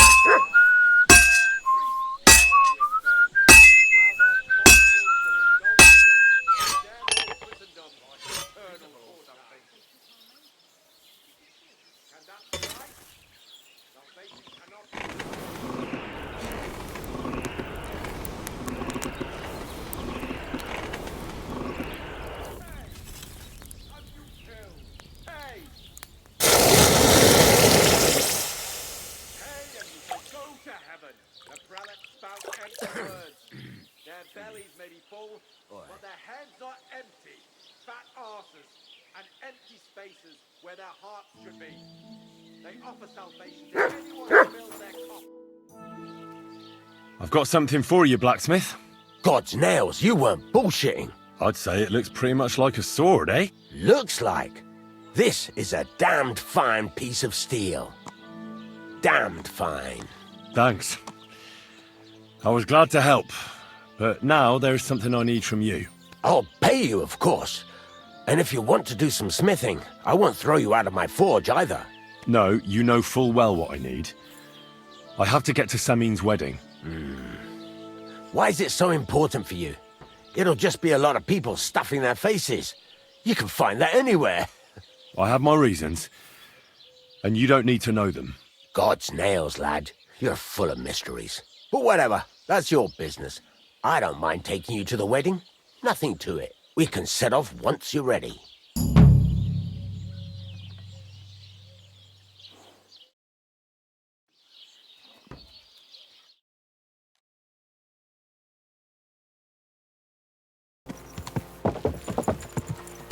Whoa! My, what a beautiful horse. Greetings, my friend. Are you still looking for a helper, like you mentioned at the Troskovitz Tavern? Hi, I am. I wasn't expecting you to actually show up. You young folks these days are all talk and no action. Well, I'm not like that. I also heard you might be able to get me into the wedding. Forget about the wedding for now.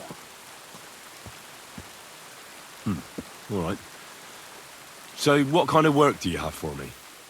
You'll be carrying sacks of flour. Well, I probably won't find anything better around here anyway. The sacks are in the barn, and the wagon is in front of it. I'll give you a groschen for every half-dozen you carry. You won't have to buy food. We'll take care of that. And you can sleep here, in the barn. But not on the sacks of flour, you understand? Or I'll tan your hide. Climb up to the loft with the others. Oh, fuck me. Careful what you wish for. Go on, get to work. Take care.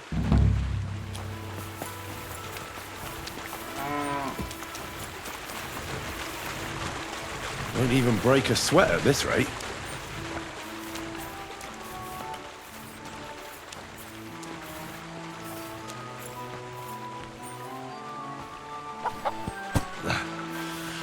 Good exercise. It's as light as a feather.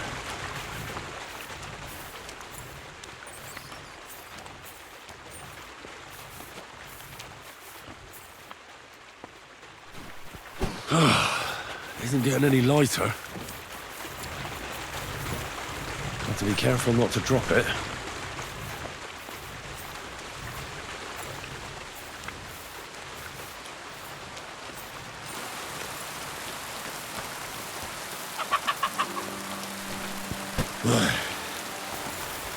Time for another one. It's as light as a feather.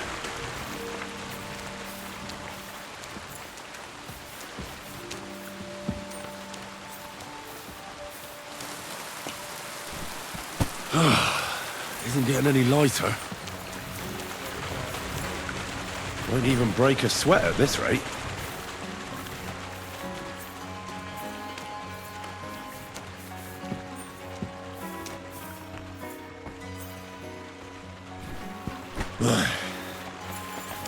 Time for another one.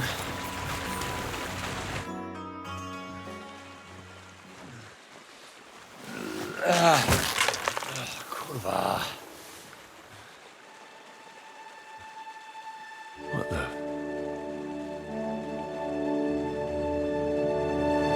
Have you got it done?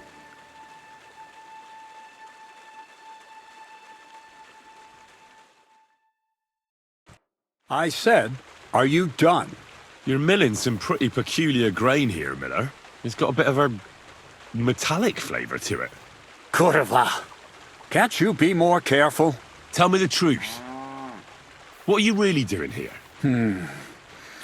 Seems I'll have to lift the lid off the cauldron of knowledge sooner than I expected. You think you're ready? Yes. I'm attempting to convert matter into a truly miraculous energy. What? I understand. It seems impossible. I'm sure you're asking yourself what that has to do with the metal in the sacks. But we're only just scratching the surface. You see, for my experiment, I'll need something sinfully earthy. Something we'll have to appropriate. And that's something you can help me with, my curious apprentice. So thievery? Just like Peshek in Ratai. I should have known. Thievery? What a crude way of putting it. But a truthful one. Those things aren't mutually exclusive. I'll help you. That's the right attitude. Now listen up. In Troskovitz, next to the tavern, there's a rat house. And in that rat house, there's a chest. And in that chest is a document I need. One that used to be mine. But due to an unfortunate twist of fate, ended up there. It's called The Offer of Hermes Trismegistos. It's written right on it. Can you read? At least a little? I can read. But I reckon that's the catch, isn't it? The catch is, the chest is under lock and key, and most likely well guarded. Of course it is. And then you'll get me into Semin's wedding? Aye. If you help me, I'll find a way to get you there. Miller's honor. Where exactly should I look for this document? I doubt they've only got one chest in the Troskovitz rat house. I can't help you there, but my hand Zinnik might know more. He had the document on him, but then the bloody fool got caught because of something else, and they took it from him. I'm pretty sure he's still on display in the stocks on the square. Just remember, lad, if you get caught like he did, the guards will turn out your pockets. And it would be pretty hard to explain what a tramp like you is doing with a document he can't even read. No, I doubt the bailiff will let me roam around the rat house and go peeking through his chests. Any advice on getting in there without being spotted? Oh, come on. Do I really have to spell it out for you? Black clothes, the play of light and dark. A quiet night, and those who live in the shadows, concealed beneath its veil. Is that supposed to be advice? Just get some inconspicuous clothing and head over there after midnight. And where can I get some clothes like that? I had my outfit washed in the Zhilyoff bathhouse, but after a bit of disagreement, they refused to give it back. It's my gift to you. All you have to do is pick it up. Pick them up? You want me to steal them, don't you? Doesn't it sound like a suitable appetizer before the main course? There's no sense in trying to deal with the owner, Dorothy, anyway. She's a contrary woman who's impossible to talk to. I'm not even surprised your paths crossed. I'd like to learn more about the art of thievery. Thievery? Humph. Why call it the art of thievery? It's simply an art. But all right, enough wordplay. If you want to learn something, go and see Hensel. He'll tell you how to relieve people of the things in their purses, or how to quickly and painlessly send them to the land of dreams. And if you'd like to try opening locks without a key, there's a chest in the barn that you carried the sacks to. You can practice on that. All right. I reckon I know everything I need. Thanks. Blessings to you.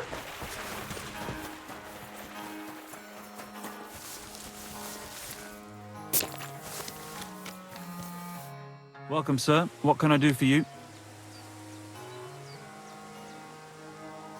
Krezyl said you'd teach me to pick pockets. All right, follow me.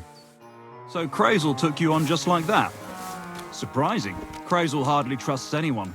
He's a smart man. So don't you even think about betraying him. That would end badly for you. Not to scare you, though. That's not what I'm here for.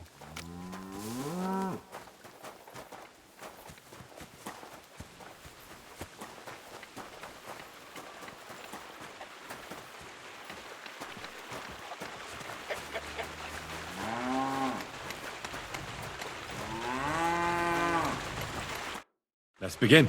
Not so fast. You're new here, so here's some advice before we get started. Don't worry. It's not my first time. Well, well, well. You fancy yourself. Let's see. Where would you look for keys on a person? In the front pouch, of course. All right. I see you have some skills. Do you think you're up to stealing something from the front? You bet. Then why'd you come to me? I've got nothing new to teach you. I just want to give it a try. I'll gladly help you with that. First of all, rich or poor, most folks carry their things in a pouch either in front or in the back. The front one holds keys, coin, and other small items. And the rest is in the back? Exactly. Now, this is important. Don't steal from the front pouch unless you're sure you know what you're doing. No problem. I can manage a different way. Oh yeah? And how's that? I'll take it from behind. That you can. Just remember, it'll be further away and there's a bigger risk of getting caught. Don't worry. I've tried it before. Show me how nimble your fingers are then. All right, let's do it.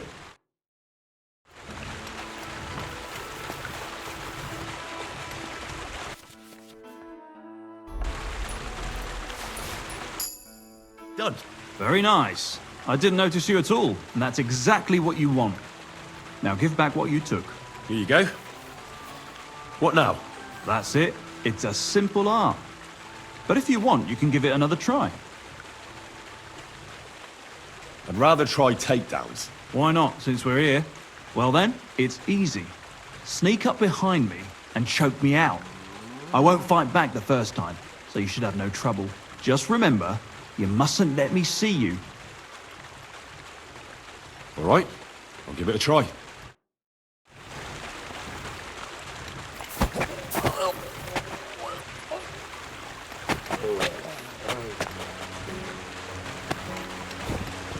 Nice choke. I'm still seeing stars. I didn't notice you at all. Nice job.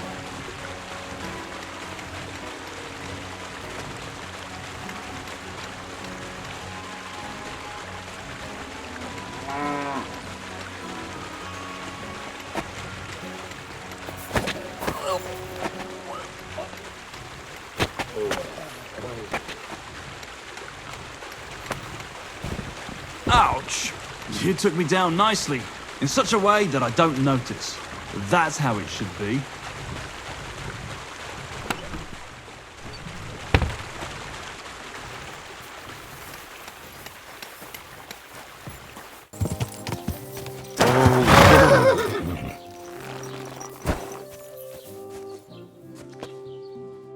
Are you Zinnek?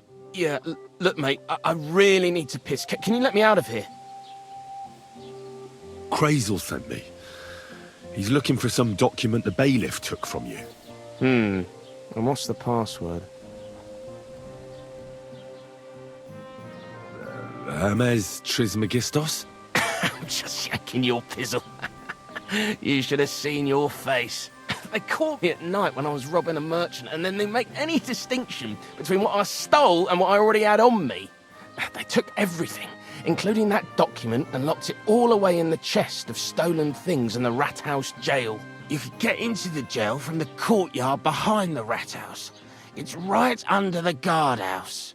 Or you could get there from behind the tavern alongside the fence. As soon as you find the stairs leading down, you'll know you're in the right place. Well, who's got the key to it? Well, actually I had it, but when the guards shook me down, I must have dropped it. It was in the chamber, next to the one with the chest. They've got a pretty soft bed in there, I tell you. The key probably fell under it. Is that the only key? No, of course not. Every guard in Troskovitz has one. Best to rob one of them who's slacking off or having a nap. Look, mate, do you actually know how to pickpocket? Of course I do. Wouldn't be my first time. Good to hear it.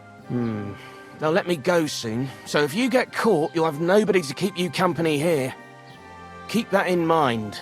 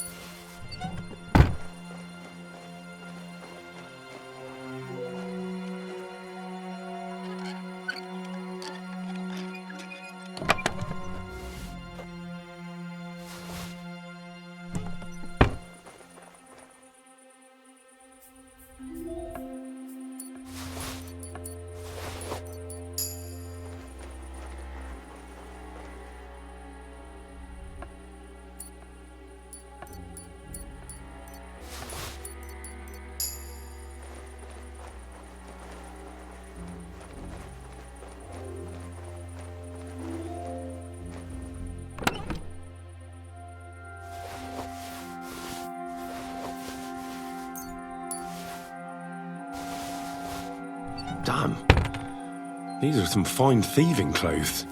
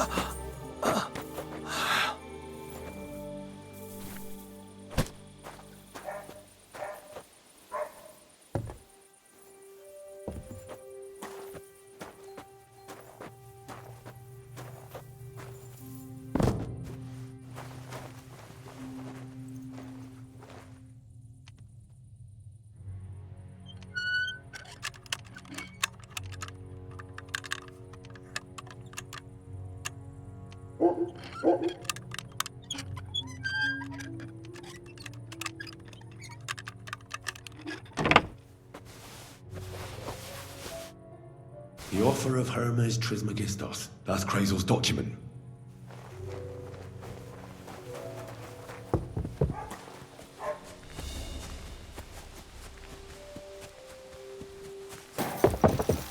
Whoa!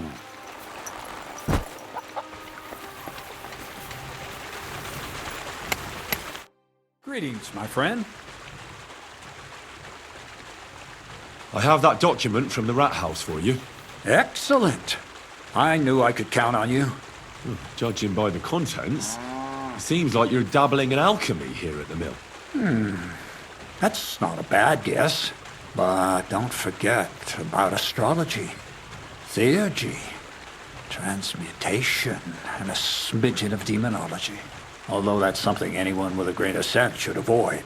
Now show it to me, so I can finally get the knowledge.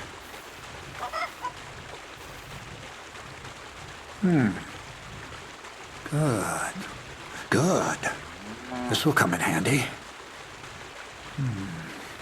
Ah, yes. Of course. What now? That much? Going to need more. A lot more. Did you hear me? What now? Sorry. I got lost in thought. I owe you my thanks as well as reward for getting me the document. And maybe another little job? What do you say? Don't tell me you've forgotten. I need to get to that wedding in Semi. Don't worry. Your path is leading that way. Only it'll be a little longer than expected. You promised you'd get me into that wedding. I did, but I didn't say when. Besides, things are about to get really interesting. Step by step, we're moving closer to the great revelation. Enough. I'm sick of listening to your cryptic blabbering. Supposing you first initiate me into the mysteries of your enchanting mill. This isn't any run-of-the-mill business, so to speak. I smell something devilish here. Devilish? Not at all. You guessed it. It's nothing less than high learning. Alchemy! And when I say alchemy, I mean real alchemy. Not some hocus-pocus brewing of potions for creaky joints and bellyache. Tell me more about it, then. Maybe I'll learn something useful. I suppose. You are my apprentice, after all. You deserve to know what all of this is leading to. Now, pay close attention. I want to make a golem out of dough. Then, using secret alchemical practices and theurgy, bring him to life. A golem, you say? That's a helper made of clay, which they say the Jewish scholars brought to life using the words of God's secret name? Well, well. Seems that head of yours isn't just for ornament after all. And how are you going to do that? It's surely impossible. Sounds more like a joke to me. I'm deadly serious, Henry. One shouldn't joke about such matters. Studying the Jewish cabals taught me a practice known as Maseh Bereshit. A mystic can use it to imitate the work of God. Just imagine.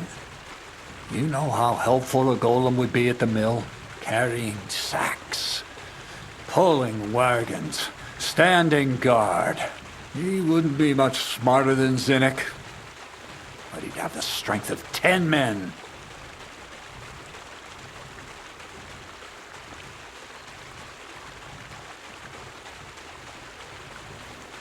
My word. That sounds incredible. I have to see it. So far, it's just all in my head.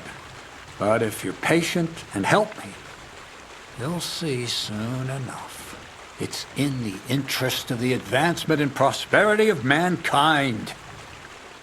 Just look at the Bible.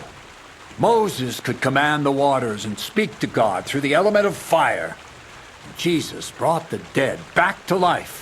I've no doubt that if our great holy Mother Church had been around at the time, they'd have crucified Jesus the same as the Pharisees.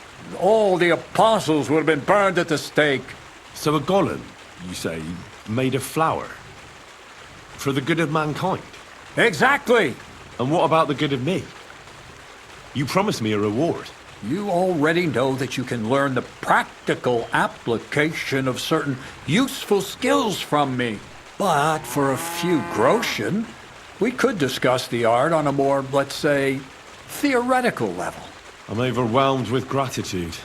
Supposing you give me a few groschen first, as a reward for bringing you the document, and then I'll decide whether to trade the coin for some learning. Oh, see now, I completely forgot. Here you go.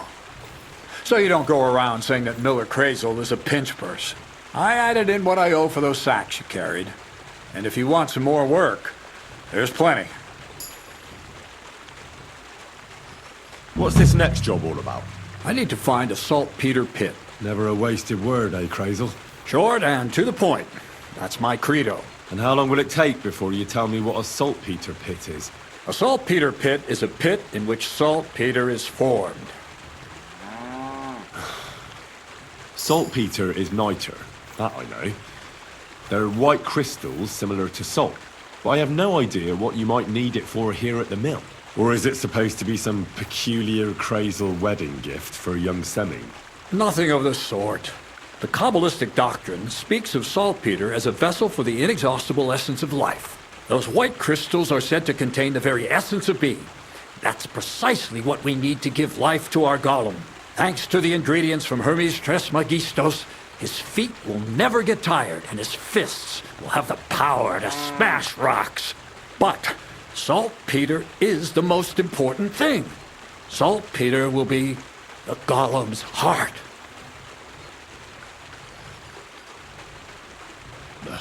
I haven't heard such nonsense for a long time. A golem made of flour that can smash rocks, and then this saltpeter on top of everything.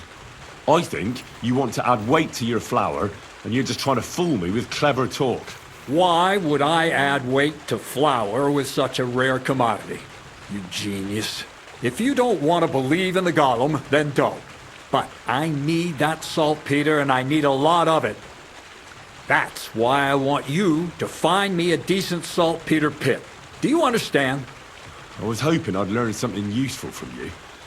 But instead, you're making me wander around the countryside looking for some pit. Well, you never know when an experience like that might come in handy.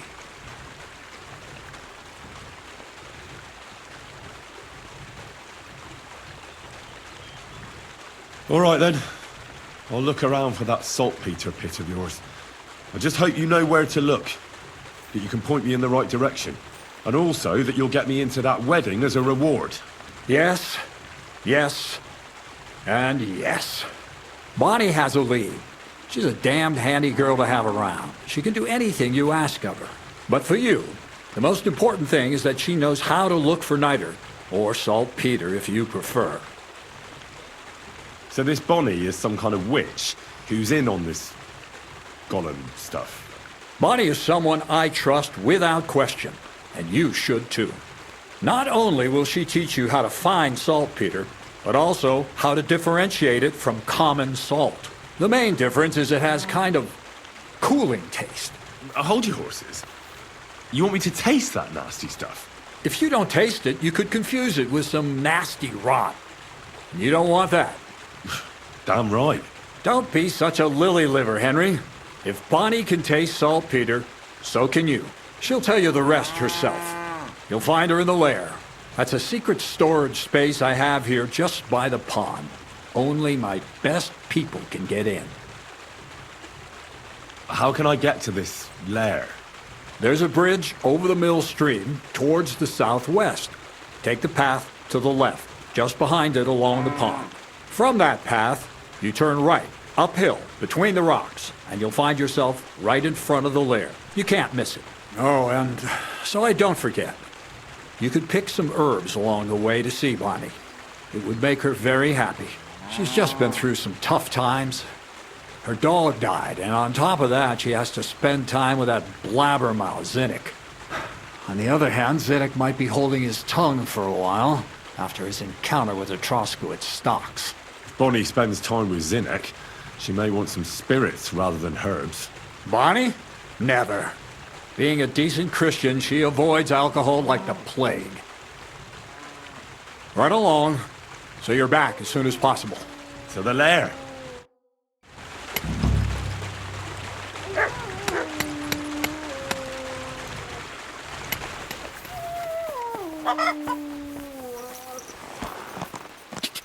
Go!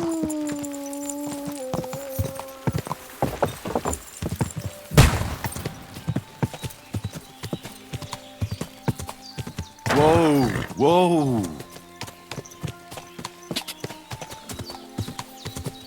Whoa!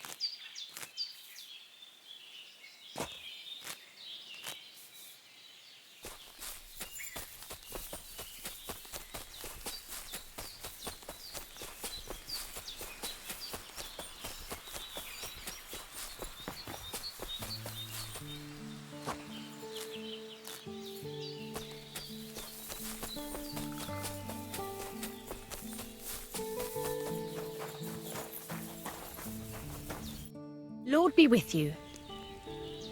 I'm Henry, Miller Krezyl's new apprentice. He sent me to search for a niter pit, and said you might be able to help me with that. Of course I will. I'm Bonnie. Nice to meet you. Bonnie? It's not a name I hear often. It's not the name I was baptized with. In our craft, it ain't a good idea to tell people your real name. That's why we use nicknames. What should we call you?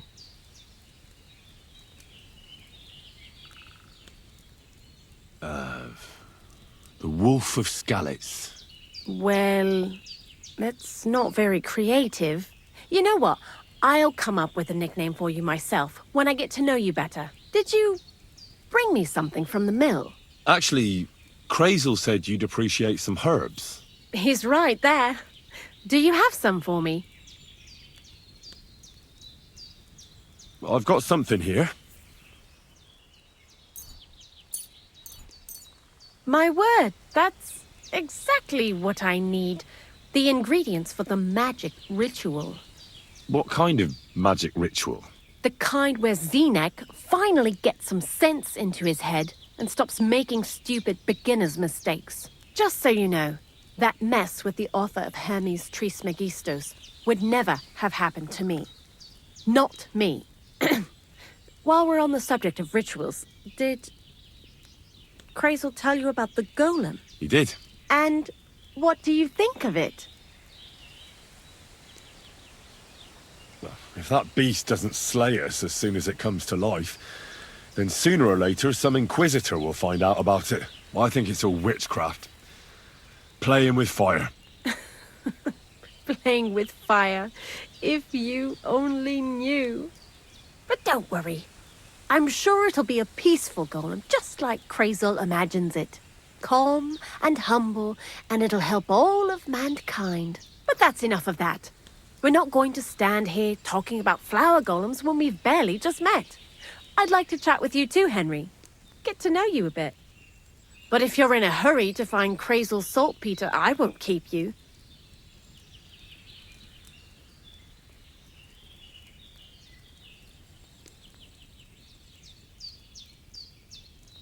No.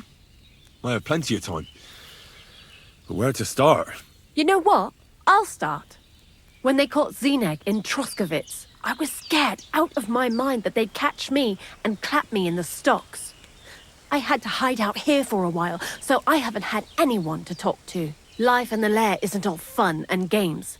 Zenek and all the other mill knuckleheads were never worth much as company. So I'm glad the Millers finally found a normal hand for once. You've got a beautiful dog. What's his name?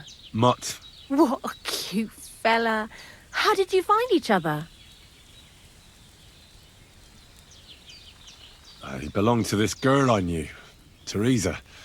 She saved my life in my hometown, Skalitz, when I went to bury my parents. Well, that's what I call an interesting past. I used to have a dog, but I don't anymore. He died. He started getting these lumps all over his body. He stopped eating, just slept all the time. And then, well, what's done is done. And what about you? What kind of family are you from? Also, thieves?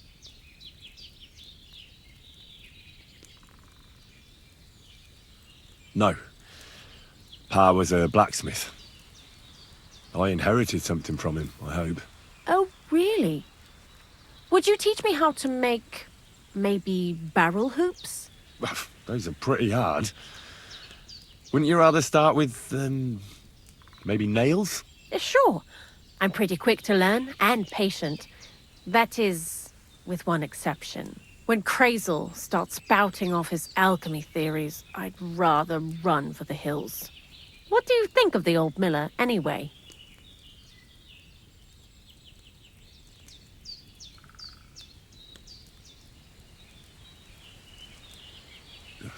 I don't think I've ever met anyone more annoying in my life.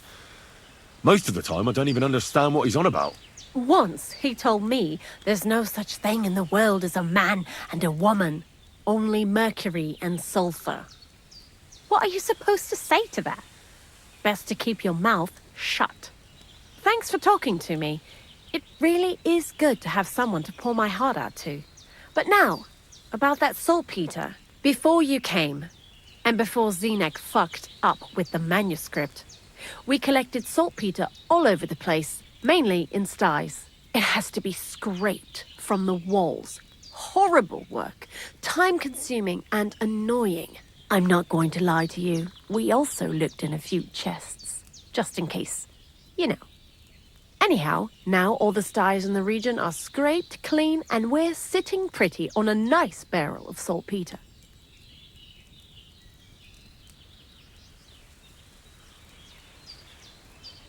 Barrel is quite a lot. For the whole Trotsky region, aye. Unfortunately, Krezyl said we need at least 6 times as much. 6 times? Will one saltpeter pit be enough? I reckon so. There should be as much as Krezyl needs for his masterwork. If you're looking for it, you ought to know how saltpeter forms. Do you have any idea? Certainly. You take a damp wall, like in a sty, you let the water evaporate from it, and you get this salty bloom. That's right.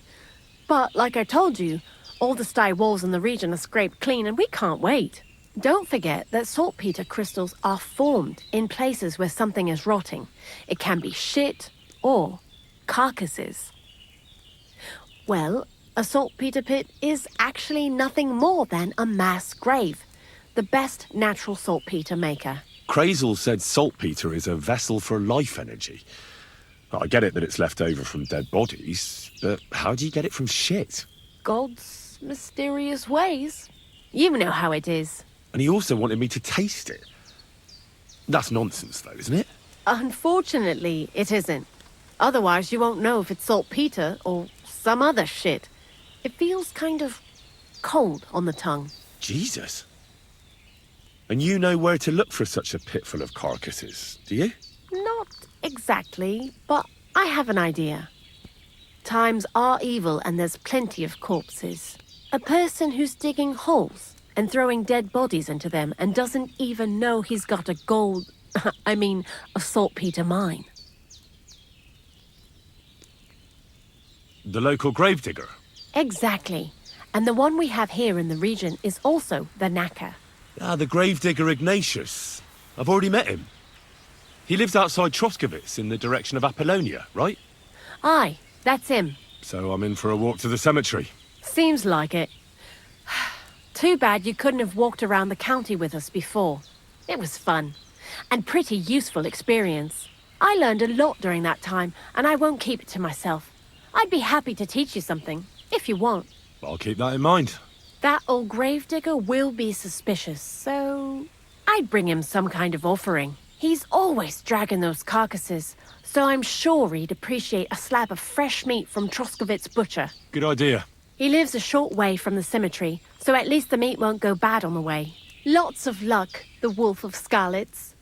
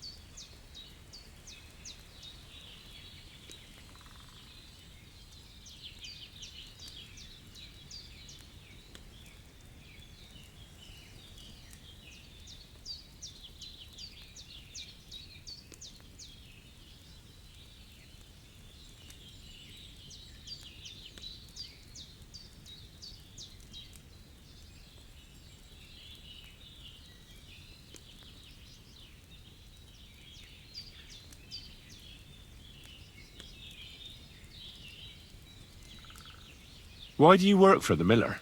Because he pays well, and don't care how much coin I make on the side. You mean by stealing? And he doesn't ask any stupid questions. What did you do before? I got by any way I could. Believe it or not, I started in a convent. You? A nun? Well, why not? I was in the cloisters myself for a while. Oh well, different people have different fates. But we all ended up here anyway, in the armpit of the world. What do you think about Krezyl? You're another one of those that don't know if they should love him or hate him, eh? Krezyl is his own man. Once you learn to get along with him, you can't help but admire him a bit. But sometimes, he's unbearable as soon as he opens his mouth. What do you know about the Troskovitz gravedigger? He's a pretty tough old bird. He follows the rule, I'll treat you the way you treat me. And he appreciates when a fella's direct and open. But I probably wouldn't tell him everything about us. So, Bonnie, the most honest girl I know, sent me. I'd like to see some dead animals as models for painting a church fresco. A scene from the apocalypse. That might be a bit much, but you learn fast. How was the saltpeter collection and tasting again? Sounds pretty disgusting. It wasn't so bad. Xena kept whining about it, but being a saltpeter collector, it has its benefits. When you go and clean someone's sty, they don't pay much attention to you and leave their purses and chests unattended. We made a pretty decent amount on the side. What, by stealing? Confiscating property for the greater glory of God. I hate the term stealing. Just like Krezyl. Tell me something more about Zinnek. He's Andy, that's for sure. But also a bit of a fool. To be honest, I don't care for Krezyl's horseshit most of the time either. I do this job because it's fun, unlike Zinnek. He does everything for his own good, doesn't give a damn about any greater cause or other people. Actually, he really pisses me off with his attitude. And he entertains himself by coming up with the stupidest nicknames for me. Dunga, for instance. What kind of a bloody awful name is Dunga? Oh, lovely. And what does he call himself? Scruffy. Or Jan, Nicholas, Franz, Peter, Jakub. The most bland, everyday names. He tries to be careful, but then he opens his big mouth and fucks it all up, just like in Troskowitz. What is this lair place? Krezyl built a store so all them honest, curious people in the mill, the likes of Hensel, wouldn't have to worry their little heads about what we're doing here. You mean behind that boarded-up door in the cliff? We're definitely not doing anything there right now. Because of the mess in there. I told Zinnek to clean it up. I think he wants to see if the place will get so rotten that saltpeter will bloom on the walls.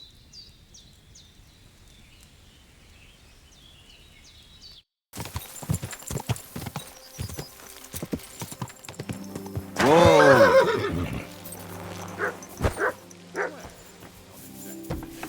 Gods, but it's not too bad. Ignatius, I'm gonna need your help. Of course. How many are there?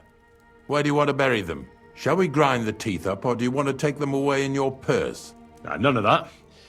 I have a different, slightly unusual request. Bonnie from Lower Semine sent me. We're looking for a saltpeter pit. From Lower Semine? What pit? A saltpeter pit. I ain't never heard of nothing like that. What's it supposed to be? A pit to hell? Nah, it's actually just a pit full of carcasses. These white crystals form on the walls of it. And that's exactly what we're after. Ah, now I get it. You should have said you're looking for the pit I throw carcasses into. What's all this about salty Peter? I'm going to go there anyway, so I'll take you there. Really? That was easier than I thought. Not even a chicken scratches in the dirt without hope of reward, though. You'll help me with something first. I have some collections from some Stratego farmsteads, and I'd be a fool if I didn't use a helping hand.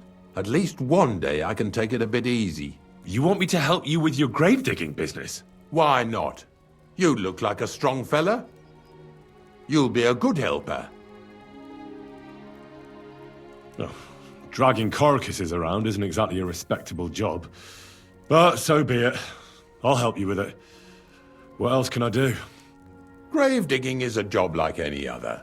Sooner or later, everyone needs our services. And if it wasn't for us knackers, folk would have to deal with their animal carcasses themselves. Of course, I understand. I'm just a little worried about what people will say about me when they see me with you. I wouldn't like to lose the honor I've earned as squire to a nobleman. Don't worry about what people say. They'll only strip you of your honor if you let them. So what then? Shall we take a nice little ride with my boys Snorter and Dragonfly here? Nice and early, at daybreak.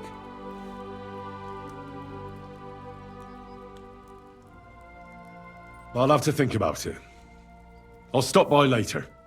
Later? No.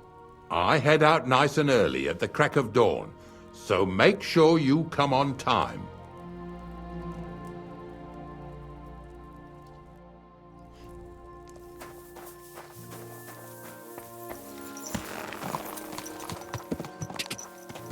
Ka! Oh, I wish you a pleasant morning. I don't know if I'm completely ready for this, but let's get going. The dew is still on the leaves. The roads are clear. You don't need your horse. I'll stable him here. It'll be heaven for him. In any case, Heaven's always close here. Hop on the wagon and Snorter and Dragonfly here will take care of us.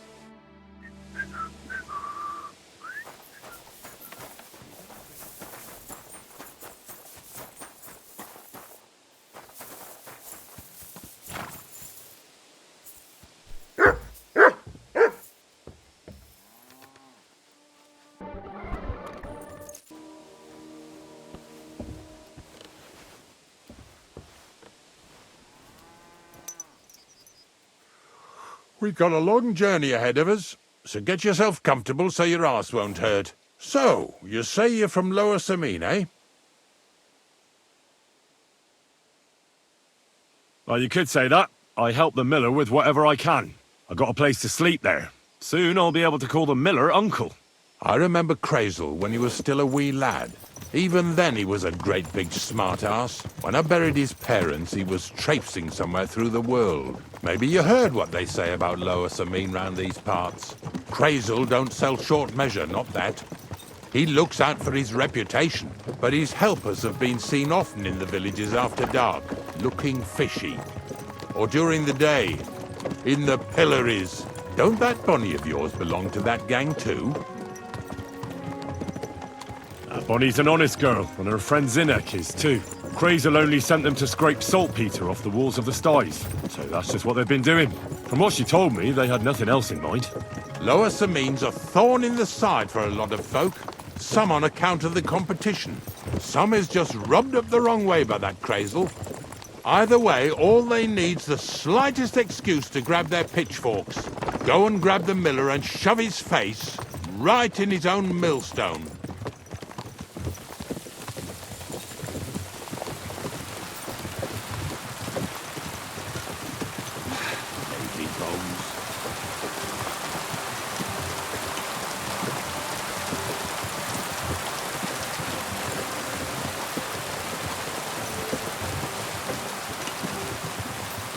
Whoa, boys, whoa!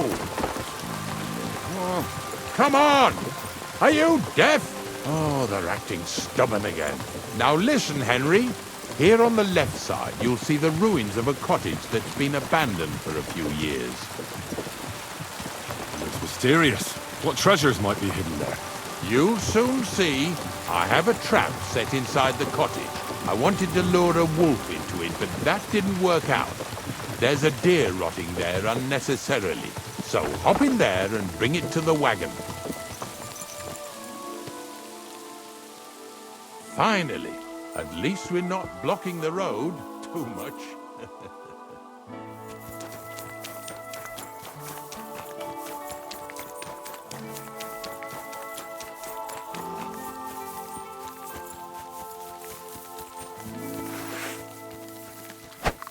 Ah!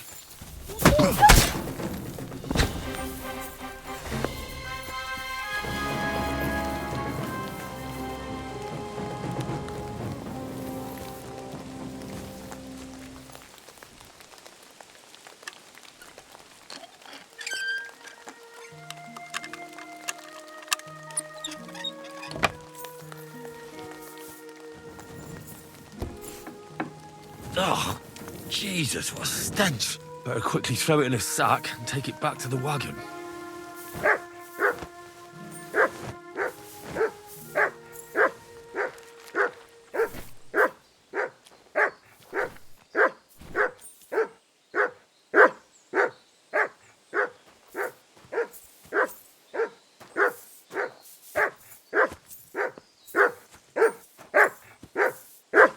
Good dog, Mats. Show me.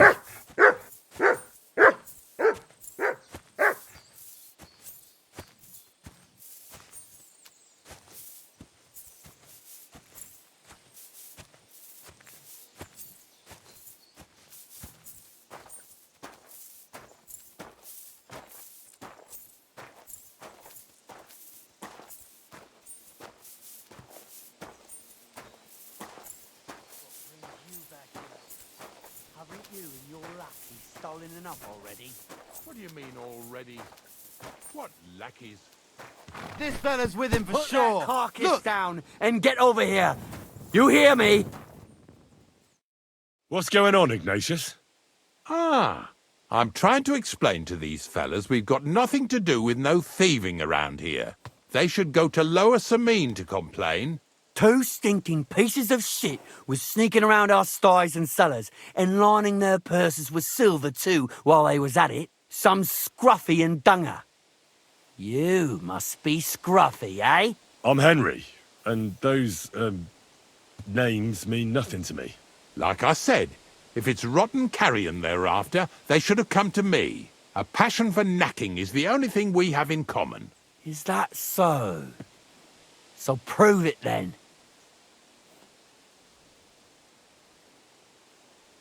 Ignatius is telling the truth. There are all sorts of types causing trouble in these parts. Not just from Lower Samine. Ignatius and I thank you for taking on the job of guarding the roads, making sure that honest, if somewhat grubby tradesmen stay safe. Aye, that's exactly what I'm trying to do. So, thanks. Really good work, lad. Well, time waits for no man. Let's all carry on with our duties, eh? All right, listen. We'll be going then. But if you happen to run into them 2 thieves, you tell us right away. Got it? Of course. You can count on it. Glad to hear it. Let's go, fellas. Maybe... What's next? Are we going? Not much left for us to do here, eh? Hopefully our luck will hold out, and we'll only be breaking the limbs of carcasses today. The next farm's just up ahead. Hop on, and let's go.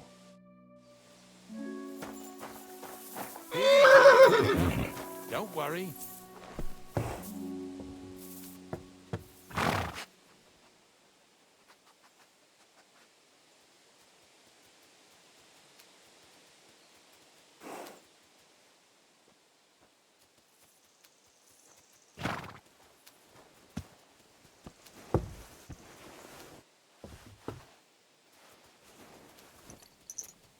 That was just a kind of little favour for me. Now we'll help the locals here in Jda with their carcasses.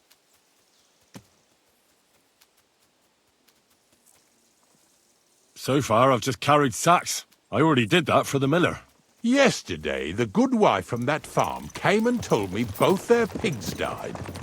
So we'll scoop them up and haul them off. I mean, you'll scoop them up and haul them to my cart. She says it was a curse. There was a flash of lightning, the pigs started trembling, squealing and puking, and then keeled over and dropped dead.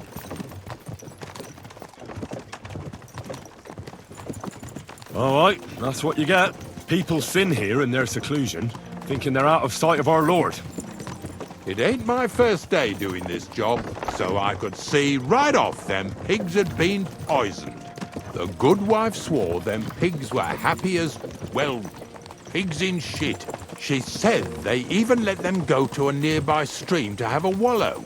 It flows here through the forest on the right. Since we're here, you ought to go and take a look around there. Check how clear that spring really is.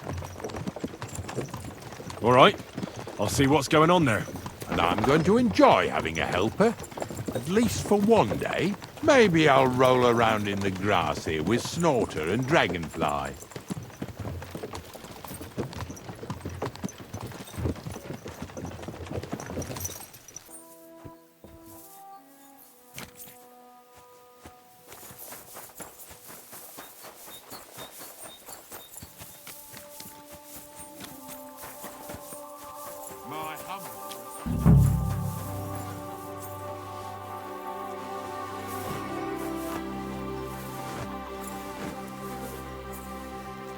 Ew.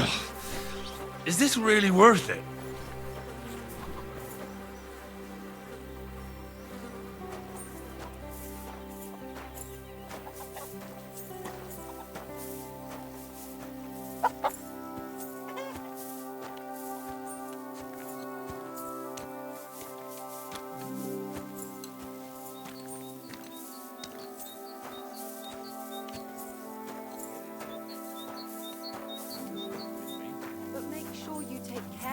Yeah? I can't bear it much longer. You ain't the only one. It's been bothering the Nabokov folks too. That'll all be over today. God don't reward me much, but I'll probably get something from space.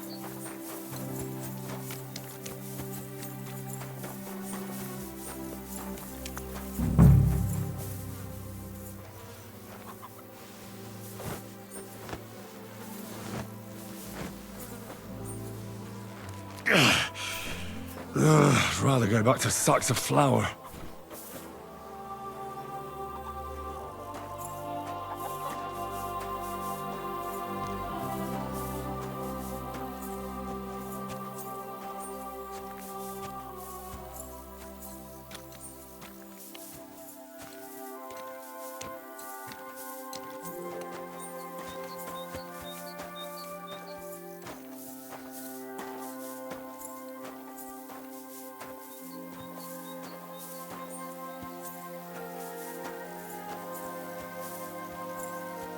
Pigs are heavier than deer, eh? What's next? Are we going?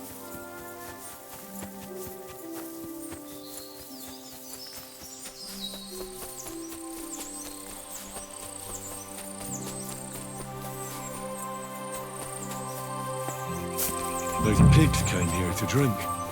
Where to now? I can smell something upstream. Ah, here it is. Wolves must have killed them. They didn't even eat them up. I'll go and tell Ignatius.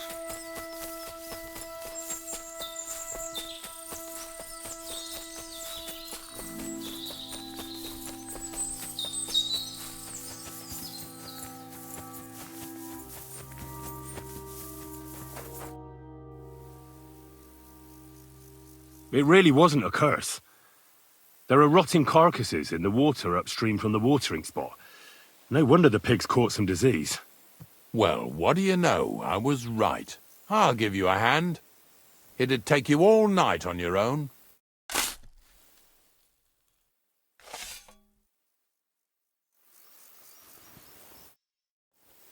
I took care of the carcasses.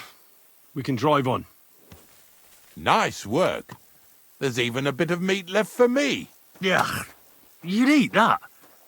They've been lying there God knows how long. But nicely in the cold. There's nothing wrong with it.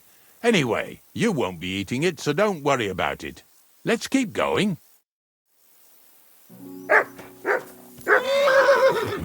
Seeing as how you don't obey me, you're surely horsing around today.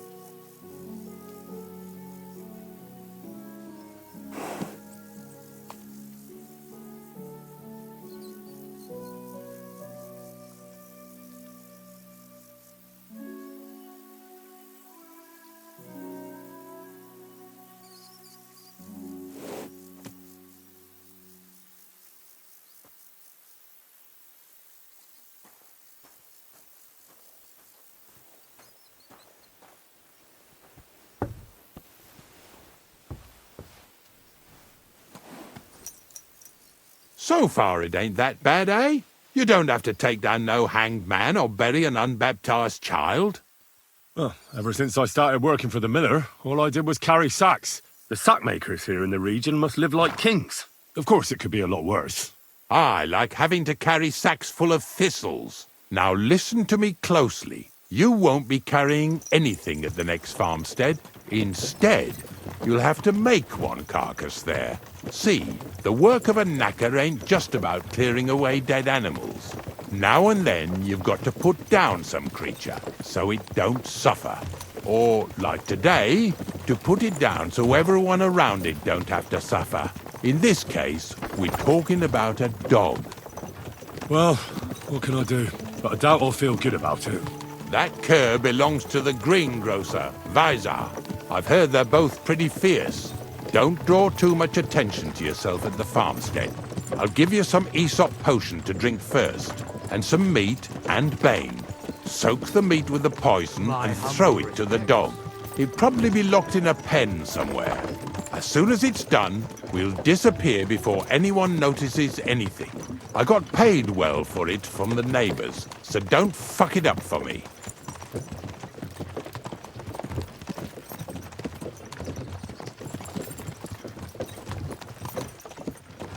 Yeah! Yeah!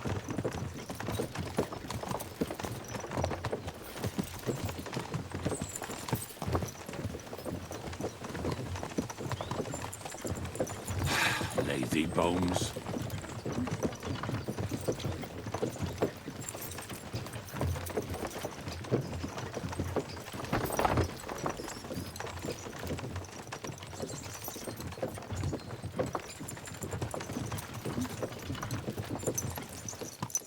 Yeah!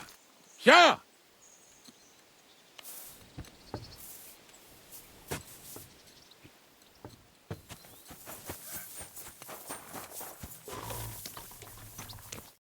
The Lord be with you. I've heard you have some rabid dog that's causing problems in the area. It's not our dog. It's Vaisar's dog. Oh, they say he's quite a beast. We're supposed to say he's a good dog that never runs off anywhere, because he's locked up in a shed behind the barn, right? That makes sense. Well, it sounds more like he's there as a punishment. Sorry, I have work to do. Take care now. How are you getting on? God be with you, sir. I've heard you have a dog that's raising Cain around here. If he's caused you any damage, take it up with Vaisar. I'm just curious what kind of dog it is. Well, if he ran away, no one would shed a tear, that's for sure. But he'll kick the bucket sooner or later, the way Vaisar trains him. Does he torment him? You said it, not me. And stop distracting me. I need to get back to work. Yeah, my friend. Backwater.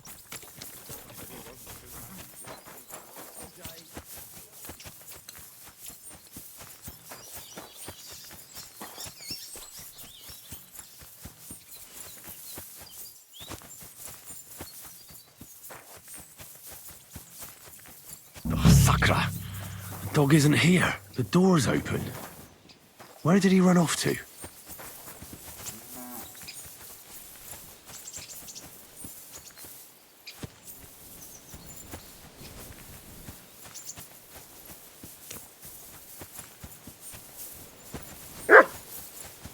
Barking?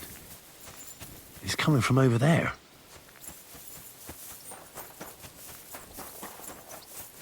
Where'd you come from? Bonnie? What are you doing here? What are you doing here? The gravedigger wants me to poison that dog. Jesus! And are you going to do it? Well, what else can I do? You're the one who sent me to Ignatius. You just tactfully neglected to mention that when you and Zinnek were acting as his hands, you robbed half the houses in the county. Shit. It's all gone sour. This is all I have left to do before he takes me to the saltpeter pit. And couldn't you find the pit without that? Just take a look at that poor creature. I'd like to keep him in place of my poor dead sniffer. You surely know how to pick him. Your poor creature is terrorizing the whole area. It's not the animal's fault. When Zinnek and I were here last, I saw how old Vaisaric treats him. He doesn't give him food, he abuses him. With a master like that, he won't last long. You wouldn't kill a dumb creature just because its master is a sick horsen, would you? Well, you don't have to convince me. Ever since the gravedigger told me to do it, I've been trying to figure out how to save that dog. If you want to take him, I won't stop you.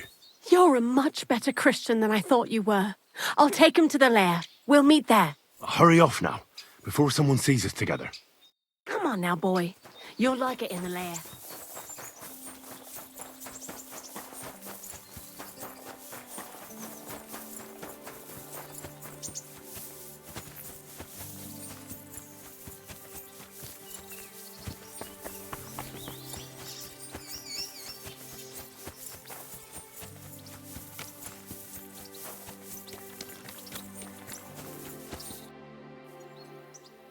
It's taken care of. Taken care of? What do you mean? The dog is dead. So, can we go to the pit now? Dead, eh?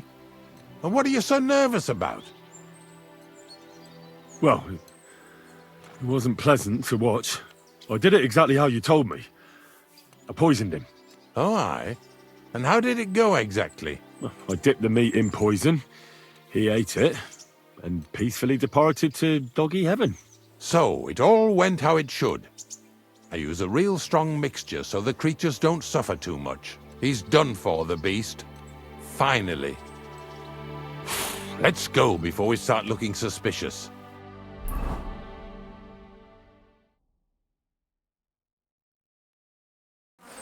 So this is it. This is the pit. Slowly, boy. Slowly. Have a bit of respect. Death always deserves respect, whether it's people or animals. I was expecting some huge hole in the ground. This is just some hollow. 3 piles of earth and that's it. 3 huge piles, you mean to say? True, it used to be one big pit. But then I found out when you pile up carcasses in smaller pits and throw some wet hay between them, it all rots better. And the better it rots, the more niter you'll have. Are you going to take some right away? I won't. I'll just tell Krezyl where you have it. I don't know if he'll take something away. Maybe he'll just make his own pit according to your design. Now that would be a great honor. Well, I reckon I'm delaying the inevitable. I'll still have to taste it. You're going to taste it? It's the only way I can be certain it really is saltpeter. God's nails. And they say I'm disgusting. Wait a moment. I've got a reward for you. Just so's you don't think old Ignatius and his even older nags is ungrateful riffraff. Take it as a thanks for your help. Maybe you'll take over my trade one day when I'm pushing up daisies myself. Who knows? Maybe that'll really be my fate. I'll live at the cemetery, build piles of carcasses, and eat bread with saltpeter. Here's something that'll definitely come in handy if you ever need to go through all this again. Either with me or somewhere else. Thanks. Oh. You silly doggy. God bless you, sir. I found the place where we can harvest saltpeter. You just head out of Troskovitz towards Apollonia, carry on alongside the road, then head off it at the right spot. Only it's not a pit, it's 3 piles of earth. The gravedigger Ignatius drove me there himself. And is it the real stuff? Did you taste it? Yeah. And I hope I never have to do that again. Ugh. I think the experience has changed me forever. Oh, come on. You whine more than Zinnik. It's just commonplace salt. Greetings, neighbor. I was hoping it'd be closer. To go all the way to Apollonia. If I send 2 wagons, that should be enough. What should I do? That means I could mix a barrel and a half. Krezyl, focus. What else do you need from me? Oh, sorry. What were you asking? About a reward? It's right here. Thanks. How's it going with the golem? Well, the whole thing is really appealing to a scholar of my field of interest and important for humanity. But certain circumstances have emerged which, unfortunately, move its creation somewhere further into the future. Wait, what do you mean? So there won't be any golem? Not for now. What about all the niter? The life essence? I admitted to myself it's maybe too much to take on, and I decided to go back to my roots. So the search for saltpeter was for nothing? Not at all. The saltpeter will help us create primordial matter. The origin. Chaos.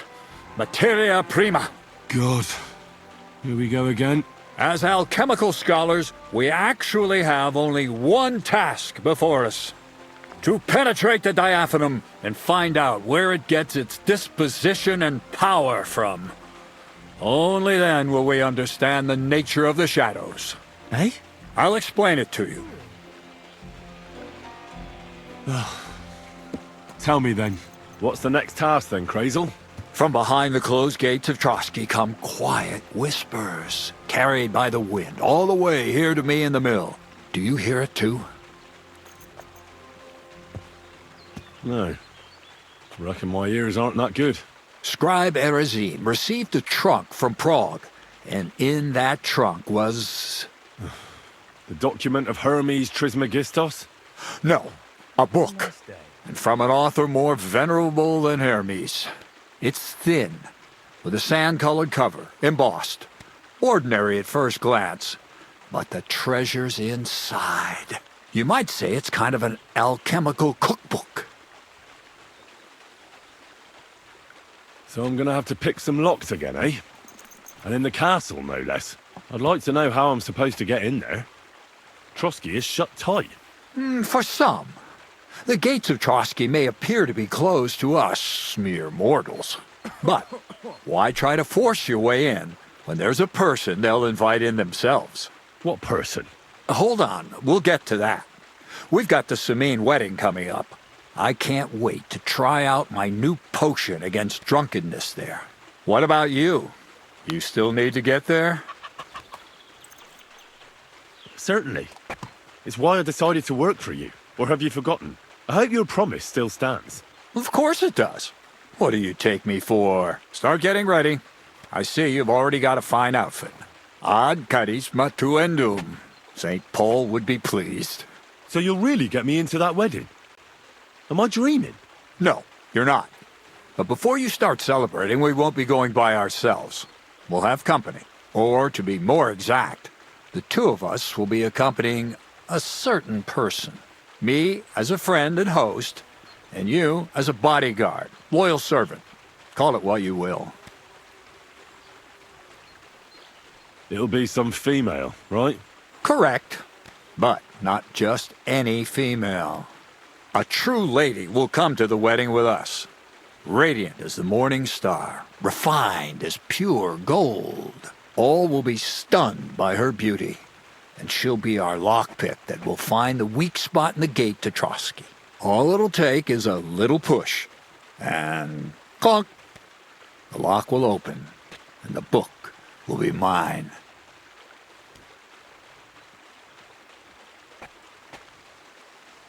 Similes, word games. I'll never get a straight answer out of you. The castle's weak spot is Chamberlain Ulrich, because he himself has a weakness for women. Of all the single damsels at the wedding, ours will be the most charming and irresistible for him. Noble or not, he's a mortal man, and he'll start to think with his male member. We will watch as he becomes feverish with lust. Soon he'll be begging to take our companion to Trotsky. He'll pretend his motives are pure, so she'll be more comfortable. And when the Chamberlain becomes insistent, you, as her personal bodyguard, will accept his offer. Naturally, you'll say you won't leave her side so you can defend her honor. Once in Trotsky, Ulrich will do everything to get you to leave him alone with her. And that will be your chance.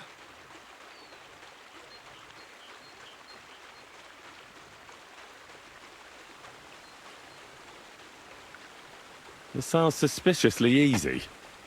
What's the catch? I admit there's a certain element here that makes everything more complicated. First, we have to find our gracious lady.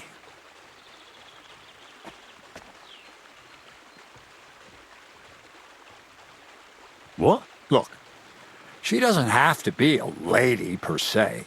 We just need a wench with a pretty face. We'll get her a nice dress, some perfume. She doesn't even have to speak. We'll do the talking. Could Bonnie do it? She could. The only hitch is everyone and his dog knows her face. Nobody with any sense would let her into the Samine wedding.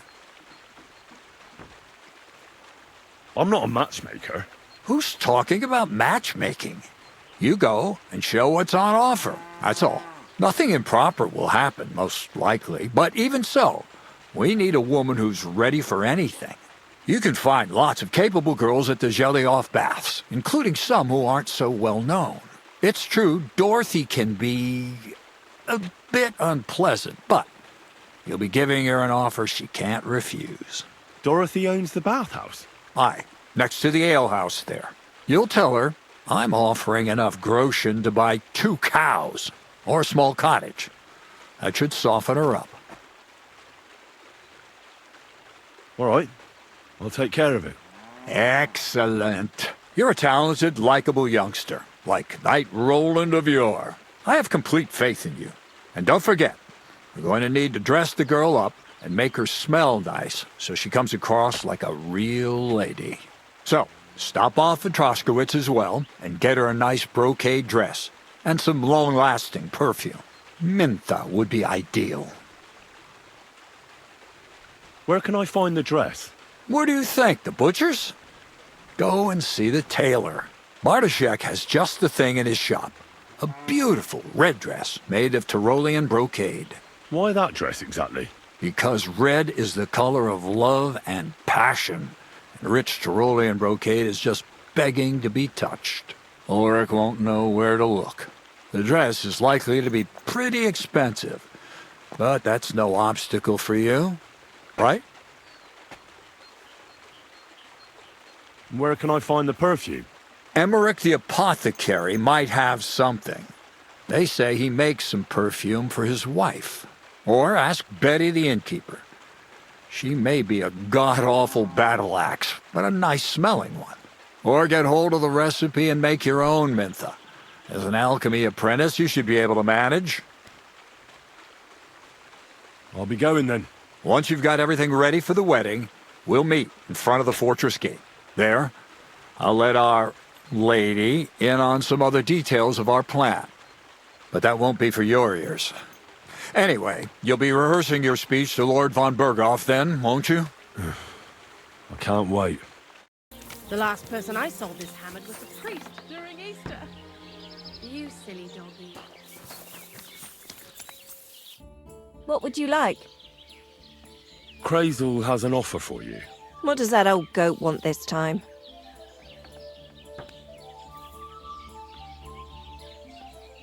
He's looking for a girl to pose as a lady. A lady? You mean a noblewoman? Something like that. Well, I don't know if any of my girls could pull it off. They can't even eat like a noble with cutlery. That won't be a problem. She won't even have to say much. Why does he need one? Not for himself, I hope. No. He wants her to turn the Chamberlain's head. Ah, so she's supposed to end up with Ulrich, is that it? How much is he offering?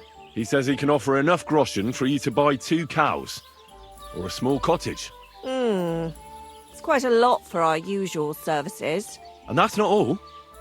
Your girl will also get a beautiful red dress made of Tyrolean brocade and a perfume called Minta. Nobody will be able to resist her. I've already got everything. Just say the word. That sounds nice and all. But that ain't nearly enough for certain services. I don't understand. An offer like that? What's the problem? You know what? I'm tired of this. Let's go and see what the girls have to say. They'll tell you about what they've been through with the Master Chamberlain. Girls, come here. Right, girls. We have a messenger here from Goodman Krezyl. Tell us what you wanted to ask.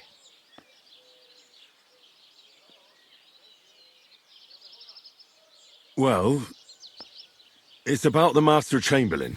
He's looking for a girl for the Semine wedding. God, anything but that. Dorothy, I actually have a lot of work to do, and... Well, who wants to go first?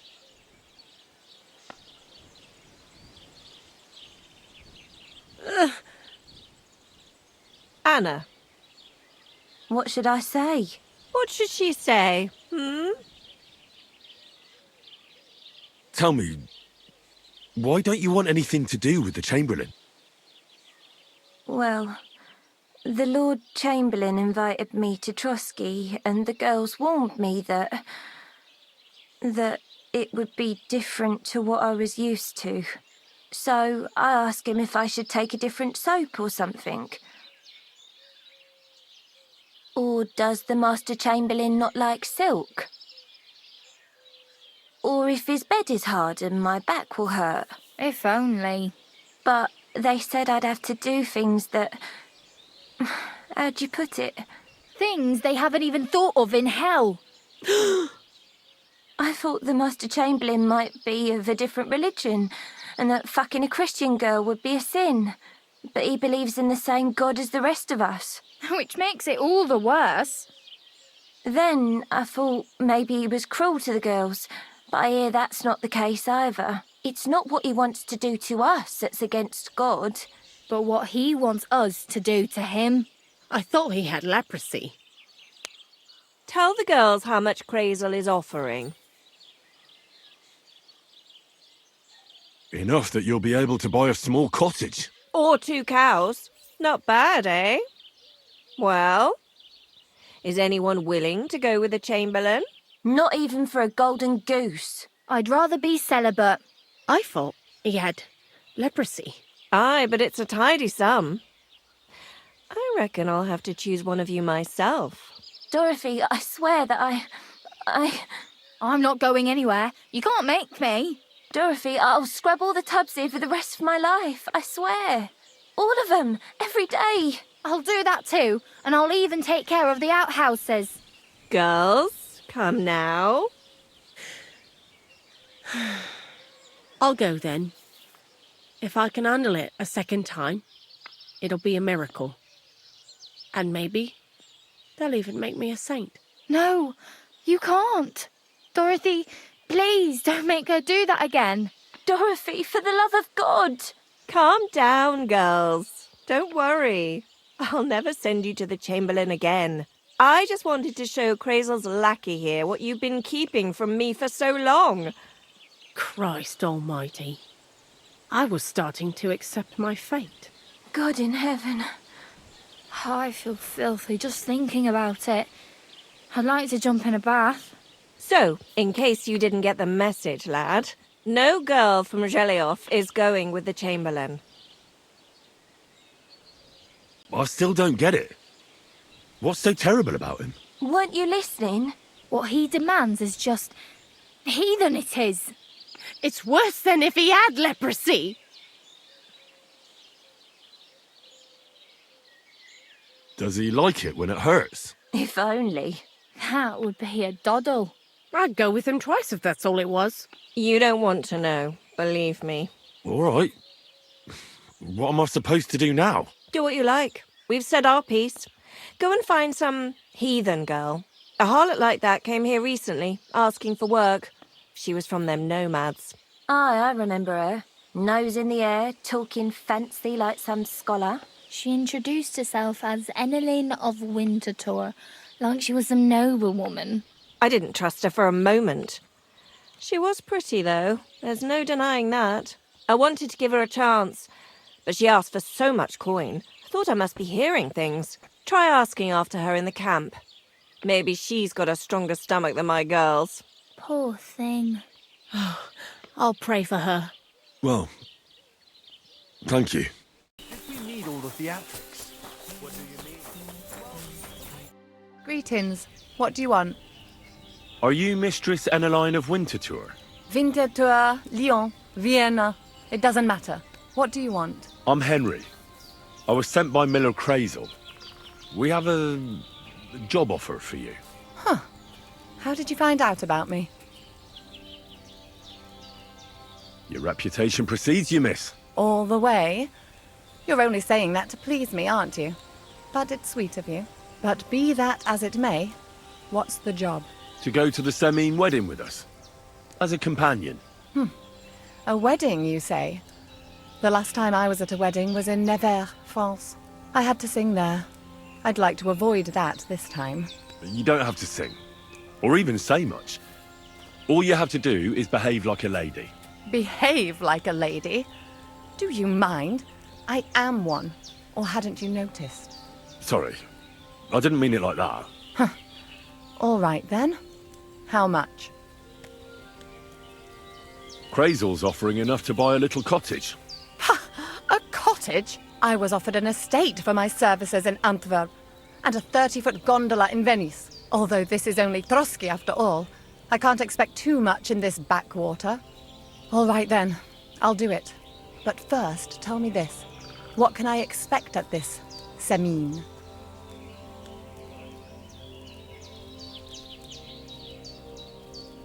Instead of singing, you'll be able to dance. Lovely. And what else?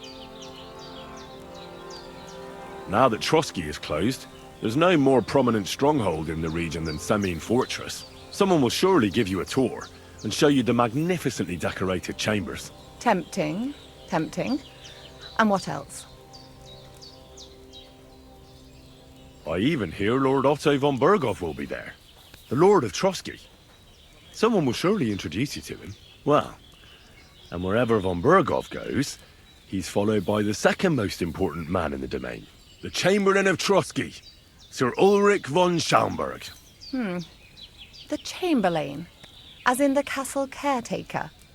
I'm not interested in some little clerk. You should be. He's the one Krezyl wants you to pay attention to at the wedding. Pay attention? How? So you two can... How can I put it? You know, get friendly. Intimate. In a romantic way, if you get me. I beg your pardon? Do you take me for some cheap whore? A harem girl? A brothel wench? A bathhouse hussy? I'm sorry, but... Silence! I am an Elaine, a companion, a courtesan. I am courted by gentlemen vying for my favor. I have been a concubine in Krakow, a mistress in Venice, and a gentleman's companion in Basel. My name is known in Brandenburg, Marseille, and Malopolska. I have fulfilled the wildest wishes of the most important commanders of Sigismund's army. Until he stopped paying, the ginger bastard, I'll do my work the way I see fit. Got that? All right. Got it. I should hope so. So, to the point. What do you want from the Chamberlain? Krezyl will tell you himself. Before we go to the wedding. You men and your secrets. All right then. I'll wait for Krezyl. But why not? I expect it won't be anything too complicated. And the coin is certainly worth it. Not so fast. It won't be that easy with the Chamberlain. Why do you think that? Just so you know, Krezyl originally wanted to take a bath wench to the wedding. But the girls said they didn't want anything to do with him because of his... special tastes. I asked them what's behind it, and, well... Some wanted to vomit after meeting him. Others said they started considering the convent. Poor girls. Here in the arse end of the world, girls are no doubt used to just lying on their backs and staring up at the ceiling. Well, it seems it's not about what Chamberlain Schaumburg did to them, but what he wanted them to do to him. I knew a Schaumburg from Nuremberg, and he was a hermaphrodite. He had both, things. A respected person, a member of the town council. It can catch you off guard, because you don't know what you're getting into.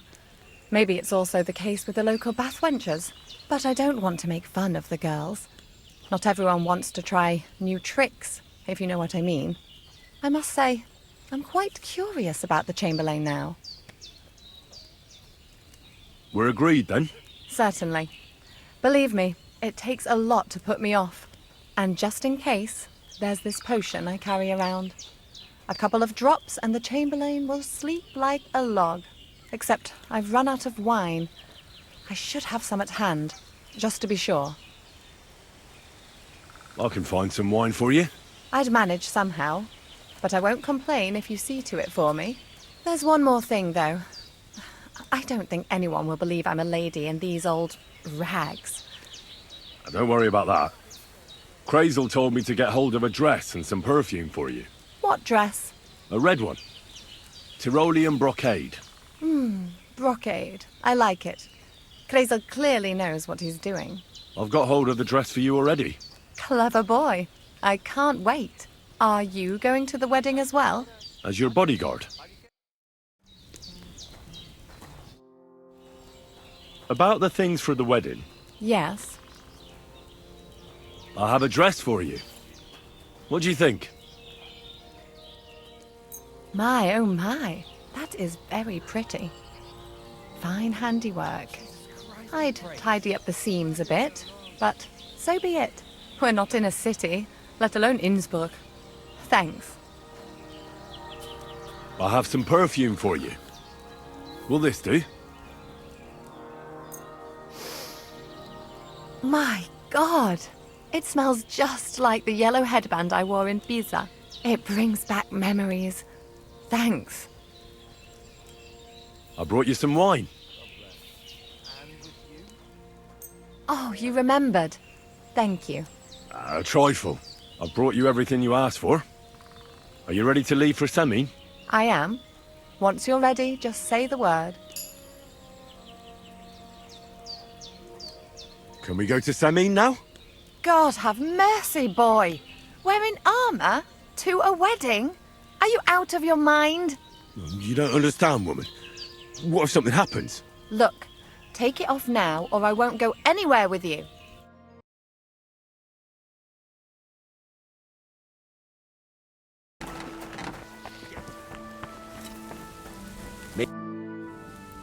Can we go to Semin now? I see you're already dressed to the nines. Looking like you do, you'll have the girls swarming all over you. Good to hear. Should we go? Hold your horses for a while, Henry. I need to wash and change too, and then we can go. Welcome, blacksmith. We were beginning to worry. I bet you were.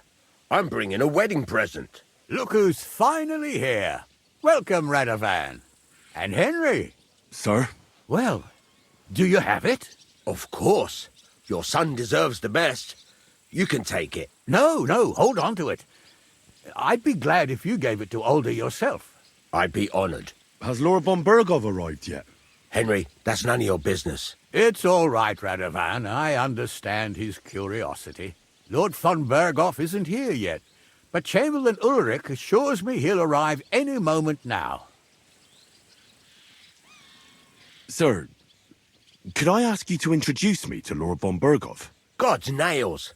I'm sure his lordship will have nothing better to do than talking to my apprentice. We'll see, Henry. Now, unfortunately, I have other things to attend to. What are those beggars still doing by the gate? I thought I made it clear I wanted them gone, didn't I? I drove them off, but they came back. They just won't take no for an answer. At least close the gate for now so the guests don't see them. They must be gone before Sir Otto arrives. Do you understand? Oh dear. You seem rather worried. Would it have to do with your guest of honour? I'm afraid of it ending up in disgrace. I wouldn't want Sir Otto to take offence and leave before he gives Older his blessing. Is there anything I can do to help? No, Henry. It's nice of you to offer your help, but I can't ask that of you. What kind of host would that make me? Don't worry about it, sir. Since Henry is volunteering, why not take up his offer? If he proves himself, you can introduce him to Lord van Bergov as a reward, if that's what he wants. I promise I won't bring shame to you. Oh, we'll see. I've got to make some arrangements with the cook, but come and see me later. In the meantime, you can introduce yourself to the bailiff's son, Svatopluk, over there. You're the same age, so I think you'll get along just fine. That's right, Henry. Svatja. He's fun to be around. God's nails, I bet he'll show you the prettiest girls around. There's plenty of other entertainment, too. Bailiff Thrush is holding a dice tournament, and Captain Gnarly a dueling contest. In short, a proper wedding. Eat and drink to your heart's content. Rejoice. It's a big day for Samin. One more thing, sir. What else? Did I forget something? They're, weapons. Yes, of course. Please leave your weapons with Tuma. You surely understand, it's for security. All our weapons? Well, the wedding present is an exception, of course. Keep it safe, Radovan. Please, a few scraps of food. Help the hungry. Look who's here. Welcome, Well, look who's here. Good to see you, Henry.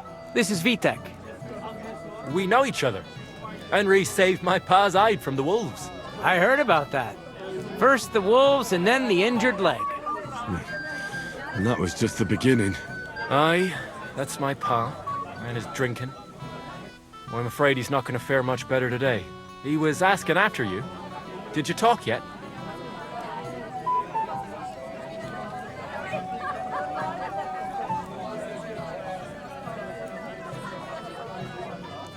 Not yet. If you want to talk to him, you'd better hurry up. Knowing him, he'll be sloshed in no time. Quiet, you two. Sakura. Now I don't know what he said to her. Christ.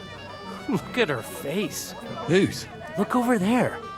That pretty girl and the sad sack trying to impress her.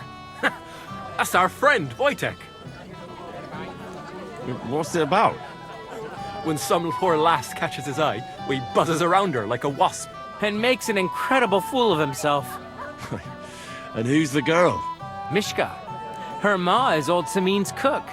That asshole Wojtek thinks he's going to win her over with some idiotic verse.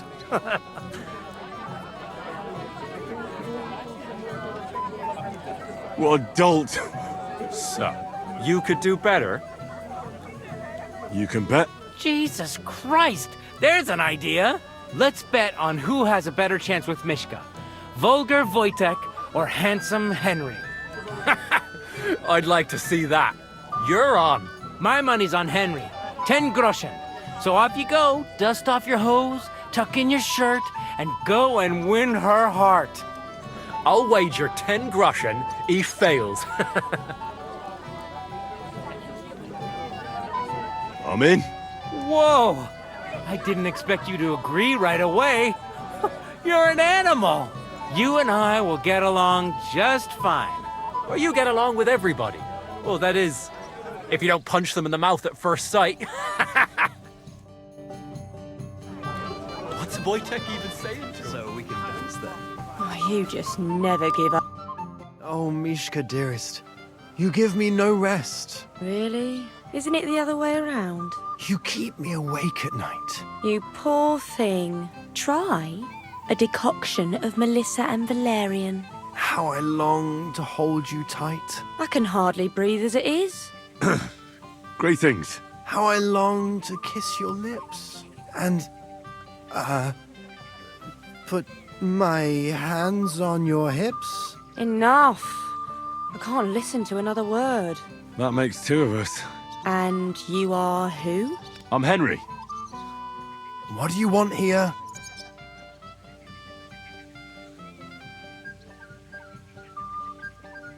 To make the acquaintance of the young damsel. If she's willing, of course. She's not willing, and she has no interest in your nonsense. The damsel has a voice and a name. And may I know it? Or is that impertinent? Mishka. Now look here. Anything wrong? I spoke to her first. Are we on the marketplace here? You think you can amuse Mishka more? That's a joke. Look, Wojtek. Why don't we just leave Mishka alone, eh? She's not interested in our buffoonery anyway. What buffoonery? It was you who interrupted us. He interrupted you. More like he rescued me. But I thought you liked it. Well, do you know what it means to think? I don't understand this at all. But girls like poems. All of them. Ma said so. Recite to your ma, then. And give her my greetings. But... Sorry I didn't realise right away. Better late than never. Wojtek still hasn't figured it out, though. But... Hey, come along with me, Henry. Fucking hell. See what you did? Mishka would be mine if it wasn't for your meddling.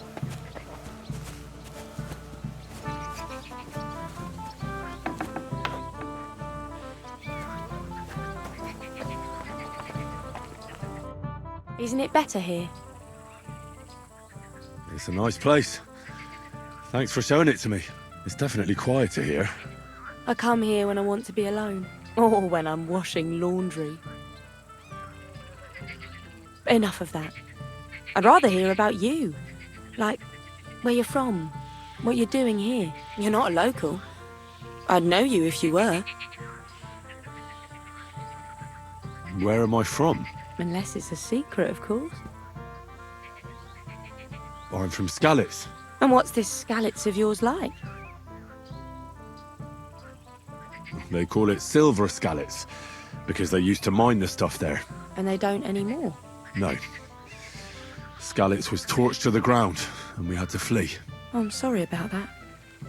I didn't want to bring up sad memories. Wouldn't you like to dance? It'll take your mind off things. Gladly. May I have the honour? And do you know how? Or will you stamp on my slippers? You better believe I know how. We'll see about that.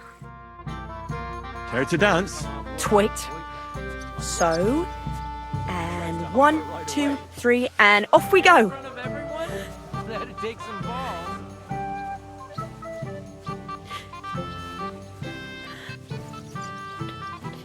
See? You're doing pretty good. I'm a natural. Don't get so cocky.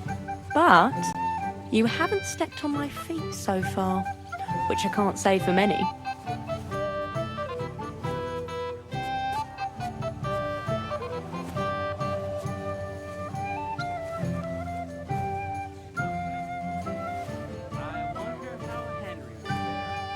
hope he's got something up his sleeve. He can't possibly come off worse than would Unless he tries to hump her right away. Thanks, Henry. I enjoyed the dance.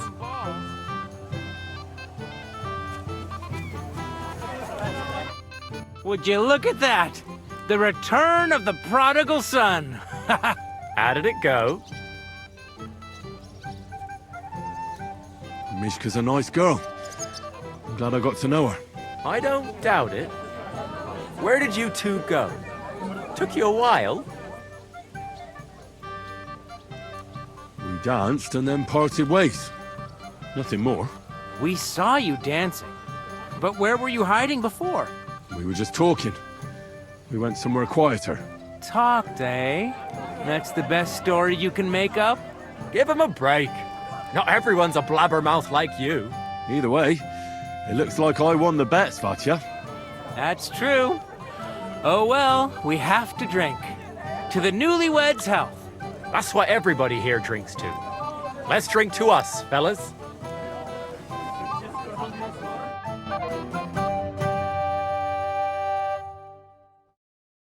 I should go and see Lord Semi. He looked worried, and I promised I'd help him. He'll introduce me to Lord von Berghoff in return. Hey, Henry! How are you, pal? I see you didn't waste any time, gamekeeper. I know! For Christ's sake, what have I done? What's my wife gonna say? I really want to stay away from the booze, but I can't do it alone. I know! Supposing you keep an eye on me, Henry. What? Mind you? It's easy. Just don't let me drink. I'd say it's a little late for that, isn't it? All right. So just don't let me end up under the table. If you see me with a drink in my hand, stop me from drinking it, Henry. Do you understand? Never mind. This is a nice All right then. There's nothing else for it. I meant to say... I'll see what I can do. You're made of gold. I'll never forget this. Sure. Hand me what you're drinking right now, then. I'm starting to regret this. Yeah. Wasn't too hard, was it? Never seen you before. Where are you? Well. Who do we have here? What are you doing here? I'm working at our task. What else? But how did you get in? What's it to you? Mind your own business.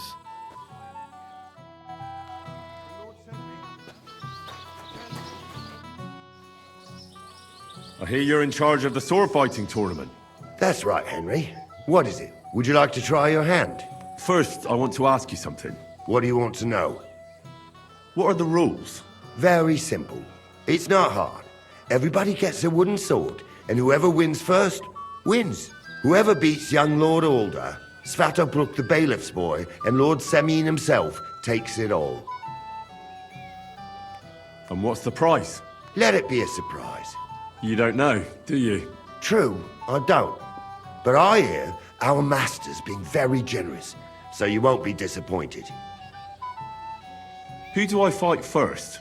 Young Lord Alder's waiting for you. The groom? Aye, him. Don't you dare wound him, Henry. I'll be happy to take part. All right. Then go and challenge our young lord to a duel.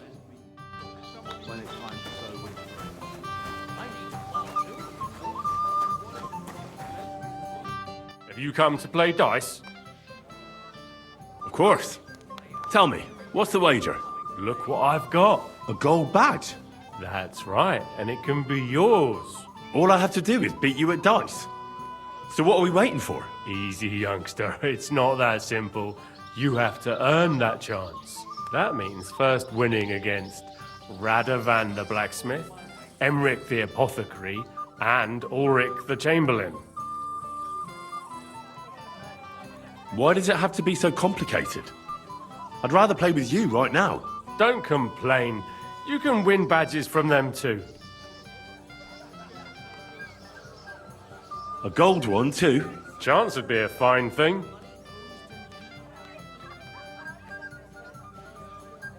So what are the rules? It's no big deal. You're not betting any money. If you win, you get a tin badge from each of them. And if you lose, you drink. How many times can I challenge them? As many times as you want, as long as you can stay on your feet. I really like that. Of course, you might regret it in the morning. Nah, to hell with that, bailiff. A person makes his own luck. All right, I'll see you soon. In the meantime, you can polish that badge up nicely for me. Someone's feeling lucky.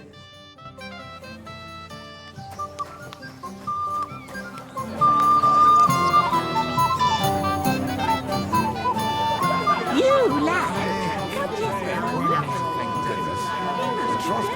I'm more worried about losing it.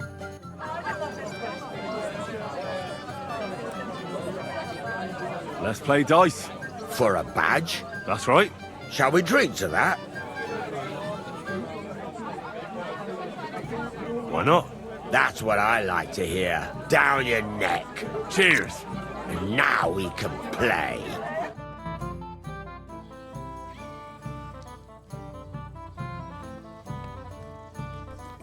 If I know my luck, things will start going. We'll see whose side luck is on today.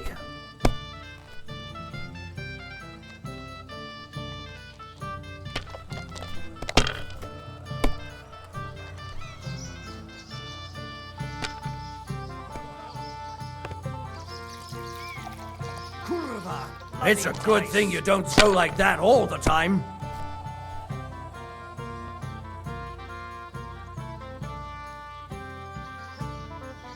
Damn it, I'm so... Damn! On your first turn! Lucky bastard. No luck. It's pure skill. Bollocks. Just take your badge and go.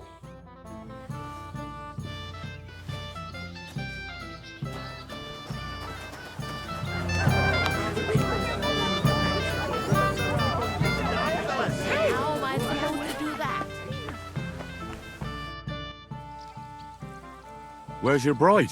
She hasn't arrived yet. She'd be here already if Sir Otto didn't keep us waiting. If it were up to me, I'd start without him. But Father won't hear of it.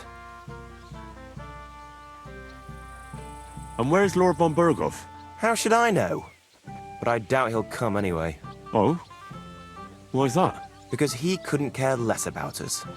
Father is really naive to think he does. Are you looking forward to being married? Yes. Yes, I'm very fond of Agnes. But as a wise man once said, 2 things are needed for a perfect marriage. The husband must be deaf, and the wife blind. Yes, we'll see. Shall we have a toast? To you and your betrothed? I shouldn't. The ceremony is still to come. Soon, I hope. Sir, I'd like to challenge you to a duel. God knows I'll gladly accept your challenge. Are you mad? Nice fight, Henry. It's been a long time since I've seen our young lord beaten. Thank you, Captain. What now? The bailiff's son's next. All you need to do is challenge him. What can you tell me about him? About Svatya? Hard to say. I don't really know him that well. But he can probably handle a sword, seeing as how he signed up for it of his own accord. Unlike our young lord, who was ordered to do it. I understand. I'll go and challenge him.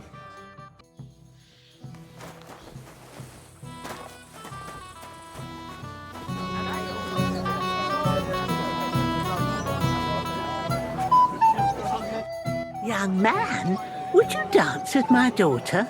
No one has asked her for a dance yet, and Dubrovka is sad about it, even though she's such a pretty girl. Why isn't anyone dancing with her? She's so shy.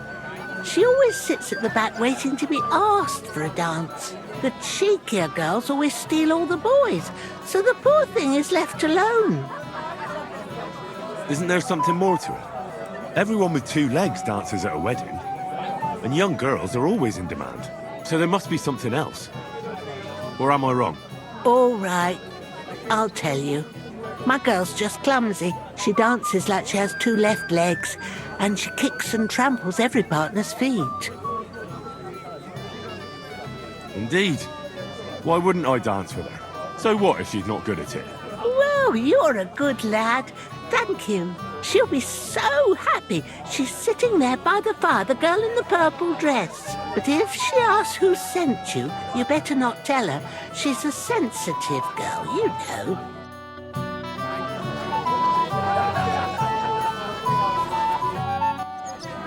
How are you? I'm Henry.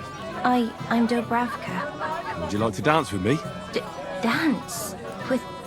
With you? I don't know. There's so many people. Oh, come on. We're at a wedding. It's a time to celebrate and rejoice. Where else would you dance till your shoes fall apart? You're not going to just sit in the corner. Come on, don't make me beg. Well, all right, let's go.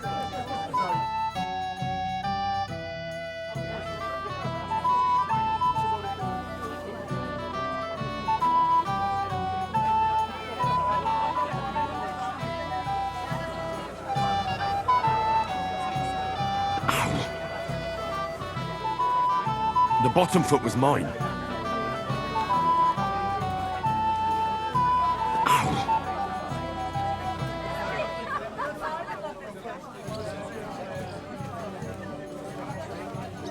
How much longer?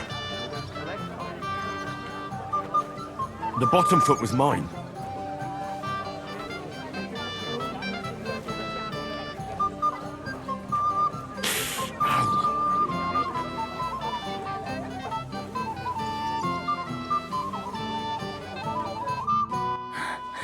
Oh, that was beautiful. I haven't danced like this in a long time.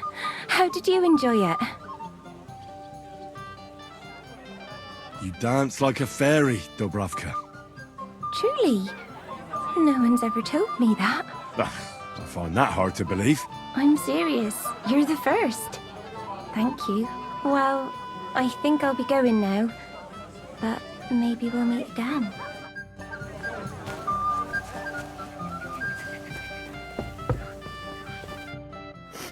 Yes? What is it you want? Where are you staring off to so sadly? Takeoff is somewhere over there. And my sweetheart, Henny... He can't be here with me because I'm told he's not good enough for me. I know it's Agnes's wedding. But it still makes me sad. But why am I pouring out my heart to you? Sorry. Maybe a little drink would help. I'd rather not. But it's kind of you.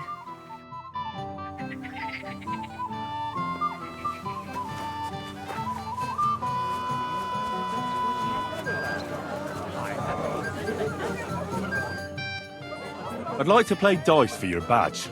Sorry to disappoint you. I don't have it anymore. Someone won it from you? No, it's not that. I must have lost it somewhere. What now? Nothing. Tell Drush when you get to him and the others. Tschüss, mein Freund. Talk to him. I'm here to help you, sir. I said you didn't have to. Well, I made a promise. Is this about the beggars by the gate? That too, but I'm more worried about my wayward relatives and their insatiable thirst. You mean Yurko and the Moravians? Oh, what did I do to deserve a nephew like him? I'll try to keep an eye on them.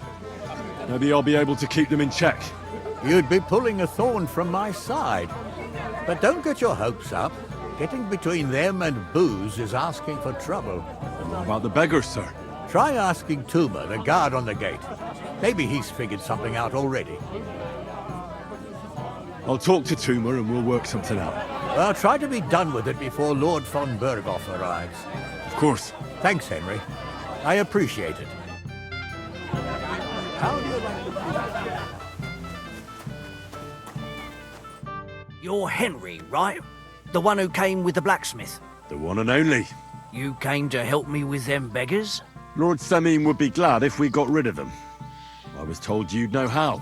It doesn't take a scholar to figure out. They came for alms, that's all. If they get some food, they'll be on their way. Oh, there's plenty of food here. So what's the problem? There's plenty of food on the tables, that's true.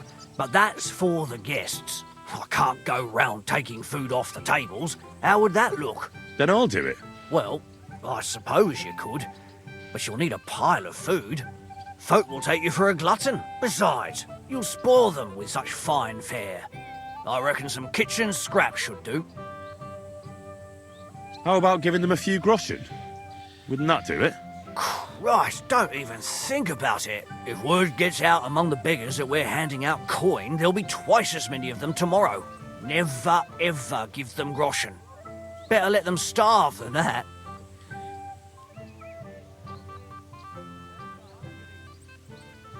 So what kind of food do you think we should give them? If it was up to me, I'd give them scraps from the kitchen. But the cook keeps saying there's no scraps. Says she uses it all for soup and gruel. She put the scraps away in the pantry and won't let anyone in there. Isn't there any way I could reason with her? That's not going to be easy. She's got one hell of a mouth. I think even old Semine's afraid of her. He put her in charge of the feast, and now they're fighting over every single groschen. The wedding already cost him a fortune.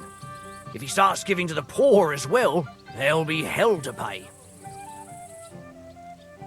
Where's the pantry? Right behind the kitchen. But like I said, the cook won't let anyone in. I reckon the cook will be in the kitchen, eh? Where else? And she never takes her eyes off the pantry door. Have you tried just asking her? Why would I do that? I'm telling you, it's no use. How can you be so sure? Maybe she'll be reasonable in the end. She was with her daughter. Try it then. I'll try talking to her. Are you drunk? Not drunk enough for a wedding feast. God, this will be a fuck-up. Well, if I can't reason with the cook, I can always try sneaking into the pantry. Well, if you do, just make sure she doesn't catch you. Did you notice if she ever leaves the kitchen? I've seen her go and gather herbs, or put more food on the tables from time to time. But someone would have to eat it all first. Good to hear. I'm starving. Then I wish you a hearty appetite. All right. All right. I'll see what I can do. Good luck, Henry.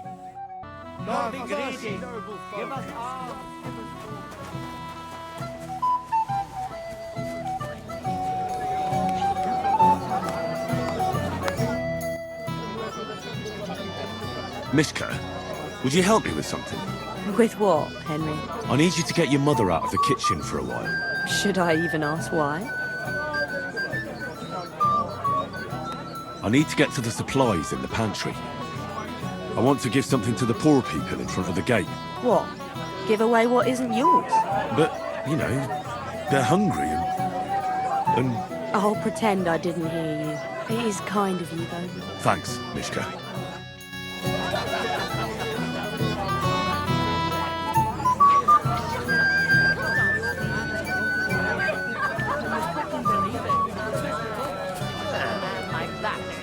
What do you mean?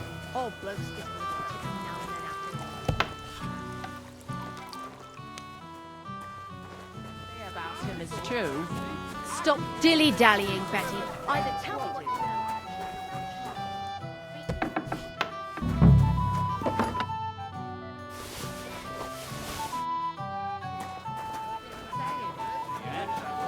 No, we're back to show if you were.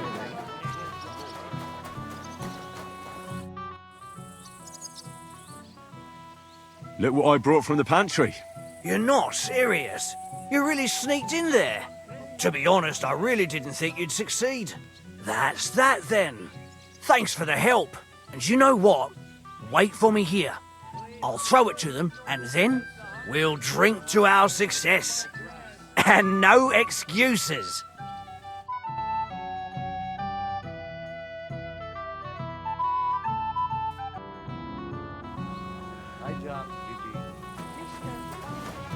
Don't be silly.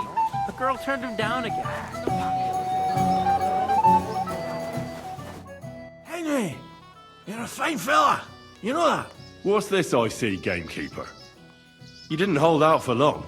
But, it wasn't me. My old Samin twisted my arm. I couldn't say no to him, could I? None of that. You asked me to watch you. Damn it, you're bloody strict. Well, what can I do? Here you go. See how easy that was?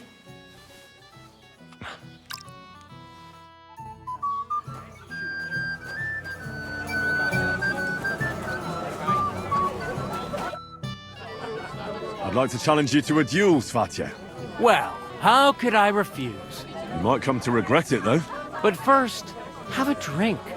It'll numb the pain so you don't start squealing after the first hit. Don't hurt him! Nice work, Henry. He wasn't an easy opponent. I never thought the bailiff's boy would be able to swing a sword like that. Yeah, you're right. He has nothing to be ashamed of. Mutual respect. That's how it should be. Who am I going to face next? If you dare, the Old Lord will be the last challenger. What can you tell me about your lord, Gnarly? What can I tell you?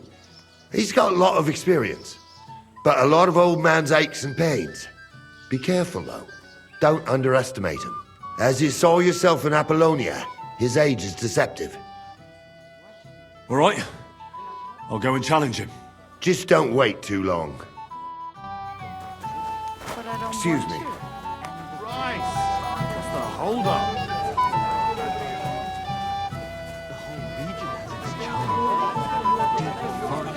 You're not going to argue. The beggars are gone. They won't embarrass you anymore. Well, I'm happy to hear that. I just hope Cook doesn't give me a hard time about it.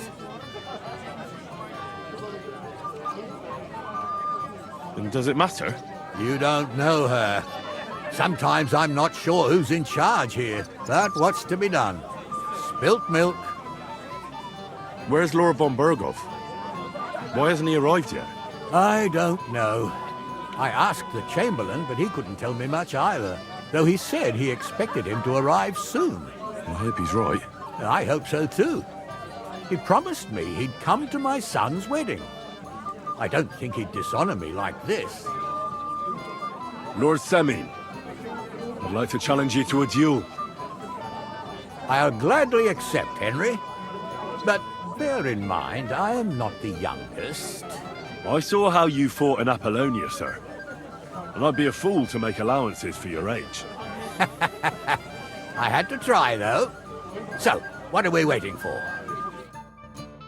Oh, Henry, give it to him! Mary What in are you heaven! doing? Oh dear. Not your day, sir, eh? Oh, what the hell. I'm not in my prime anymore, and Henry here is a very good swordsman. Thank you, sir. Tell me, Gnarly, how did Henry do in your tourney? He beat your son and the bailiff's son, too. Oh, but surely he deserves some reward, don't you think? I can't disagree, sir. Here you go, Henry. A beautiful neck chain. I had it made in Kuttenberg. I was hoping to give it to my son, but since he didn't beat you either, you certainly deserve it. I'm honored. Thank you, Lord Semin. What? You're not helping them.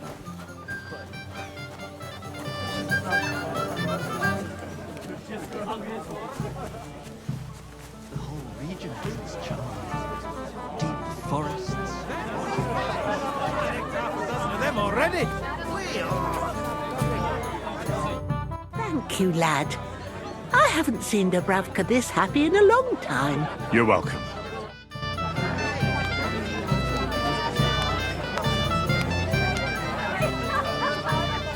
Fine livery. What would... Wait. Tell me, haven't we met before? You look familiar. I feel like I've seen you before. Didn't you serve at Trotsky? You must be mistaken, Master Chamberlain. I've never been to Trotsky. Is that so? I could have sworn... But true, I could be mistaken. After all, you commoners do all look much the same to me. I'd like to challenge you at dice, Chamberlain. Ah yes, damn it. The Bailiff's Tournament. If I'd known I'd have to play every villager, I never would have signed up for it. So, should we play? Oh, all right. I just hope you know how to play. I'm not going to teach you.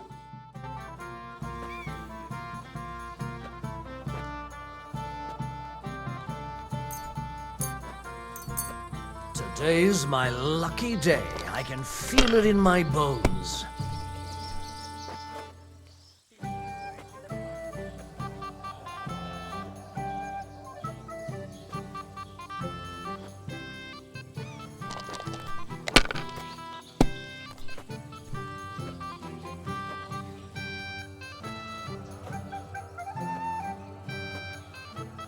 Have you lost your mind? You're going to lose everything.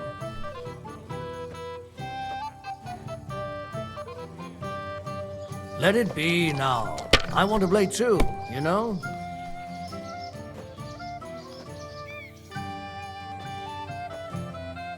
If I was you, I'd take it.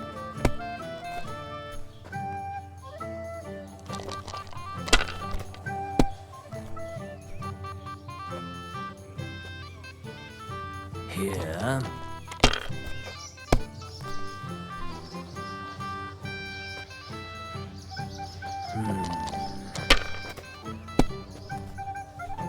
Oh no, not good.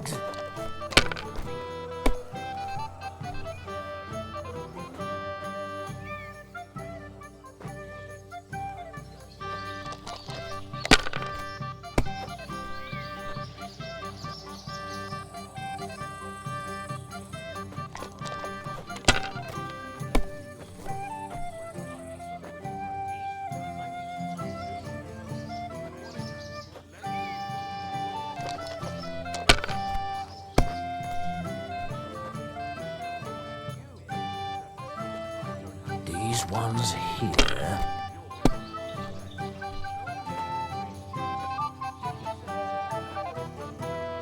Here. Oh no, not good.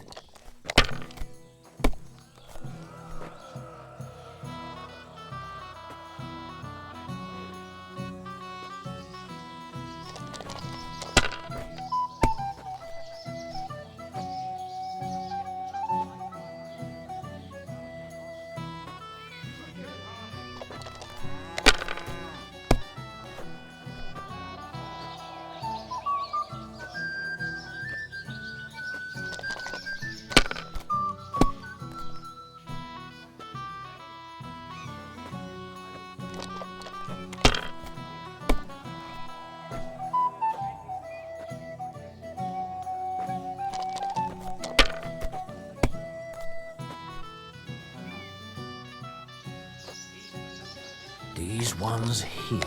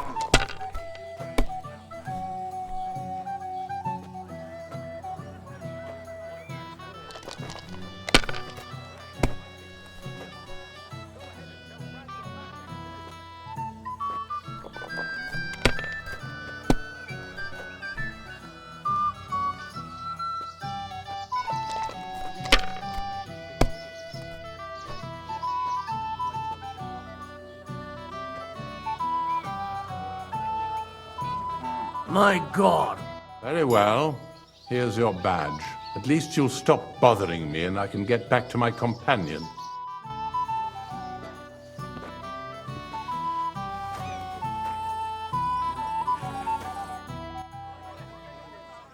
So we can finally play, Bailiff. Got all the other badges already? Let me see. Well, here's 2. Emmerich lost his. He said to tell you. Count on him to let you down. All right. I suppose we can play.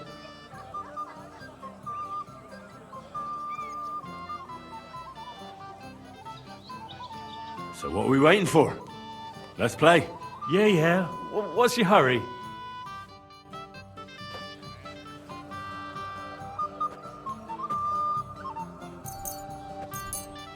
I'm seriously curious about you, lad.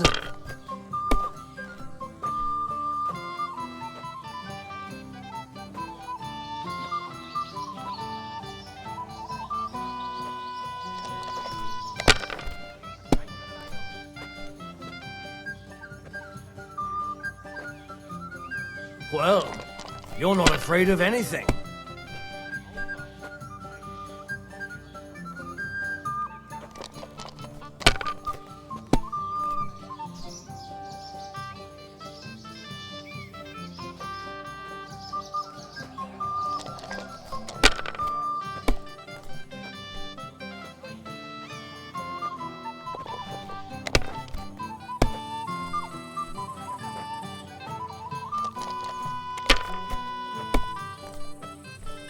Damn, that's a great start.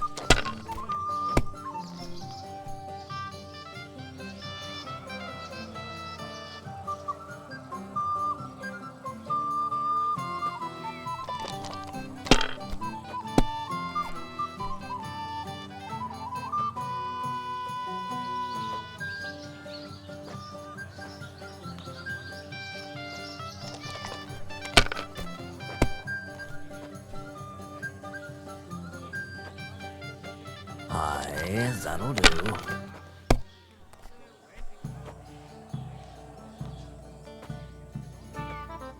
Damn it! They're yours, lad.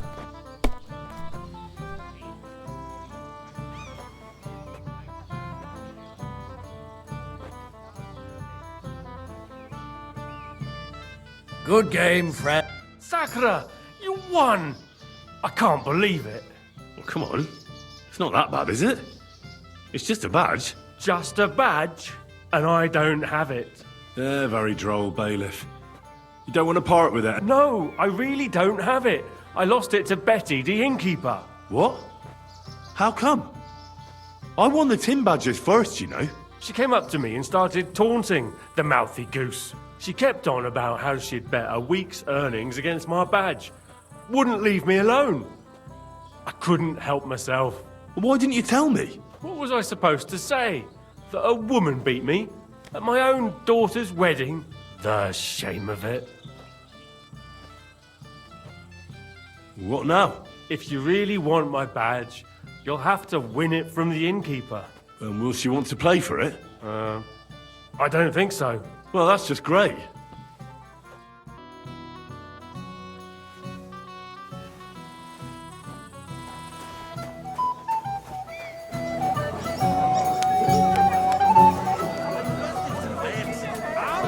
Thirsty, I could drink the juice from a dead donkey's eyeball.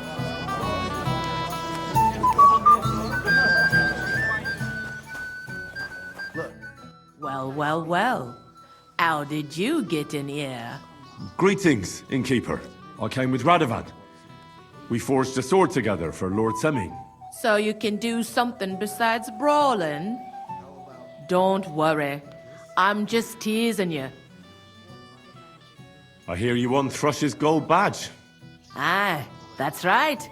How about we play for it? With you, eh? Why would I? What's in it for me? Tell me that. Come on. I took care of the humans. Well, why wouldn't you? After what you and that friend of yours got up to in me tavern, you owed me a favor.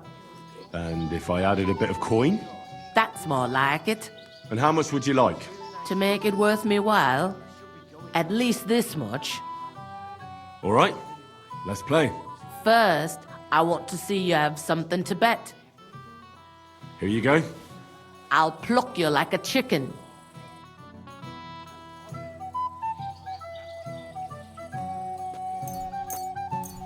I'm surprised you dare to play me. I don't like to lose.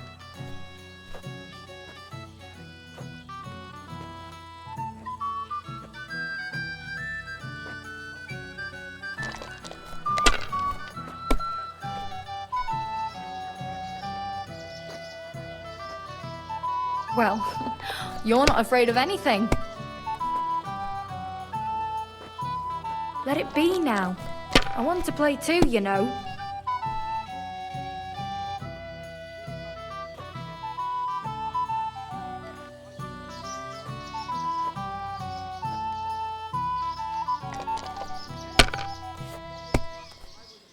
I might as well give up right now.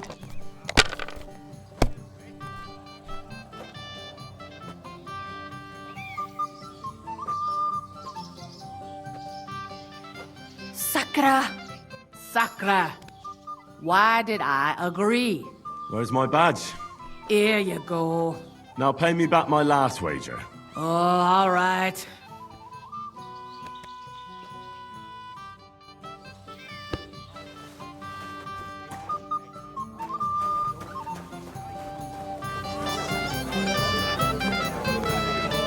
Where's my gallant And you're fucking but. Well, well. Look what the cat dragged in. Easy, gents. I'll come in peace. You gave me a hammer in last time. Well, you'll near be so lucky this time, fella. You want to fight? Here. What's the matter? Are you shitting it? The laddie looks like he's gonna start greeting. What? We're only having you on, pal. It's all water under the bridge. I'm Yurko from Moravia, and these fine lads hail from there too. I'm Henry, from Scalitz. Well, Henry, come and have a wee drink with us to settle our differences. Why not? I'd love to have a drink with you. Of course you would. Fuck. That pish of yours makes me heave. It's near fit to drink. We have to find something better.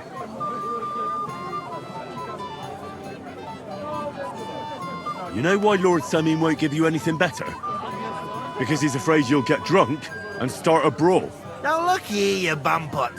I'll tell you an age-old piece of wisdom.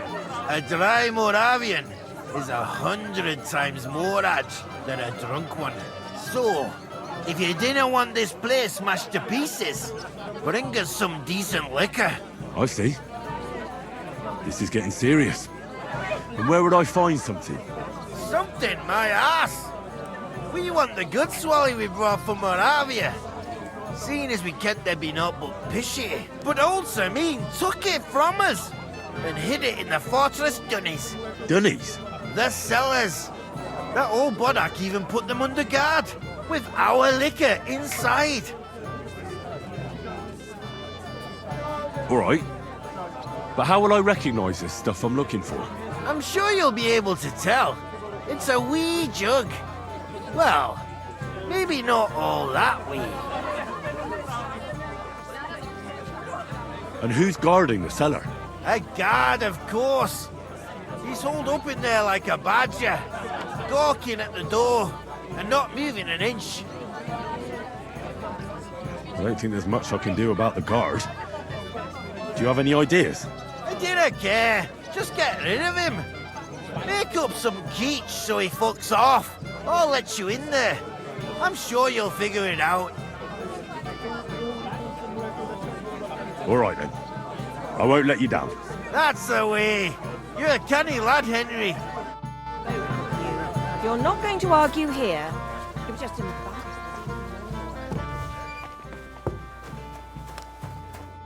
Everybody's drinking and having a good time, and you're stuck sitting here in the cellar. Aren't you bored? Don't even get me started. Finally, a proper wedding after all these years, and I'm sent to guard the cellar. so them Moravian drunkards don't drink it dry? Pah! And I'm so thirsty. I could suck the damp out of these walls. I really don't envy you. Thank you. I feel so much better. Now go and get yourself a beer. I'll take over for you for a while. No way! If Tuma found out, he'd chew my arse off. Tuma? Oh, come on. He's drinking too. We had some schnapps together a moment ago. What? That sly bastard. See? Why should you be stuck here like a sack of dry grain? Right you are. If Tuma can drink, so can I.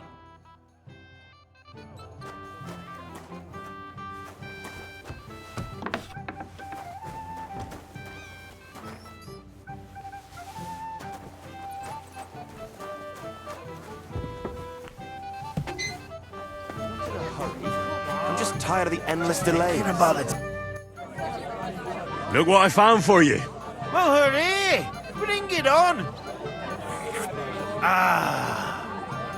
Well, that's something else. Hail Henry! Come and sit with us and have a swig.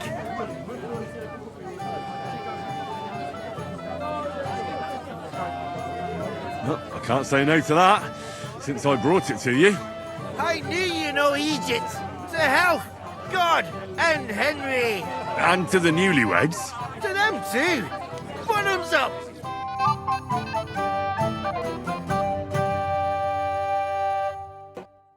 God's nails, Henry. We're in trouble. You've got to help me. What's happened? The sword's gone. Someone must have taken it. The wedding present for the young lord? Not so loud, for God's sake. If I don't get it back, the old man will wipe the floor with me. You'll see. He'll make sure I never forge another nail in this county. Couldn't you have left it somewhere? Leave behind something so precious? Never. Someone stole it. Can you remember the last time you saw it?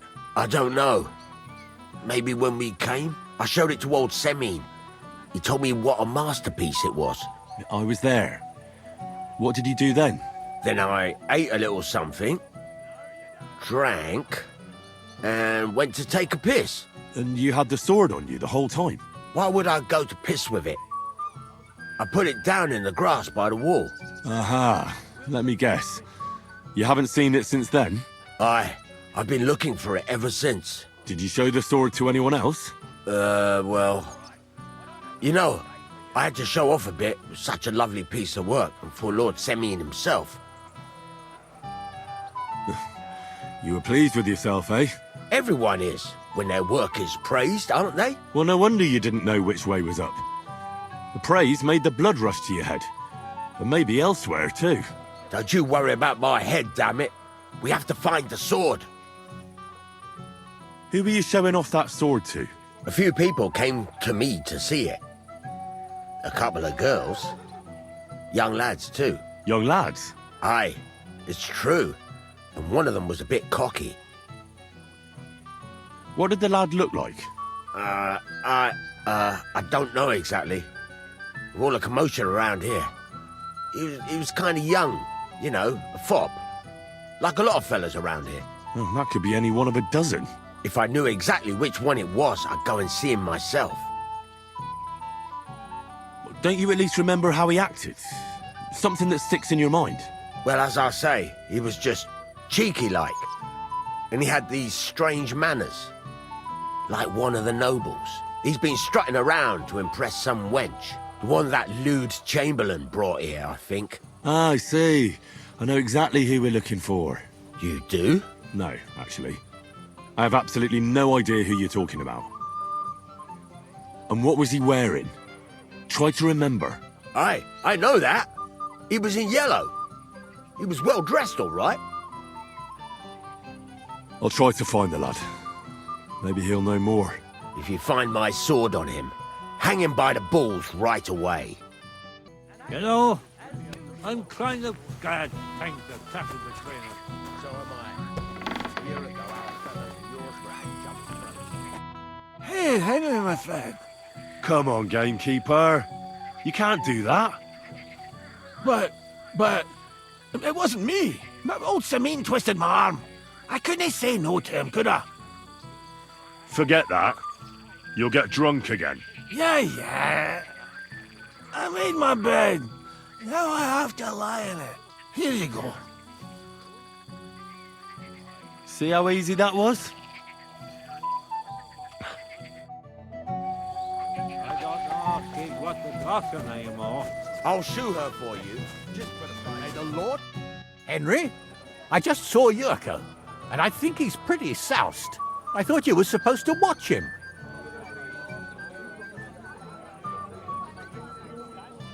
It's better this way, believe me. A wise man once told me a sober Moravian is far more trouble than a drunk one.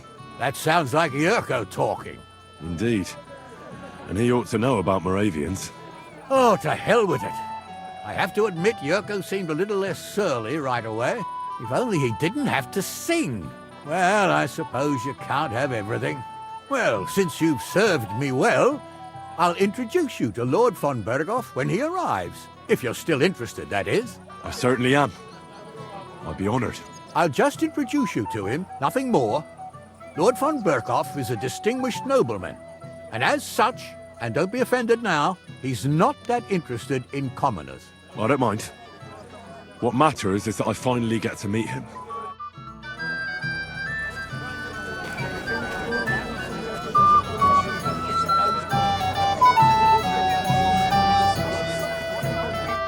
Hey, Henry! So good to see you here. Because you don't know anybody else here? Exactly!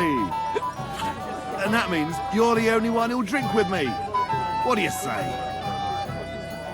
Of course. Good health. Here's to you, Henry, for helping me. What do you think? About the wedding? Fine. Plenty of wine and women. What? I'm not used to such affairs. It's a bit too quiet for me. Quiet? Here? I don't know what kind of weddings you're used to. I wouldn't call this quiet. Aye, sure. But I'm talking about something else. I mean, everybody's happy and friendly. And I can't get used to not watching my back all the time, you know? Where's my gallant chevalier? I want to tell you something, although you probably already know what. Tell me what's on your mind. Well, I like you so much. I said it. I'm sorry. I like you too. Really? And Henry, dear, would you like to come with me now? I want to show you something. I see, you naughty girl. Where? I'll show you. Follow me. Oh! Well, Good. that was something.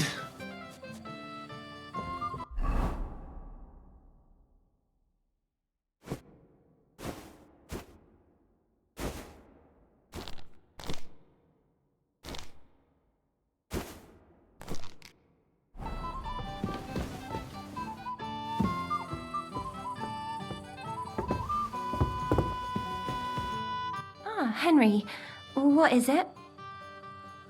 It's just... I liked it very much. Yes, it was nice. You don't sound very convincing. Well, to tell you the truth, it wasn't that great. Really? I see.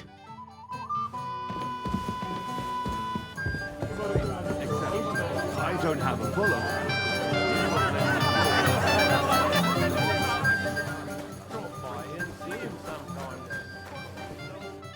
Hey! Dressed in yellow. You might be the fella I'm looking for. Hey! What are you doing here? Sorry, do I know you? Of course! You're Bouchek, right? Only a week ago we were brawling over that girl in Jellyhoff. Oh? And who won? Well, me, of course. But it wasn't worth it. The girl was pretty, but as daft as a bag of rocks. Ah, that's tough. But now we've met again, we should have a toast. To water under the bridge, eh? Why not? I'd love one. To your health, Bushek. I'm not Bushek, but still. Cheers. Ugh, it's really sour. What the hell is this? Wine, of course. All the way from Burgundy, they say. Ugh, tastes awful. Ah, just drink, Bushek. I don't really... Oh, never mind. By the way, have you seen the blacksmith's sword? I'm sure he showed it to you. Of course I have. Plenty. Plenty? Every god has one, right? Ugh, never mind. You're so drunk you'd only hurt yourself with it anyway. Me? Drunk? Nonsense.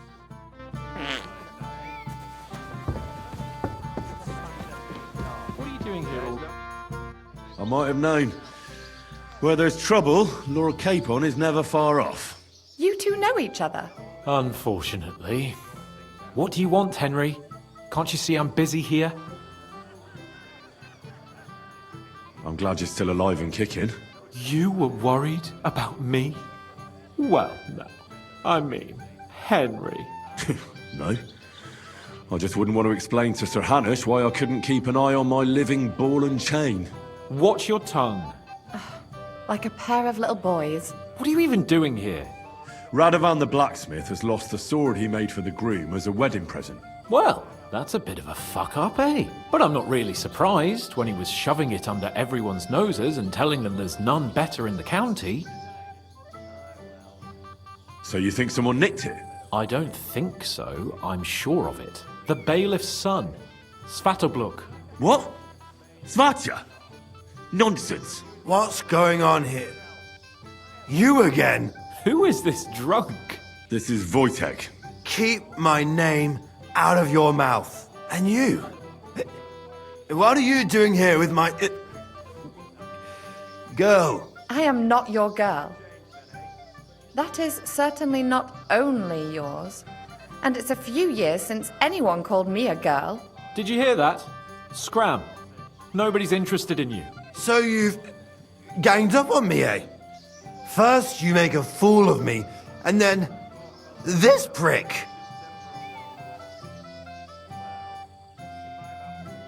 We didn't agree on anything. And forget about Mishka. She had no time for either of us. I'm having a really bad day today. Women don't want me.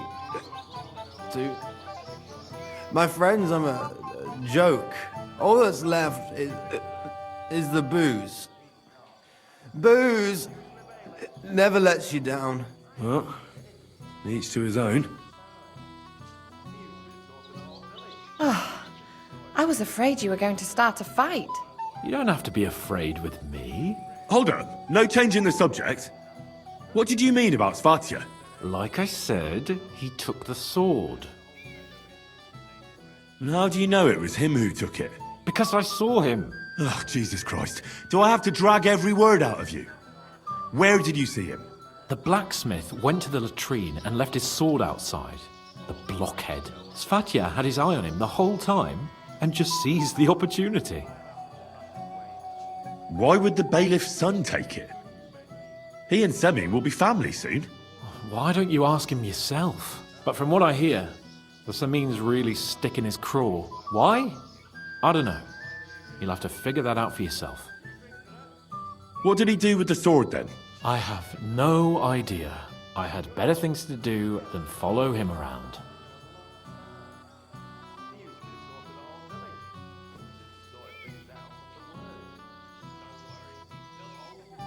Last I saw, he disappeared into the battlements by the latrine, and then he showed up in the backyard under the dovecot.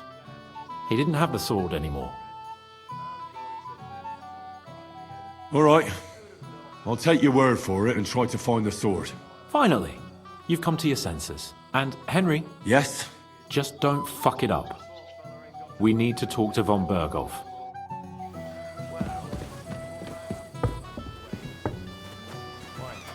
It's good you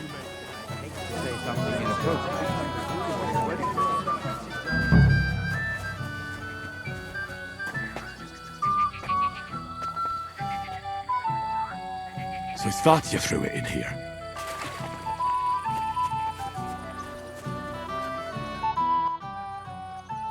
Found your sword? Thank God, Henry. I was afraid I'd have to look for a job in another county. Who stole it? That's not important. The main thing is it's turned up undamaged. As you say. You have my thanks. You got it to me just in time. The ceremony is about to start. So Lord von Bergov has arrived? Not yet, but the father is in a hurry to have his son married. I think the lad's a little scared. I'm not surprised. I had to get drunk as a lord before my wedding. I didn't think they'd start the ceremony without Lord von Bergov. He'll show up, don't worry. Something just held him up, you know. Lordly business. Where on earth is he? We've been waiting for hours. I sent someone to look for him. Master Chamberlain, how's it looking? When's Sir Otto coming? I wish I knew, sir. His party should have been here long ago. What? I've sent someone to look for them, but there's no sign of them. It's regrettable, but we'd better start without him. Let's get started, Father.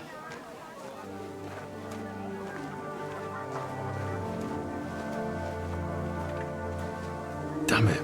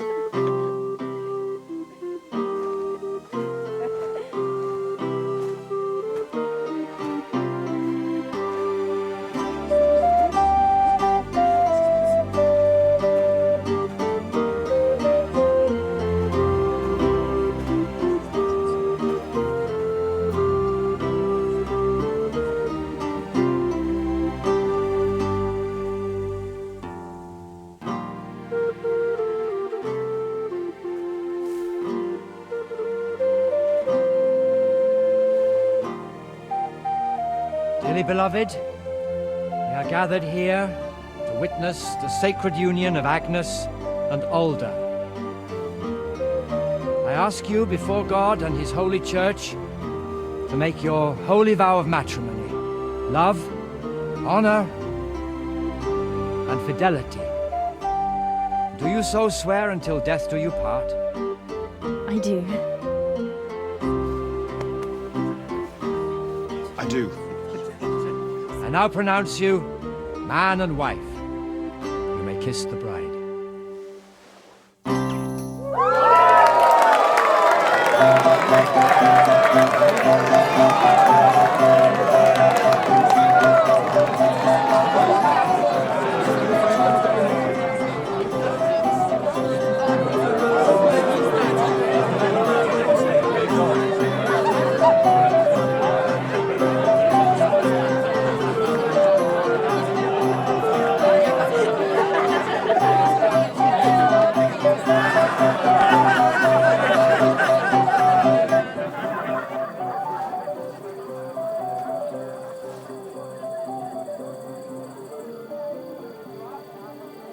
Right back where we started.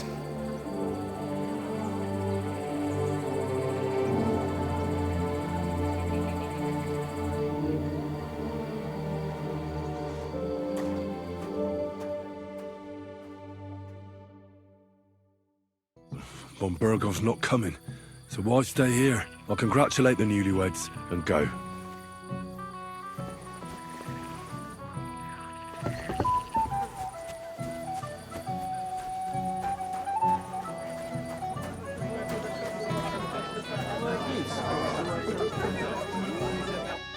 My eye deceive me? What are you doing here, Henry? I can't tell you how happy I am to see you here. Greetings, Oldbrum. I see the richest farmer in the county can't miss such an occasion. Exactly. Otek is here too.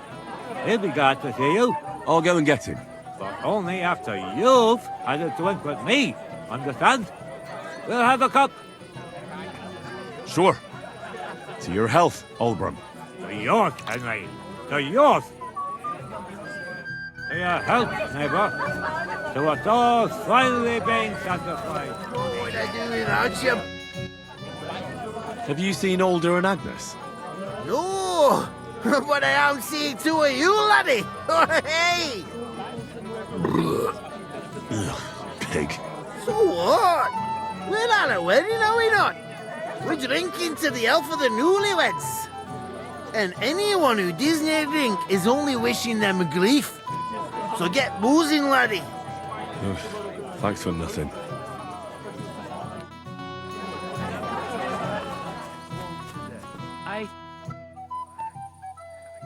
Have you seen your sister and young Lord Semin? I want to give them my best wishes for their marriage. I think I saw them going into the cellar. Their marriage has lasted barely half a day, and they already can't handle it sober. Can't be that bad, surely. If I had old Samin for a father-in-law, I wouldn't stay sober either. God bless you, sir. Guess what I found in the pond?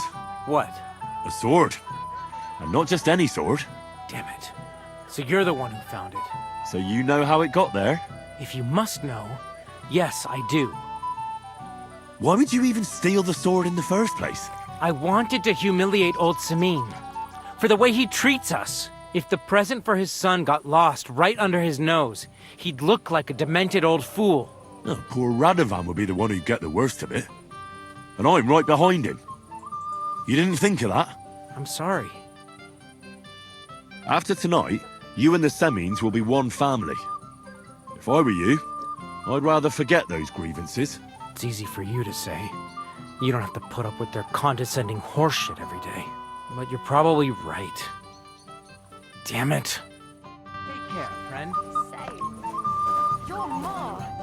It's a good thing you're here. What's the matter? I hope you haven't been drinking. No, don't worry.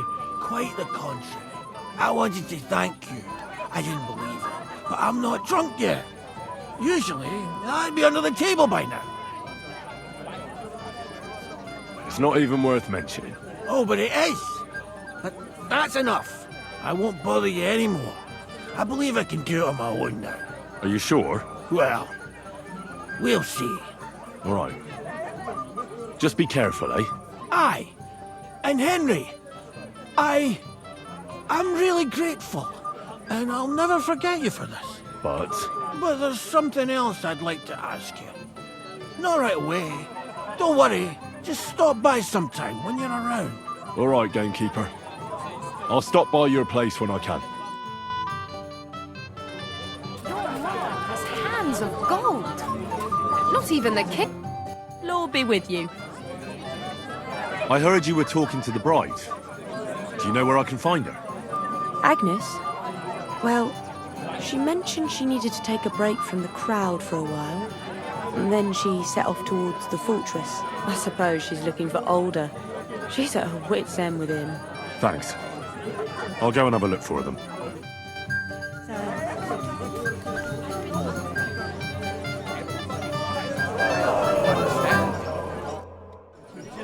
Why didn't Lord von Berghoff come? I thought you were waiting for him before starting the ceremony.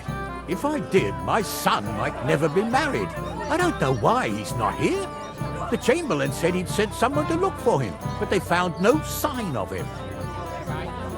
Sir, do you know where I can find your son and his bride? I'd like to congratulate them. Sorry, I haven't seen them for a while either. Don't bother them too much. Let them have some peace. They'll need rest after everything today.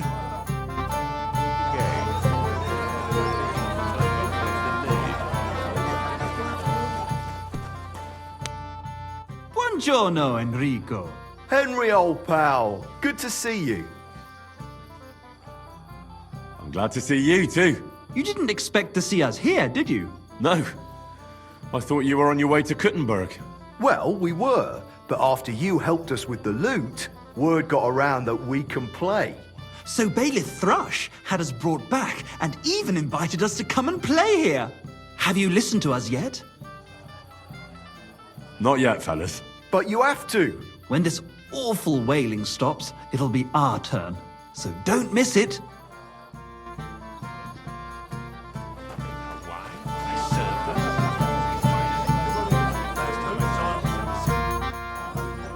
father, have you seen the bride and groom? I'd like to personally congratulate them.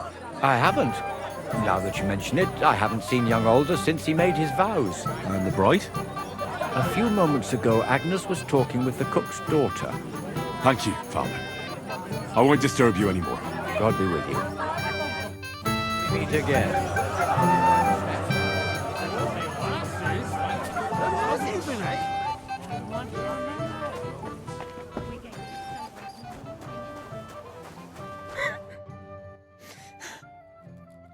What are you doing here? Who are you? I'm Henry. I'm sorry. I didn't mean to scare you. I was hoping to find you both here. Sir Alder as well. Come now, dry your tears. What's the matter, eh? It's Alder. Did he... No. He just disappeared. Left practically right from the altar. But why? You two look so happy. I was hoping he'd stay at home more after we were married. Instead of always riding off somewhere. What a silly goose I am. What was so urgent that it couldn't wait until morning? I don't know.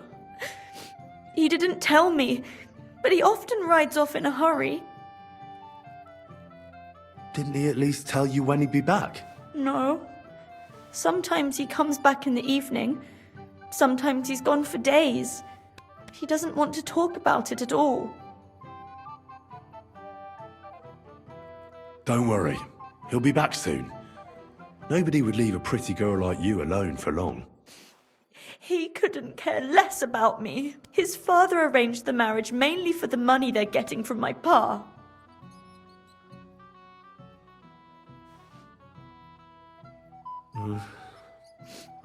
You don't have anything to say, do you? At least I see you think I'm right. I'm sorry. Oh well, I've already cried buckets. I could use a drink. How about you? That doesn't sound like a good idea. A bride is supposed to be chaste, fragile, pure. And the groom is supposed to at least be present, for God's sake. And where is he? So, are we drinking or not? Shouldn't you slow down? The night is still young.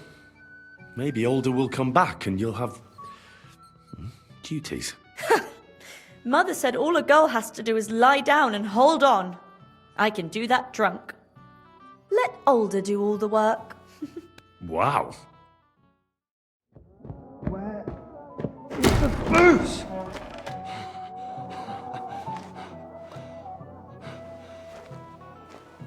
Oh, fucking hell! It's you again!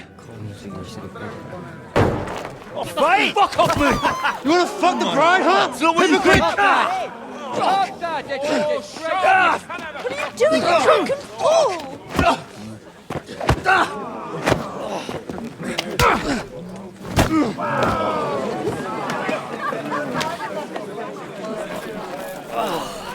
Someone's been coveting the neighbour's wife, eh? Bollocks! I'm not going to blame you. You might have waited until this all went home. Let me out in here! Let me out in here!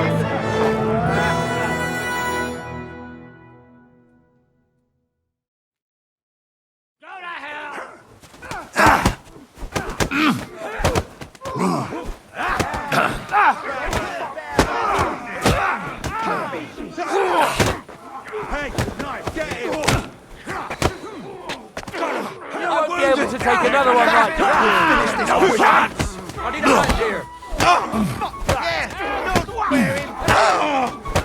What now? I'm all yours. Let him have it. Shit. Nice hit. Good.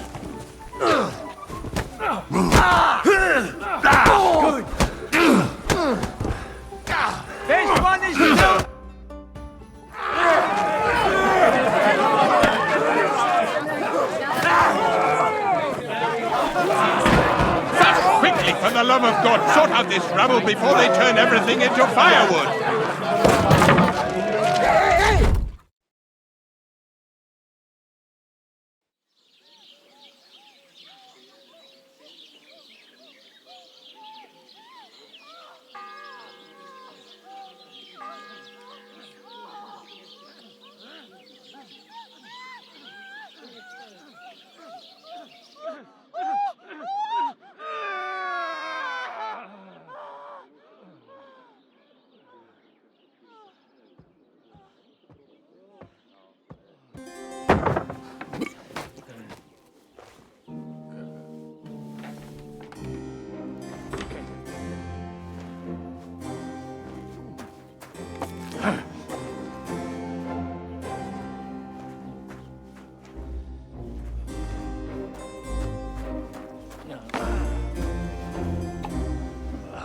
Cursed luck.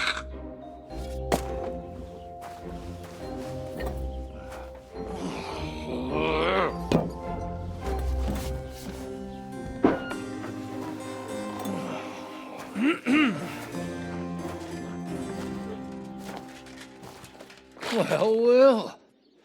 Distinguished guests. For the love of God. Does it have to be him? Trust me, friend. Oh, thank you, Jesus. We need to have a word with you.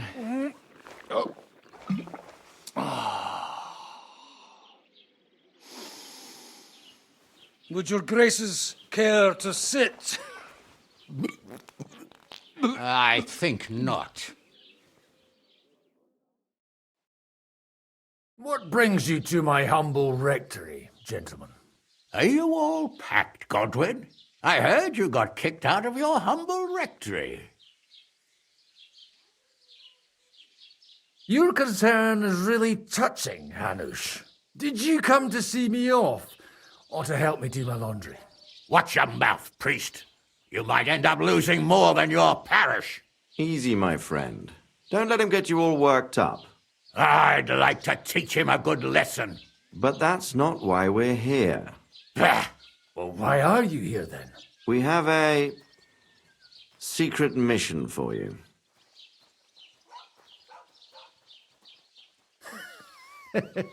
I'm all ears, Sir Radzik. Do you know about Lord Capon's mission? Aye. I heard a word or two about that. Where was it you sent him? Trotsky? Yes, to Sir Otto von Berghoff's castle. Royal Chamberlain von Berger. The League of Lords fella. You know more than I'd expect from you. It doesn't surprise me. I also know that Trotsky is about 3 days' ride away. 2 days, weather permitting. The young lord should have been back long since then, shouldn't he? He should. But he's not. And now you want me to find out why he's not here yet. That's right. You'll go to Trotsky and see if anything's happened to him. All right. I'll do it. Well, that went better than I expected. Oh, don't get ahead of yourself. I won't rest until my nephew is safely back in Perkstein. When should I go? Right away.